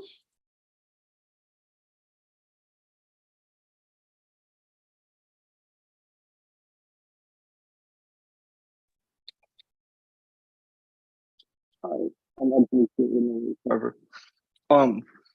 Grew up in Santa Fe. I live in Santa Fe. Can you, sorry, I'm just gonna stop you real quick. Can you talk into the microphone? I can't hear you on our end. Is this better? Oh, yes. Thank you. Thank you so much. No problem. Thanks for letting me know I wasn't audible. And thank you for this opportunity to speak to you. I want to be succinct. I fundamentally oppose the rebuilding of the obelisk in general as a clear moral line. I don't think that we should celebrate mass genocides. I think that's wrong. I'm hoping that my city councilors agree with me on that kind of like base moral principle, right? I think that you've heard me speak at the city council before, and I've said things that other people have repeated or said before me, and I've repeated myself, and it's the same basic stuff around morality and colonialism and white supremacy. I want to be pragmatic here.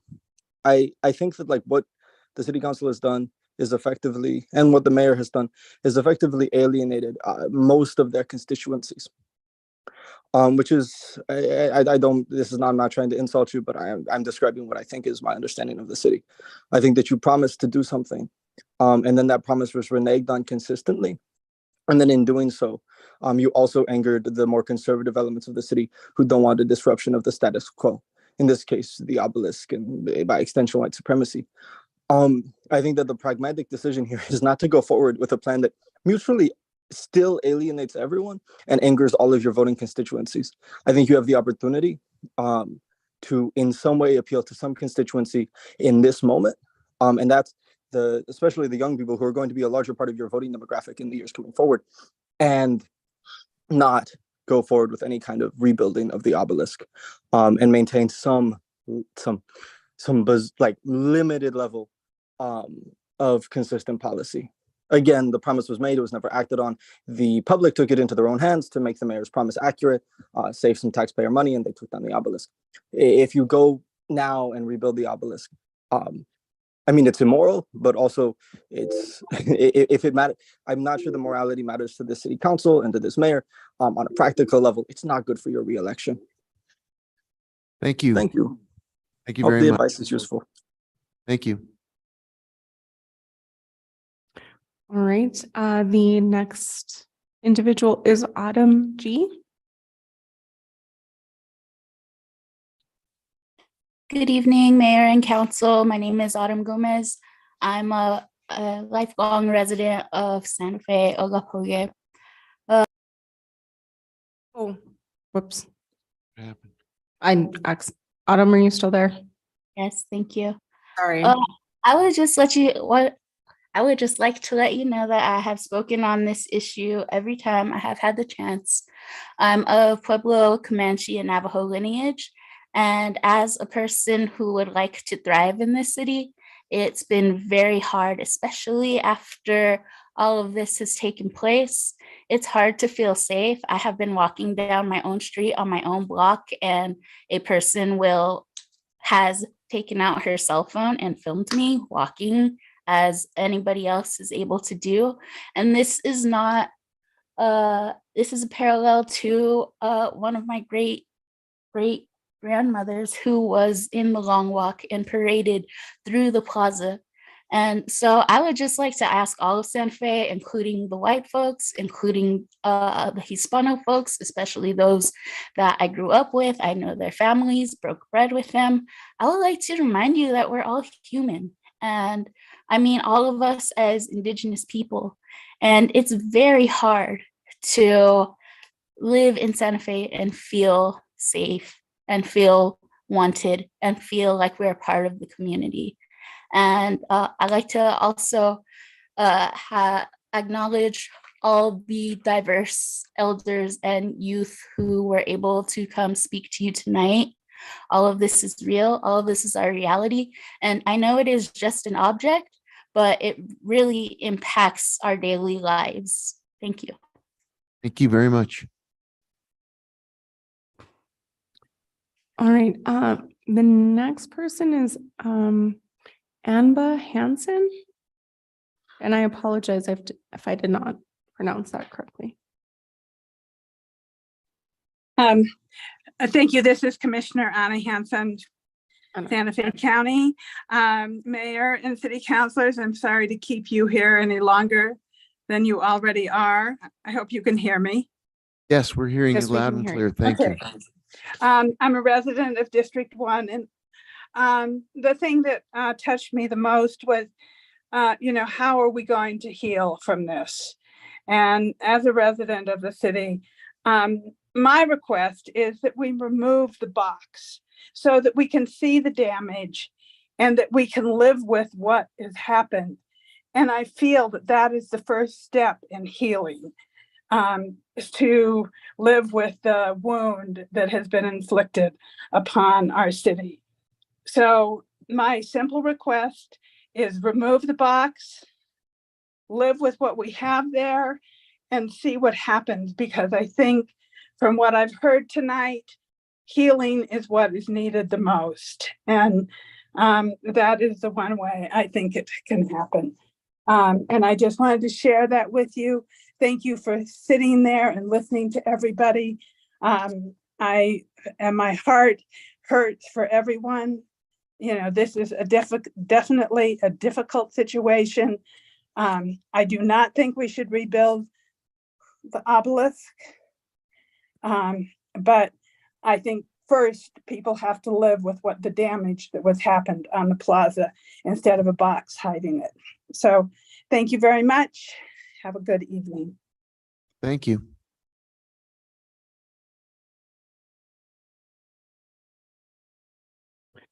Miss Stephanie Benanato. Good evening, Stephanie Benanato, District 2.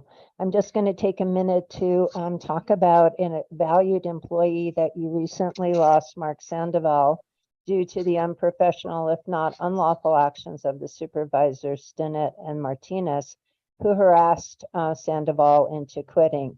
Mark was reliable, punctual, good-humored, got along with staff and patrons well, and went always above and beyond without being asked. The other day on Monday, Perez had to close in order for the staff there to go to Chavez because Chavez was so short-staffed. So it's not like we have a surplus of lifeguard managers or even lifeguards. And there's a lifeguard that I also believe is being targeted by these managers and is probably going to quit. These managers are not even qualified to be lifeguards. As for the obelisk, I think the consensus tonight is that you should wait. I like the idea that we should use it as a healing. Myself as a historian, I would like it restored with explanation. It has taken me some reflection, but I totally get it that for Indigenous people, not only the word savage was offensive, but also the word hero. I would like Miss, excuse me, I'm sorry, I'm so tired, Miss McSherry, to address the issue of multiple jurisdictions and what you really can do with the obelisk. Do you really have the authority to do anything with the obelisk at this point? And I do again point out to you that this is the 0 point for many land grants on the east side of Santa Fe. I know that as a professional historian who has done this kind of research. And so I'm asking you to remember that in whatever is actually decided upon. But I agree with many speakers that what has been proposed here is just a hodgepodge. I'm not interested in more bureaucracy, and I'm not interested in water features or more museums. Thank you. Thank you. Philip Crump. Philip Crump. Unmute, it says. Yes. So my name is Philip Crump. I live in District 2. And I share with Commissioner Hanson the pain in my heart from hearing so many stories and understanding the divisiveness that seems to be so prominent now and would seek healing. I was born and raised in Memphis, Tennessee, which has been in the news of late for its own racism. I lived in the belly of the beast. I was fortunate to escape. I've been happy to be in New Mexico for over 50 years and in Santa Fe. And I've long been moved by the Soldiers Monument, honoring those soldiers, native New Mexicans, as well as some Coloradans, who defeated the advance of the Confederacy and the advance of slavery in the West. the Battle of Glorieta, sometimes referred to as the Gettysburg of the West. And particularly at a time when our nation suffers such a resurgence of racism and hatred, that to honor those who died in trying to defeat racism, I think is really important. It means a lot to me, and I would like for that not to be lost in the discussion. Thank you very much. Thank you very much.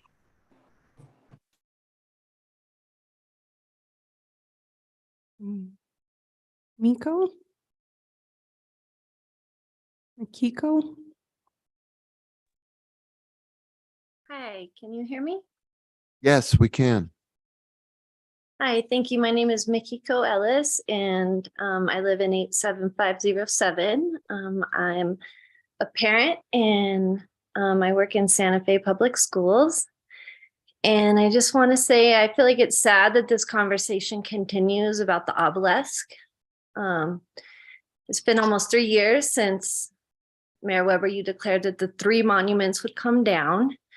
And excuse me, many of the comments made tonight and made last month at the city council meeting were said years ago. So it feels like a lot of these conversations are just repeating. Indigenous community members, leaders, and organizers have spent hours educating the public, offering time, labor, and education. Beyond words, actions already did the speaking for the community. The obelisk is gone, as it should be. And I'm asking you all to please not rebuild it. Let's let that space be cleared. The Kit Carson Monument needs to go as well. And I feel like this is a perfect opportunity to show by action that you all are centering Indigenous voices on Tewa land.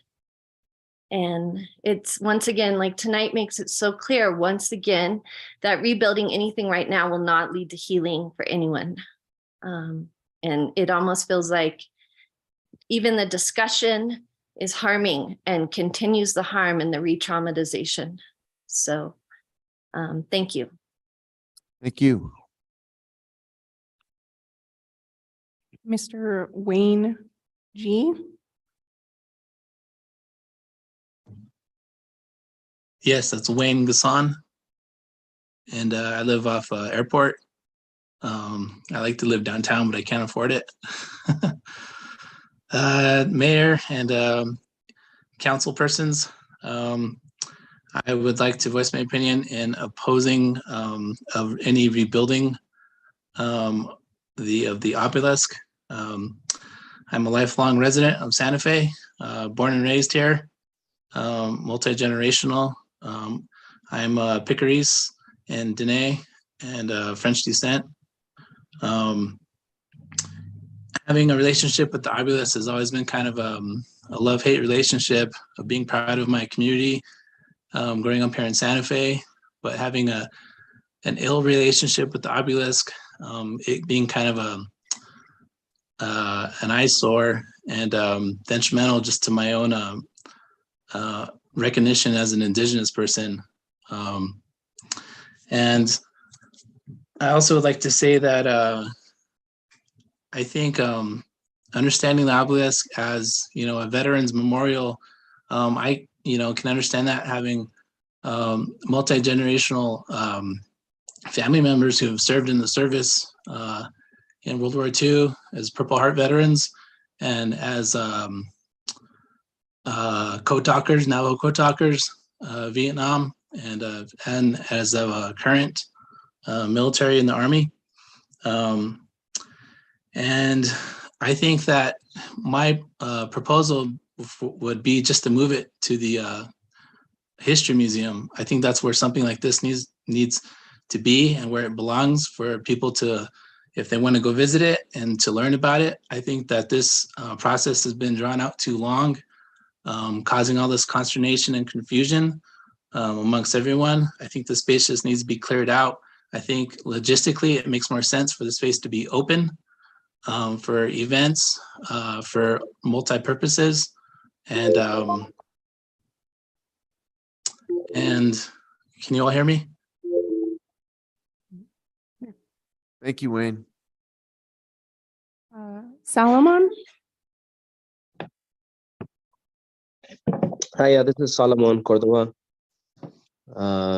multi-generational New Mexican native. And I just really want to ask the council members and the mayor, what are our priorities? And who are we working for, right? And I really just want to question the authenticity of rebuilding the obelisk or, renovating that space or what we do with that. And I want to kind of talk about the forces, the coalescence of the forces at play here, with the kind of multiculturalism that's at the heart of our identity and of our state. And just ask, that we respect that moving forward, and I really think, I could talk about the historic zoning ordinance, and the fact that there was no native New Mexicans that were on that decision process, or the design process, I should say, and how long that's really separated our great city, our great capital. And, it would be nice for us to have a real city center that, again, brings together the richness of the diversity that's at heart of our identity. And I don't think the obelisk should stay there. It represents death of cultures, death of family ties, death of generations of, working together and breaking up and fighting and all these other things. And really, I think we need to reimagine who we are. And really, I think that should be a space that brings us together, whether it's through food, culture, conversations, events, music, and all these other things. But it should really be something that enriches not only the tourist industry, but also, who we are at heart and the community of natives and New Mexican natives, that really deserve a place. Thank you. Thank you. Beverly Spears?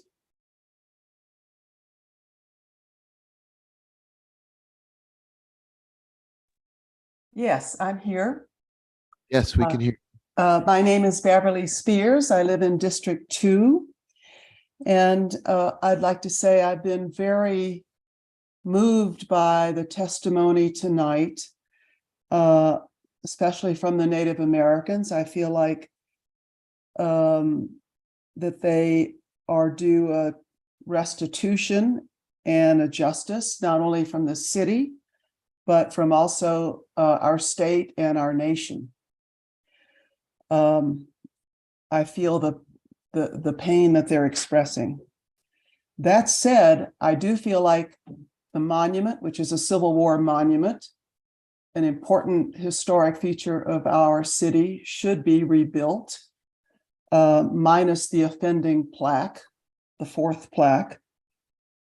The mayor had no right to promise that this monument would be taken down. It was not within his purview single-handedly to make that promise. And I am pained that the city allowed the monument to be destroyed by vandals. I think the idea of adding a water feature is not a good one. The city already has a fountain 1 block south of the plaza, which was built about 25 years ago at the corner of Water Street and Don Diego. It functioned for about a year or less and was never repaired and has not worked since then. I don't think the city has the capacity to maintain a fountain in good condition. Regarding a museum, really, with the city, the size it is, the amount of tourism we have, and the extraordinary history that this city has, we should have a city museum that is sponsored by and done by the city. Thank you very much.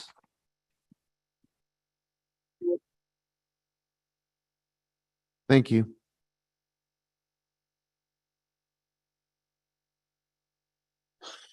I don't think your mic's on. My mic wasn't on. Markel Musgrave. Hi, good evening, Biagindi. My name is Markel Musgrave. I'm a citizen of the Pueblo of Nambe.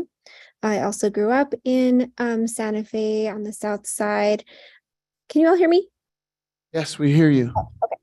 And yeah, my family has multiple generations in the city on the north side. Yeah, I just want to express, again, as I have in these recent years, each time when this has come up, my opposition to, keeping this symbol of genocide in place and the impact that it has on our community, and the harm that this is causing consistently to everyone.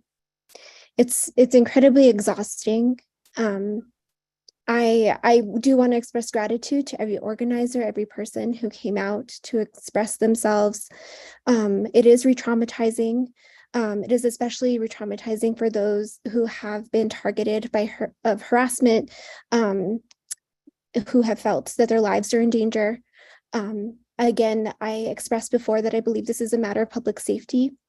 And I really, I don't know how else to say this. I feel like I've said this so many times, that the people of the city deserve safety and our children deserve safety. And they deserve truth. And we really have the opportunity to move forward. We've had so many opportunities to move forward in a way that is actually honoring and liberatory. And we've chosen to not do that. And it's exhausting. And so I just really hope that each one of you reflect on your decisions and the impact that this has on generations after us and the legacy that it really does truly leave. And just remember the work that our young ones will have to do after us. Well, thank you. Thank you. I think we lost the last sentence, but we got everything else. Alexandra Candelaria.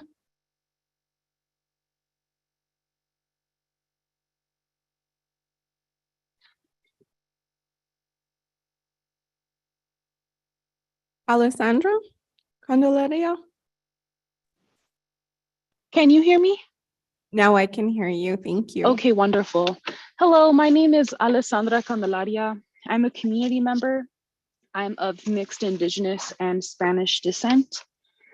And I want to start off by saying that this was, is, and will be Ogapoge long after we are all gone. I want to ask you, what are your core values? If those of you in positions of power have core values of white supremacy, then go ahead and rebuild that monument. You will let every single person in your community know what your core values are. If this is about truth and reconciliation, let's talk about a little bit of truth. The Union soldiers that are glorified by that genocidal monument engaged in all-out total war against unarmed Indigenous civilians. That's the history that you're celebrating if you choose to reconstruct that obelisk. If you're of European descent, you are an uninvited guest here on this land. Who gets to decide how they heal from grievous injury? Those that were injured get to decide how they heal. Who was injured by total war efforts to exterminate Indigenous people? You guessed it, Indigenous people were harmed by that.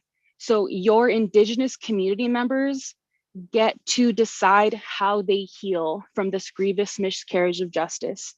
Shame on everyone that has suggested re-erecting that monument.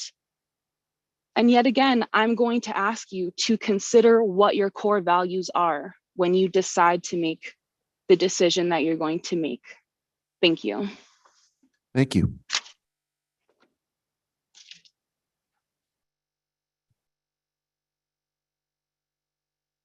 Mr. Ronald Trujillo. Can you hear me? Yes, we hear you. Members of the governing body, it's real simple. I can't even believe we're still here 3 years later. The Soldiers Monument needs to be rebuilt. We all know what it stands for. We know why it was erected. We all know that, yes, there was a panel there that was derogatory. We know that. And I asked Mayor Gonzalez many times to get rid of it. We wouldn't be here right now. But Mayor, you overstepped your boundaries. As you said, I'm going to get rid of 3 monuments here in the city of Santa Fe because I'm the mayor. No, that's not what a mayor does. A mayor brings people together. What you've done, Mayor, is you've divided this community so bad.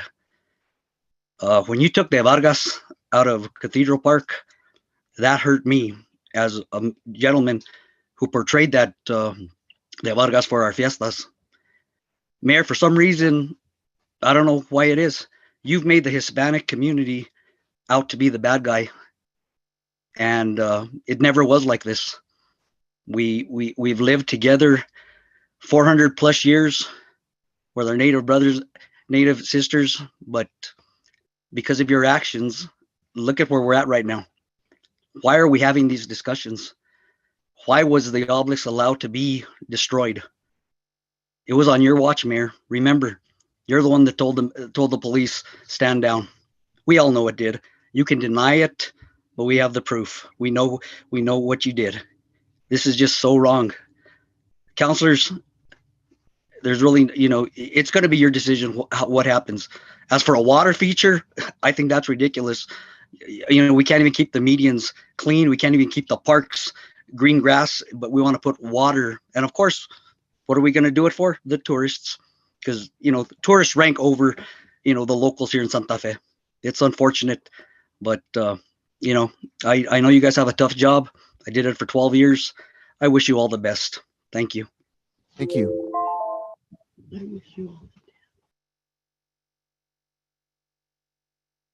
Cristiano?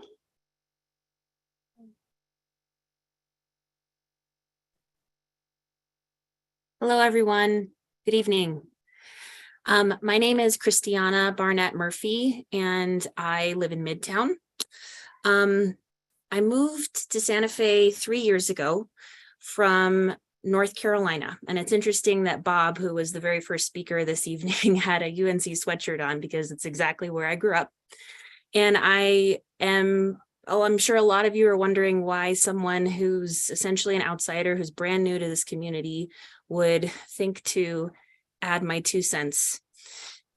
That is simply because I came from a place where the Civil War still affects people deeply.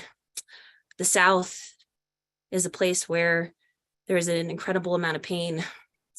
And in the 2020, when there were so many protests starting from the murder of George Floyd, there was a call and a deep desire to remove Confederate statues and across the South. And rebuilding the obelisk for many people, the way that it was structured and the way that it was titled with the word savage at the bottom would be the equivalent of rebuilding a Confederate statue in North Carolina with the N-word at the bottom. I'm trying to really help you understand the deep pain that Indigenous peoples have been talking about and trying to communicate for years has fallen on deaf ears. For anyone who can't see me, I'm a white woman. I am mostly Irish and Polish and English. And I moved here to teach at NDI New Mexico, where I teach children all across northern New Mexico dance. And what I see is the faces of my students and my kids, who I love deeply, and how I do not want them to live in a community where they are continuously insulted for generations to come. Please don't do this. Thank you for speaking. David Bicknell?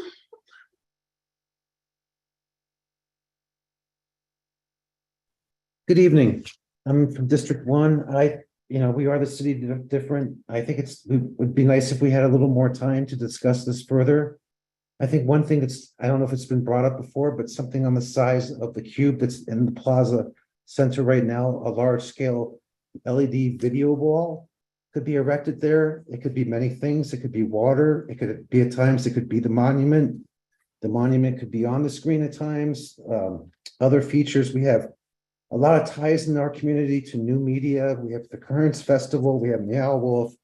We have a lot of different things here, and we're a city of artists. So we can, would give people a reason to go to the plaza.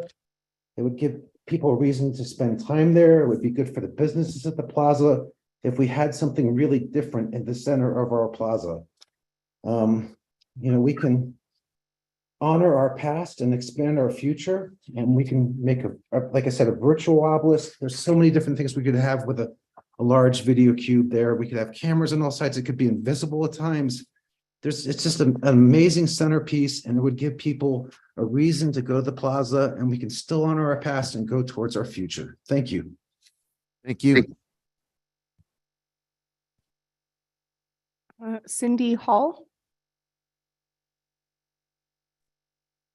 Good evening, councilors, Mr. Mayor. I wrote an email earlier today, but I wasn't sure if any of you other than Councilor Lindell saw the email. I'm in District 1.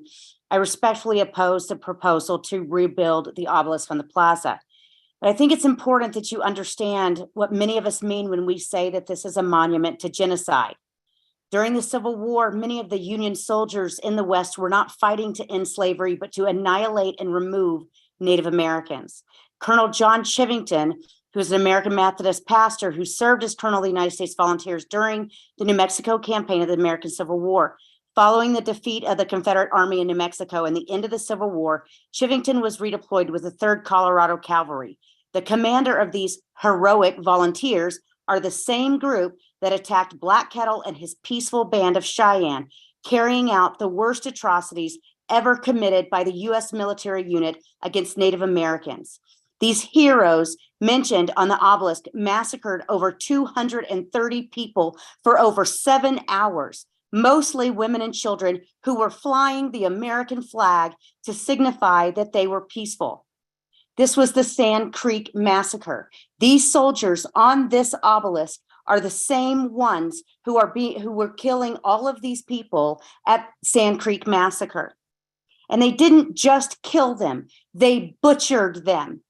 They mutilated them. They took scalps, ears, body parts, and jewelry from the dead and dying. This is the true history of that obelisk and the people it mentions. And this is why we are so offended by it. It's not just the word savage, although I don't want my children seeing that word and then being referred to themselves as savage Indians. It's this history of the Sand Creek Massacre and those soldiers that participated in it that are being called heroes on this obelisk. I respectfully request that this proposal not move any further. Thank you very much. Thank you.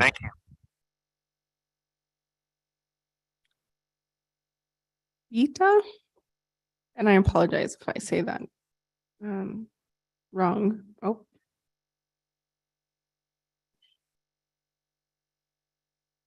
There we go. Hello, good evening. My name is Beata Sosi.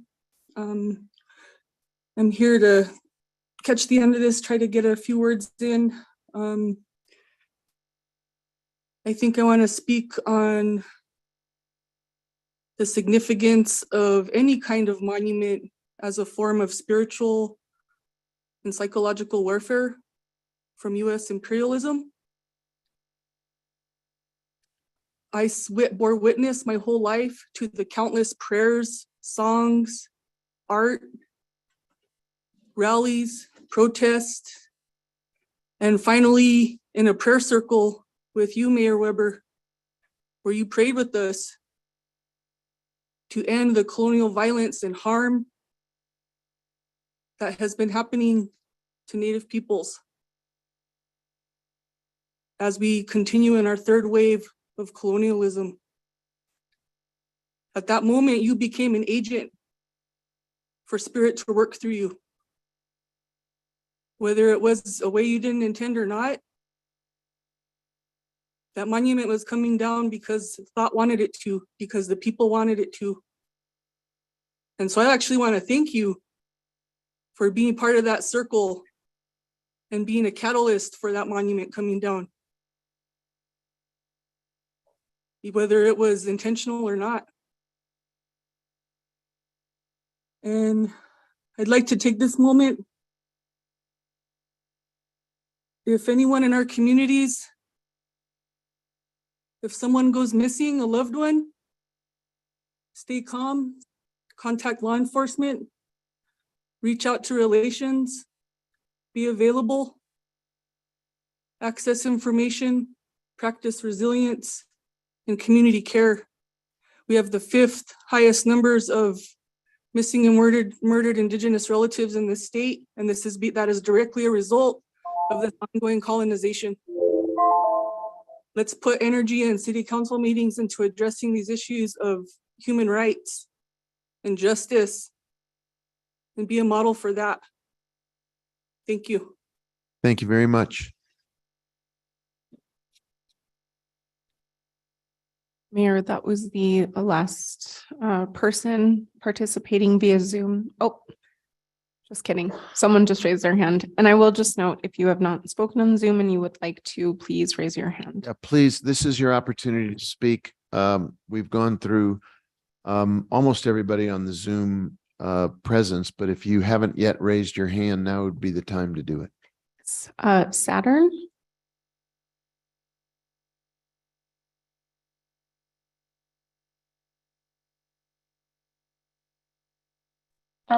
Hi, can you hear me? Yes, we can hear you. Okay, hi. My name is Saturn. I'm from the Pueblo of Poaque, and I just want to say, as an Indigenous person, I feel like I'm a broken record player over and over again, having the same conversation about a racist monument that shouldn't even be there in the first place. I've seen so many Indigenous youth specifically say how they don't want this rebuilt, and if we're not listening to our youth, then we don't have a future. Thank you. Thank you. Is there anyone else on Zoom that would like to speak?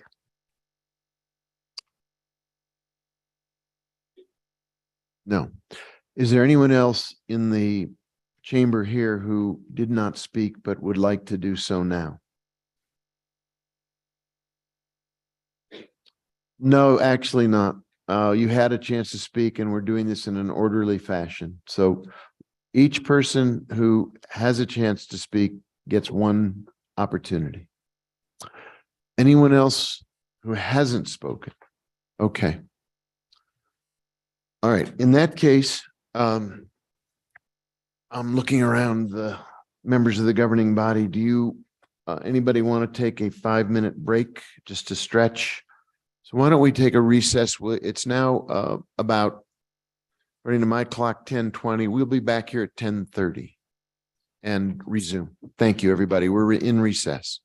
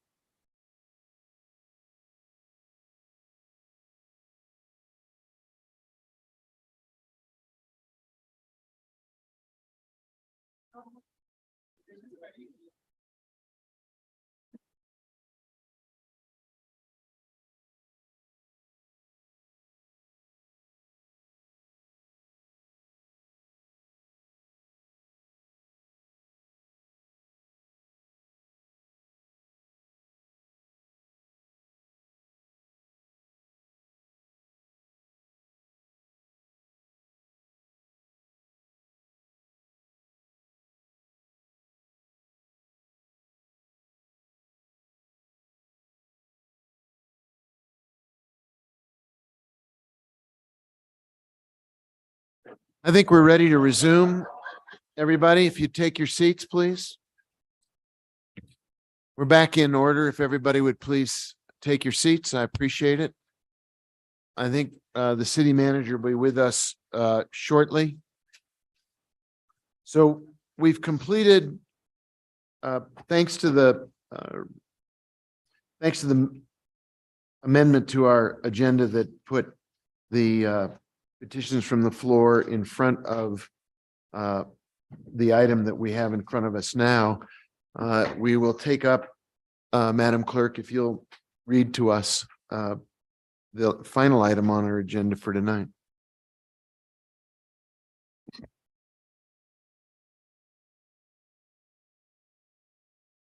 Yes, Mayor.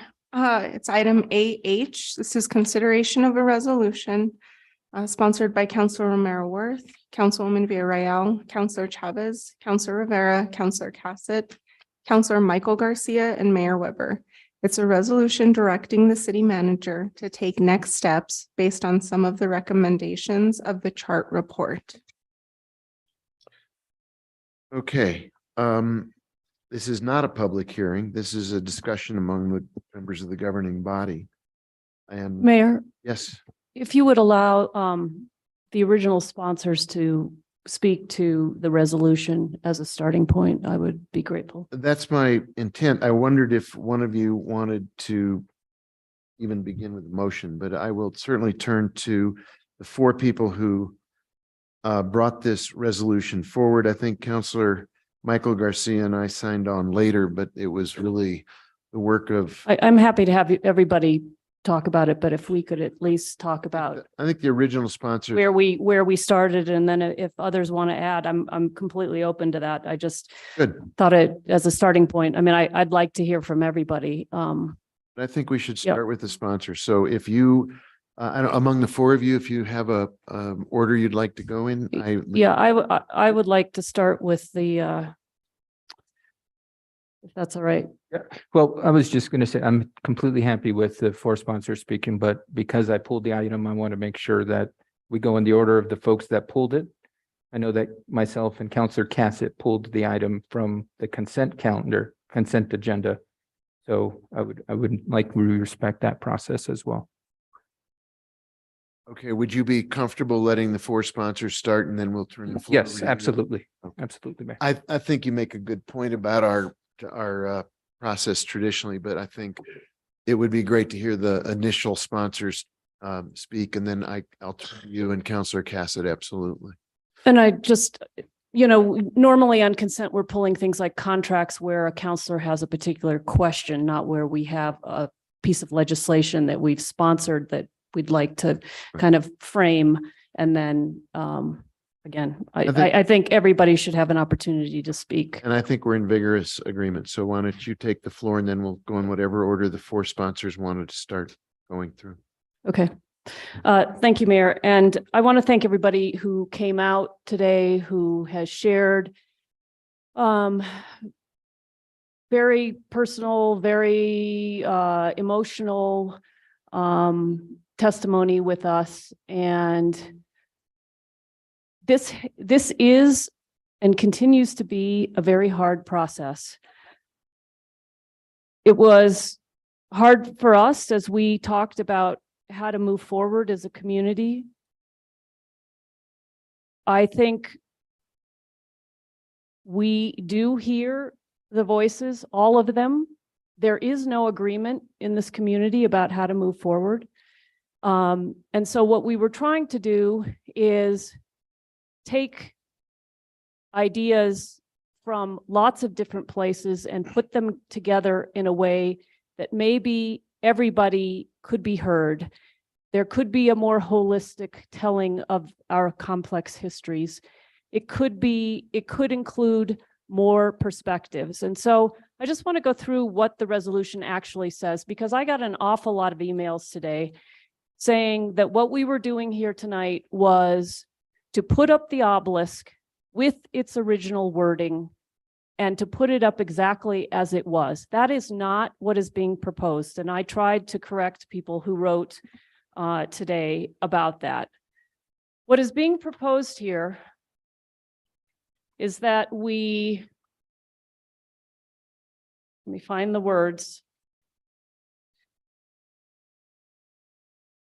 Hire conservators, designers, and/or historians to determine specific proposals to mend, redesign, and/or reframe the obelisk, maintaining the general shape as it had before its destruction. And we have directed that it be done as follows: using original pieces to show the lines where the obelisk fractured by bonding it together with a modern contrasting material that delineates the fractured lines caused by the toppling of the obelisk on October 14th, 2020. We have called for there to be an interactive interface, such as a QR code, where the public can access more information and learn about the varied perspectives about the community's complex history and contribute their own perspectives, much as people did tonight, both on Zoom and in the chamber. People feel differently about this obelisk based on where they come from, what their lived experiences are. We contemplate updating the 4 plaques, and we want to see that the plaques that are on it be preserved in a professional manner, and we want them placed in a location accessible to the public, such as a future museum display or exhibit on the history of Santa Fe. But in the center of our plaza, in the center of our community, in this center of a historic area, we have directed 4 new plaques. And specifically, we had directed that there be created an Office of Equity and Inclusion, and that among its first tasks, that Office of Equity and Inclusion, after consulting with interested stakeholders, so in our minds, there would be further dialogue, there be at least 4 new plaques to surround the obelisk to demonstrate broader perspectives and a more complete representation of the community's complex multicultural histories. So it would be reframed in a way where all the voices that were heard tonight could be heard in this object in the center of our plaza. And we had directed that the first plaque would describe a complete history of the obelisk as the Soldiers' Monument. We heard about that tonight, about the importance of those soldiers and Civil War and what their work did in terms of fighting the Civil War, which was about slavery. The second plaque was to contain an Indigenous land acknowledgement. And we can talk about that a little bit more. We did not put the wording in that here. We acknowledge what has also been said here tonight. And we would like to engage those voices. Some of you who have said you weren't going to participate and haven't participated and want things centered on you, here we would like to see that. And we would like you to be part of that. And help us come up with those words to help people understand exactly what you're saying. The third plaque would reinstate what was read in part by Councilwoman Villarreal at the beginning of our meeting, the Entrada Proclamation dated September 7th, 2018. It's an amazing piece of work. And we want it to represent a change in how we view our community, how we want to be more inclusive, and to express that commitment and the value of that. The fourth plaque would describe the events that led to the obelisk's destruction. I think that is now part of its history as well. And why did it what led to its destruction? Why was it destructed? What were the feelings behind that? How did people view it in such a way that it came to be destroyed? That's important history. That's important pieces for people to understand and to know about, to learn from, and to, memorialize actually. Pledge a commitment to healing and reconciliation, to better understanding of our diversity, and to a more inclusive representation and telling of our complex multicultural history and cultural perspectives. So we're trying with this to move forward, to tell a more holistic story, to have more perspectives, not for it to be just one view of the world, but recognizing that it is complex. There are many perspectives, there are many views, and what we're trying to do is put up something that reflects that and provides a way to start to go forward. And I think, there would be more dialogue as those plaques are worked on. There would be artist involvement in the design of the obelisk in terms of how you bond it together and what else you'd put around it or on it to help. I think they're very creative people in this community, and yes, it needs to look like an obelisk, but it could have other pieces of it, and it could also show the fracture lines, which I think are symbolic in many ways, and we can talk about the different ways you can view that symbolism. So I just wanted to make sure that it's clear what it is this resolution does. It also creates an Office of Equity and Inclusion, and one of my co-sponsors can talk about that. And we had directed again that the plaques, some of the first work done by that office would be to work on these plaques and to engage the community in the wording that came up with them. I guess I'll stop there and allow other sponsors to speak to this. Thank you. Do you have an order you'd like to go in? Councilor Chavez? Thank you, Mayor. This has been very difficult, and I want to first start by saying that I will never say I know how any of you are feeling or how the history has had impact on you or how the traumas that you've experienced have had impact on you.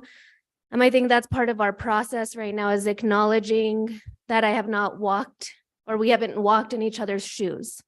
So I want to start by acknowledging that. However, I think there has to be a start. And I wrote something up, and I know we're talking specifically to the resolution right now, but I feel like I have to share this so you understand a thought process that is important to me as a sponsor. And I know that it's important to my co-sponsors, who I've been very honored to work with. This is a start, and it's messy.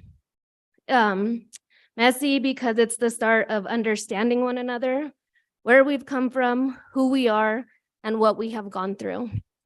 And being able to understand that, being able to have the empathy to walk in someone's shoes is very difficult. There's a lot of misinterpretation, and it becomes muddy and it becomes messy. But it does do something that's very important, which is it also forces us to be vulnerable. that is so difficult. And as I have said, messy work, and any start would feel this way. So I want to say, I think any start to this process, and I think we could all propose thousands of starts to this process, but they'd all be messy. And it's because we're a diverse Santa Fe. But we have to start somewhere. What is important is we are starting somewhere that is going to force us to move forward. And I'm going to talk specifically to the resolution, what that moving forward is going to look like. The work of saying, as a community, we are willing to move forward by acknowledging our pain and the pain of others, the pain of others being a priority in my mind. Acknowledging our differences and our own lack of understanding of each other. This has opened our vulnerability, which right now may not feel positive or comfortable, but in fact, it is a necessary step to healing. Seeing the wounds that you all have been brave in sharing publicly today is part of the process of healing. So thank you for that. In fact, it's necessary for unity, for empathy, and for projecting our love for our city and passion for our history and using that to work beyond the obelisk. And I say that with complete respect to those of you that have shown the wounds so publicly of what that has caused you. But the work goes beyond the obelisk. And I think that starting there, and my co-sponsors and I trying to create a symbol of the fracture within our community by showing the fracture of what has occurred is a big part of where we are coming from. Our history has been redefined. I've often said we have a new history. It transforms every year as our youth influences our city. As people stand and are brave enough to create change, our history transforms. And we were trying to start at a place in our proposal of emphasizing that evolving history. And what occurred with the obelisk is part of that now. So that's why the proposal for it being put back or reframed, but emphasizing how it was broken is very important because that has become part of Santa Fe's history. With that, I want to emphasize that public involvement is not going to stop tonight. With whatever decision we come up with, and whether that decision is the obelisk will be reframed, emphasizing fractures, we have made sure that there's a proposal process that still includes public input. Anything that comes forward in redesign or recreation will have to come through this same process. We will be able to hear your voices again. And I apologize if you don't feel like your voices are valued, but I will tell you from the bottom of my heart, I have valued your voices.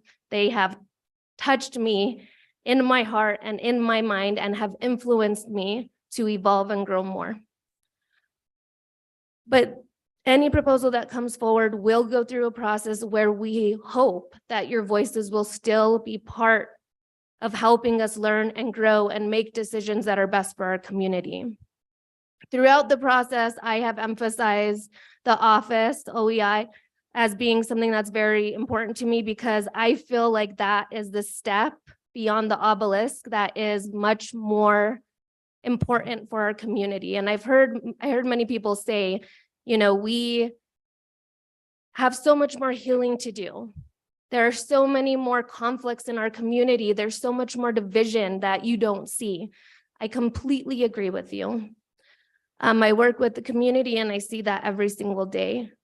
And I think that is where the healing comes. That is where I will say individually, my concentration and my excitement lives, and excitement and hope lives, because I feel like if we do it right, and if we stay connected to the right community partners and the right community members, which is all of you, that office will get Santa Fe to the city that we feel represented in and that we feel proud of.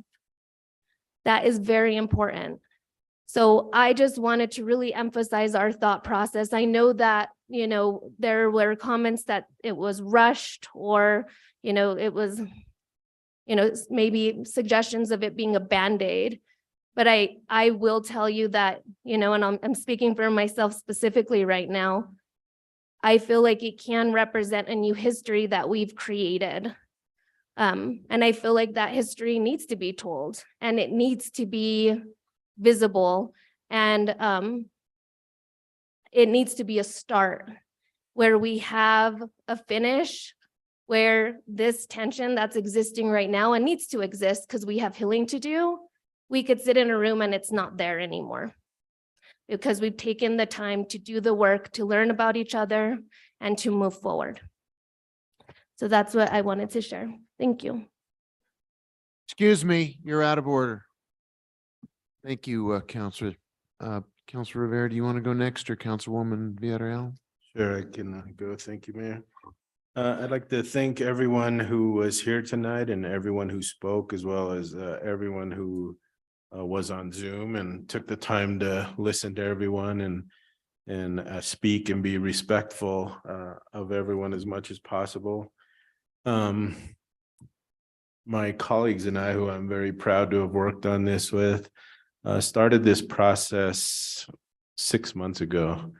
And we went through a lot of discussion, sometimes not agreeing the way many people in here tonight were saying. And we had to come to compromise amongst ourselves about really what to do.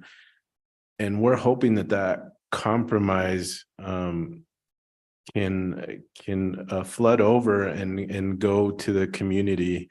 If we can do it, we're confident that the community can do it.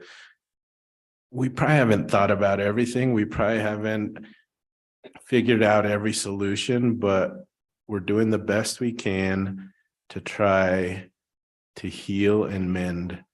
Even tonight, we're not putting it up the way people have suggested exactly as it was, and we're not tearing it down completely, but we're bringing the pieces back together and again, looking at the fractures.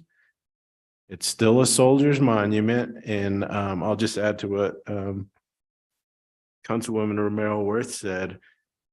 The soldier's monument needs to honor more than Civil War soldiers. We have many soldiers that have fought representing New Mexico through many wars that have happened. World War I, World II. We have Native Americans that played a significant part in some of those wars. And this is to honor all our soldiers, not just Civil War soldiers, not just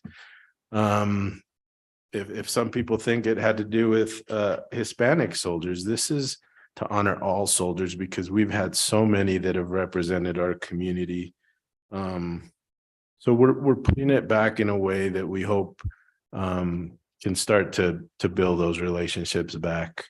It's going to take time, and we do need to hear each other, and there's going to be more process, as Councilwoman Chavez said, and we look forward to that process. That process is going to bring us together to try to have more discussion, more ideas, more input as to hoping to understand the way all sides feel about the plaza, about the monument, about things that you feel that are important to you and that you've went and that you've gone through. It's not easy. Nobody expects it to be easy. But again, if we can work hard to try to start mending, that's what we're looking for. And again, it's not an easy process, but it's a start. It's a start. Thank you, Mayor. Thank you, Councilwoman Vieira. I'm Mayor. sorry, sir. You are not going to be involved in a conversation. They get to speak. You spoke earlier. Please hold your peace. Councilwoman Villarreal. Thank you, Mayor. I just wanted to first thank folks for joining us tonight and sharing your perspectives, your lived experiences, the passion you feel, whichever side that you represent or feel strongly about. And I think it's representative of, kind of why we see this as a fractured monument and the need to mend it is because it's very clear, even through the chart process, even through our Culture Connects, how people have such different opinions about how they haven't been seen or feel like they haven't been heard. So I also want to say sorry to the folks that have felt unsafe through the beginning of this, that you've experienced verbal violence. None of that is acceptable. I know that I just feel for you because I know how that has been since this has started. I've had received threats. I've had the same experiences that you have, and I think we haven't even realized that we're experiencing the same thing on different sides. And that's, to me, is what's most upsetting. So I'm sorry that you've had to deal with that. It does affect your health, not even just mental health. It affects your physical health. And frankly, I feel like that's kind of where I've been coming from. This whole process has been horrible. Being attacked by people that tell you you're not enough because you have a certain perspective. Being attacked in personal or public spaces where you're trying to enjoy Christmas and someone comes up to you and tells you that you don't know your own history. That hurts. And I know you all have experienced that as well.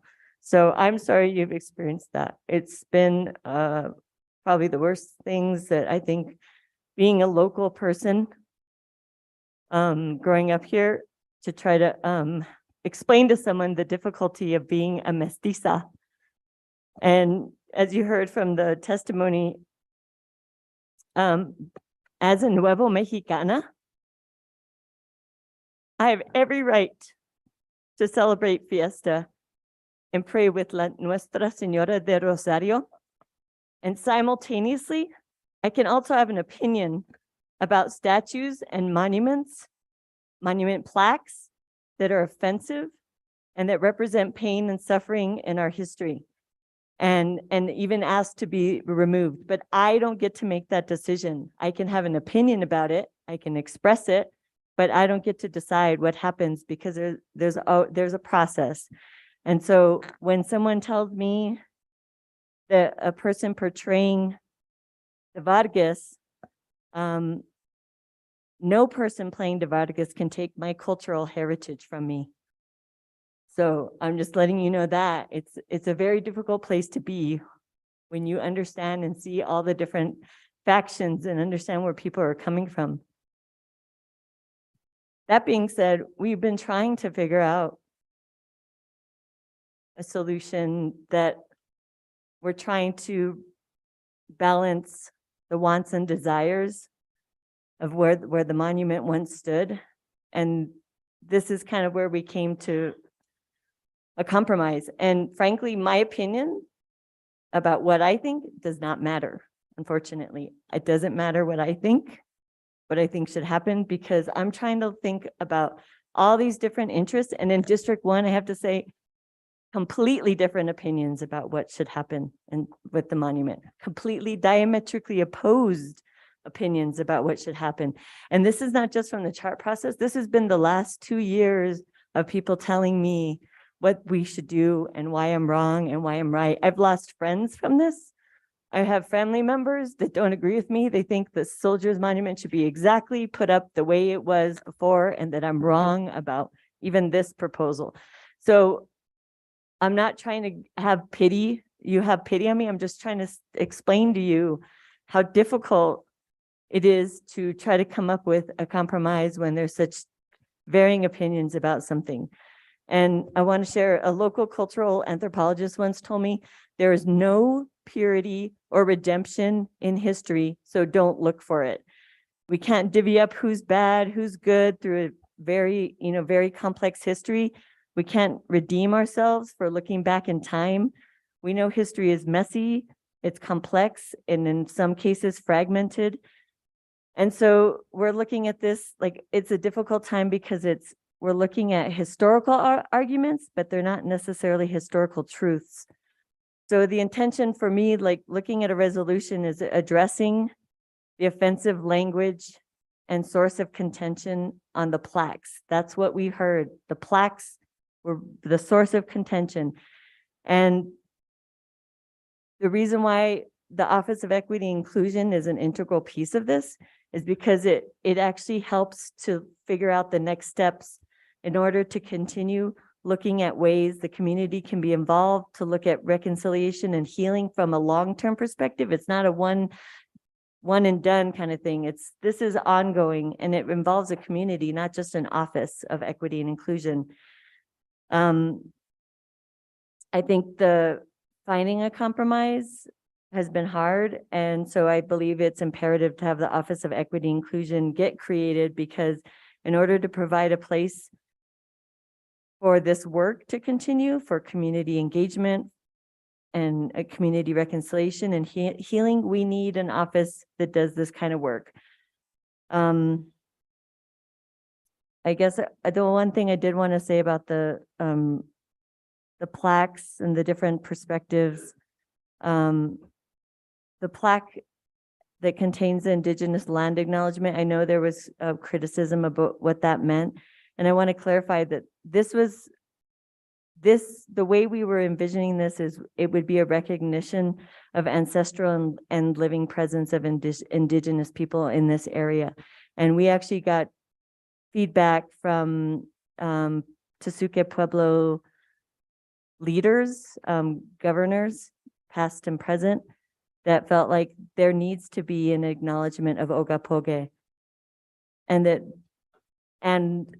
there's never been a place that actually acknowledges that. So they did have an opinion that they thought we should have something that actually says that on the plaza, whether it's on the monument or somewhere else, but they did feel like that was something that should happen. I think I will stop there and see if there's maybe comments or more information that we didn't share at this point. Yeah, Mayor, if I could just add one Yeah. more thing. Councilor Mayor Worth. So just back to the importance of the Office of Equity and Inclusion. As we're all aware, there were a number of recommendations that came out of the chart process. They are things that can't happen over time.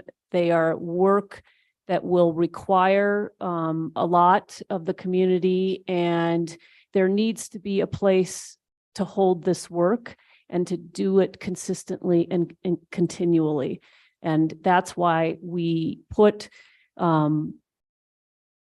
that office in this resolution, because we have work that we need that office to do with the obelisk, but we also have work that we need that office to do in city government, both internally and externally in the community around the chart recommendations. And I would just also say that I know there's been criticism that there are things that are not in the chart recommendation, but are in the resolution. And I think you've heard tonight from the sponsors about how we are, from where we sit, taking the chart report, but also everything we know about the community and the experiences we've had in trying to work in this space with the range of ideas about how we move forward. And we're trying to take all that we know, including the chart report, and figure out how to move forward. Thank you, Mayor. Thank you. And now, Councilor Michael Garcia, I think you were one of the people who took this off of consent. So we turn to you. Mr. Mayor, I'd like to move for approval so we can start discussion. Okay. Second. There's a motion and there's a second, and we will now go to Councilor Garcia. Thank you, Mr. Mayor. I as well want to echo the sentiments to everybody that showed up, not only tonight, but then also wrote us, called us, stopped us in the grocery store. It's critical that we hear from folks. I want to emphasize that as we begin to deal with the historical traumas that are impacting our community, we acknowledge the hurt and pain that is there. And I think tonight is clear-cut evidence that our entire community is hurting. And I hate to see that. And I ultimately want us to work towards a path that leads us to healing the hurt, looking towards the future, and making future generations proud of us in the moment we're in and the decisions that are forced upon us. I truly believe in my heart that the proposal before us, there are pieces that will only continue to divide our community. And that is not going to do anything but continue to dig us deeper. We need to do everything we can to acknowledge people's hurt, people's pain, people's suffering, but also acknowledge that there is a hope and vision for a greater future. And so that's where I believe that an Office of Equity and Inclusion, if stood up properly, could begin that process. But with that being said, I cannot support the proposal in front of us to rebuild the monument as proposed in this. I am going to ask you to please be quiet. I really mean it. We have a sign in front that says silent applause. That's appropriate. Please don't applaud or boo or respond. It's really, really important to maintain our decorum and our respect. And Councilor Garcia has the floor. Let him speak. Thank you, Mr. Mayor. And to the folks in the audience, I would just ask that we allow us the opportunity to speak. I know conversations are hard. It just like as my colleague mentioned, it's impacted her. It's impacted every single one of us as well on this dais. So with that, I do have an amendment to introduce tonight. It is in our packet. It is item 5, and probably the easiest way to review this amendment is reviewing the red line that's in our packet, because the way it's stated might be confusing for some folks. And so the amendment begins on page 6, line 20. And it begins to strike all language after the word "that" throughout the remainder of the next page onto page 7. And it will, the striking will continue until page 16. And we will resume the remainder of the resolution with the language: the city manager shall recommend the appropriate budget and placement for the Office Equity and Inclusion in the mayor's fiscal year 24 budget for consideration by the governing body. There is an additional part of the amendment that strikes the recommendation for the Office of Equity and Inclusion that would be tasked with writing recommended language for the proposed 4 plaques. And the reason for that is the first part of the amendment is to strike the recommendation for the rebuilding of the monument, and I feel that this is coupled with that. I'm proposing this amendment because I think that we as a community truly do want to work together to figure out how we can acknowledge our history, and not just one history, many histories, but also create a vision for our future. What that looks like, it's going to take everybody's input. And I know that we circle back to this is what chart was supposed to complete. We're not going to debate whether that was there or not. We are now tasked with, I'm proposing, we're now tasked with the process to ensure that we make future generations proud of the decisions we make today. And that's why I can't support part of this resolution. So I would like to make a motion to introduce Amendment F. There a second? Second. I think, Counselor, if you don't mind, I think we should continue with the broad discussion rather than directly address your amendment. And then come back to your amendment. Well, Mr. Mayor, I think the other amendments kind of would piggyback off each other, and I think it might just tangle the conversation more. I mean, given the amendment has been introduced, I think we should focus on the discussion on this amendment and then take a vote and then move on to another. Fair enough. So, Counselor Cassidy, you also had pulled this item off of consent. And to Counselor Garcia's earlier comment, the way our practices are, you have the opportunity to speak to it in that order. And I think you can also address Counselor Garcia's amendment in the context of that. Thank you, Mayor. I'm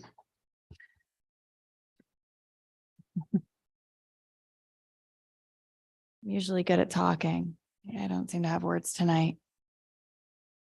I also want to echo the sentiments of thanking everybody for being here, for the numerous emails I received. I apologize. I usually try my best to respond to all of them as fast as possible, and we've received a lot in the last couple of weeks, so I am behind.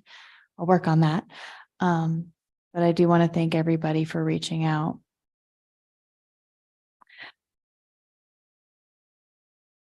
I'm processing right now. So, there's a lot to think about here. And I think that there is, so much to what the sponsors spoke of how to balance, this. One of the ways that I always try to approach decisions that we have to make is trying my best to understand all sides of an argument. And it makes it really hard because if you really, really do that, you're going to be able to argue all sides of an argument. But at the end of the day, you have to make a vote. And while I can sit here in all of the shades of gray, a vote is black and white. And that's always been tough. And this is a really hard one. One observation that I made today is I maybe heard a slight change in the tenor of the words that were coming from the public. That there was still, a lot of passion and a lot of, people feeling very strongly, but I heard more today than I ever have in any of these meetings, in any of these processes, this idea that we are fractured and that is the problem. I haven't really heard that from the public very much. It's been interesting, but that started to come through today. And I find that really interesting. And I think that is something that is suddenly giving me a bit of pause of being uncertain of how to move forward. I initially did sign on to this resolution because, as the sponsor stated, this is hard, and this felt very much like a trying to meet all pieces. And I still feel that is there, that there's really a lot of how do we, how do we kind of put everything together. And I've heard loud and clear from the community. I mean, the number one thing that I have heard from the community has been very much a get rid of the box, just get rid of the box. I mean, and it's so fascinating to suddenly hear a lot of people saying you're going too fast, because all I've been hearing for the last 3 years is you're going too slow, take care of this, finish this, get rid of the box. We hate the box. And so it's been just for an elected official trying my best to represent the interests and the desires of my community. It's been a little bit of a whiplash for me. And I don't know. I think that I do have a little bit of this question of, can we do it? Can we have these conversations? Can we actually put together these fractures? Can we fix this? And that's not something we can do. And it's, I mean, that's not policy. You know, we make policy, we make laws, we make rules, and we can put structures in place. And I don't know. I don't know. Is the community really at a place where it's kind of, has this been the moment of saying, okay, wow, we are really broken. Maybe we do need to take the minute to heal. If we're going to be vulnerable tonight, why not? I had a really fun therapy session today where, you know, I was talking to my therapist about one thing that I've been challenged with for the last 2 years. And I said, I was like, I'm just tired of this conversation. I don't want to feel this anymore. And she kind of, you know, we were talking about this process of like, you got to go through it. And it really sucks to go through it. And there's not really a place to jump. So I don't know. I mean, maybe this is a question for the community. Are you willing to go through it? Are we ready to go through it? Is there actually the place where this conversation does make sense? If we were to push this off, is there actually the desire to push this off to figure out how we put together? Or is it the desire to push this off because you're not happy? And if we hope that if we push it off long enough that it'll change to be precisely which way, you know, an individual wants to go. And I don't know. And maybe that's me asking for feedback from the community on that specific topic. Because we are broken, and I found tonight really heartbreaking. So I'll yield the floor right now, as that felt like a lot of me processing out loud, and I apologize for that. I normally try to not do that, but this seems to be a unique scenario. So thank you. Thank you. I'm looking at the clock. It's 11:19. We have until 11:30 unless we suspend our rules to go beyond 11:30. So I would entertain a motion to go beyond 11:30 so we can continue this conversation, or take the temperature of the governing body and decide what you'd like to do. Councilor Garcia, you raised your hand first. Thank you, Mr. Mayor. I know that we've got a lot of potential actions in front of us. And is it possible for us to say we are suspending our rules until midnight, and we will recess at that moment and continue the work next meeting? We can, the short answer is yes. The governing body has it within its power to decide if it wants to suspend its rules, and if so, to what extent. You could pick a number, you could pick you could pick a time. However, the governing body chooses to go forward is within the power of this body. So I'll then make a motion to suspend the rules and continue the meeting no later than midnight, 12 a.m. Second. There's a motion on the floor to suspend our regular order so that we will go past 11:30, but Councilor Garcia has suggested that the deadline would be at midnight, and at midnight we would then adjourn this session. Is there a discussion? You're looking like quizzical. Go ahead, Councilor Casson. I'm wondering if it is beneficial to kind of break that in half, or as we have done with some of our public hearings of land use, as we kind of come to a natural conclusion, a natural stop, and then pick it up so we don't lose that momentum. Because once we start, you know, really going into the domino of decisions, it gets a little bit hard to bifurcate that. So I would actually propose that we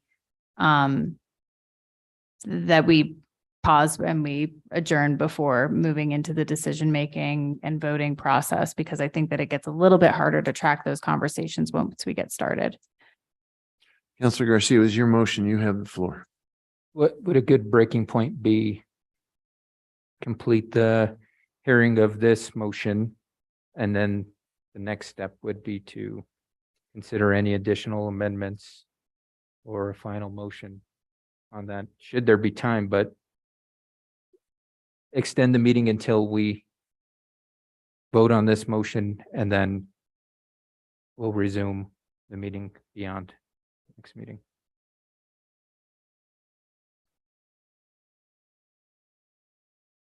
I'm looking at the city attorney. I know it's, you usually have a way of framing what we're trying to accomplish.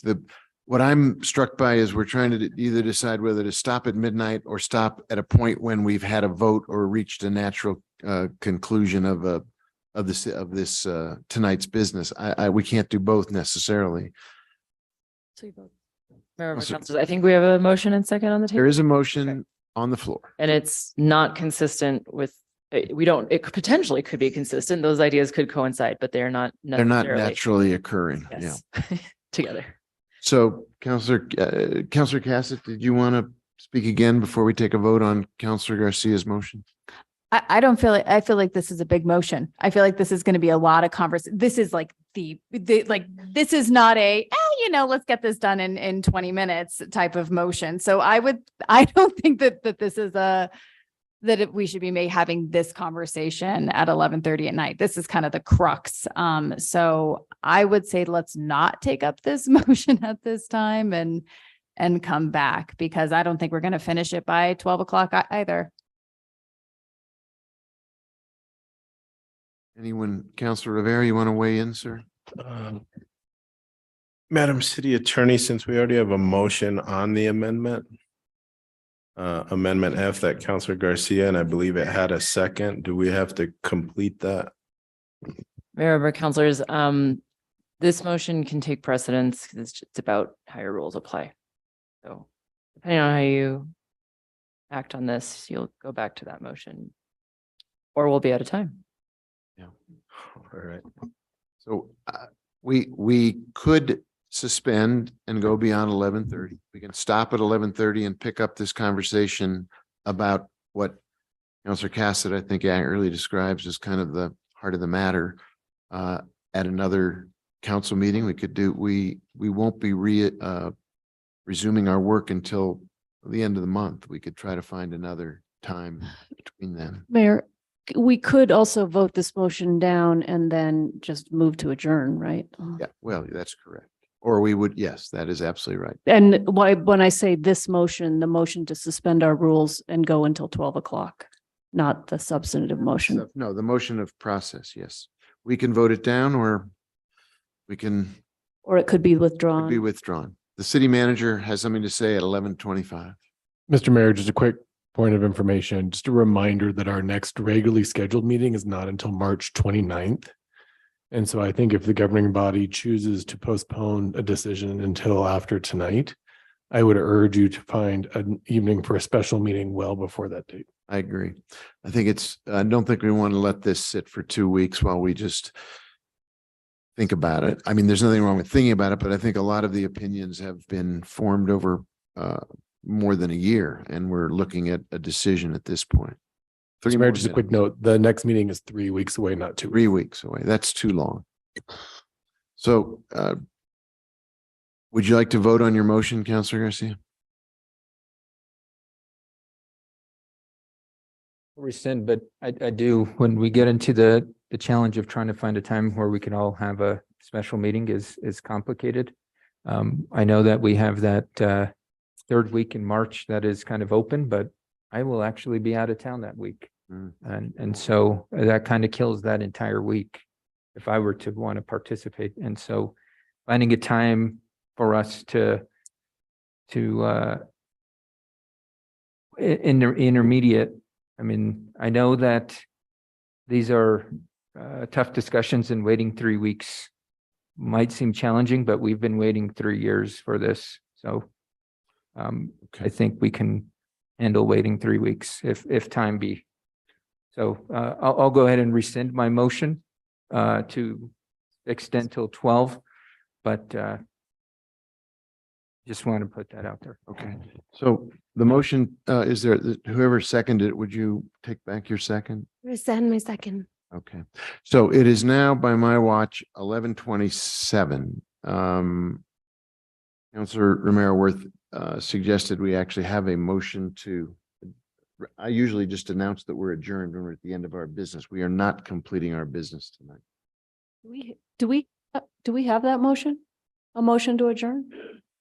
I don't know. We've never used that. However, councilors, we don't typically have one. We don't need one. It is possible to make one.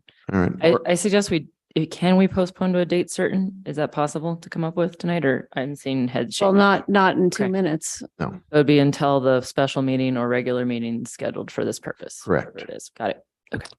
so it is 11:28. So I could make a motion to postpone until the next regular meeting or a special meeting, Whichever occurs first. whichever occurs first. Yeah. I can do that? Yes, you can do that. Then I do that. Second. Okay, can you, I think we just need to take a vote on this and then we're going to adjourn and thank everybody for coming.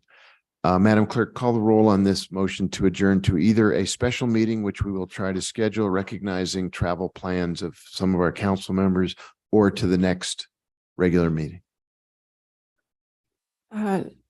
Councilor Romero Worth, can you restate that to postpone?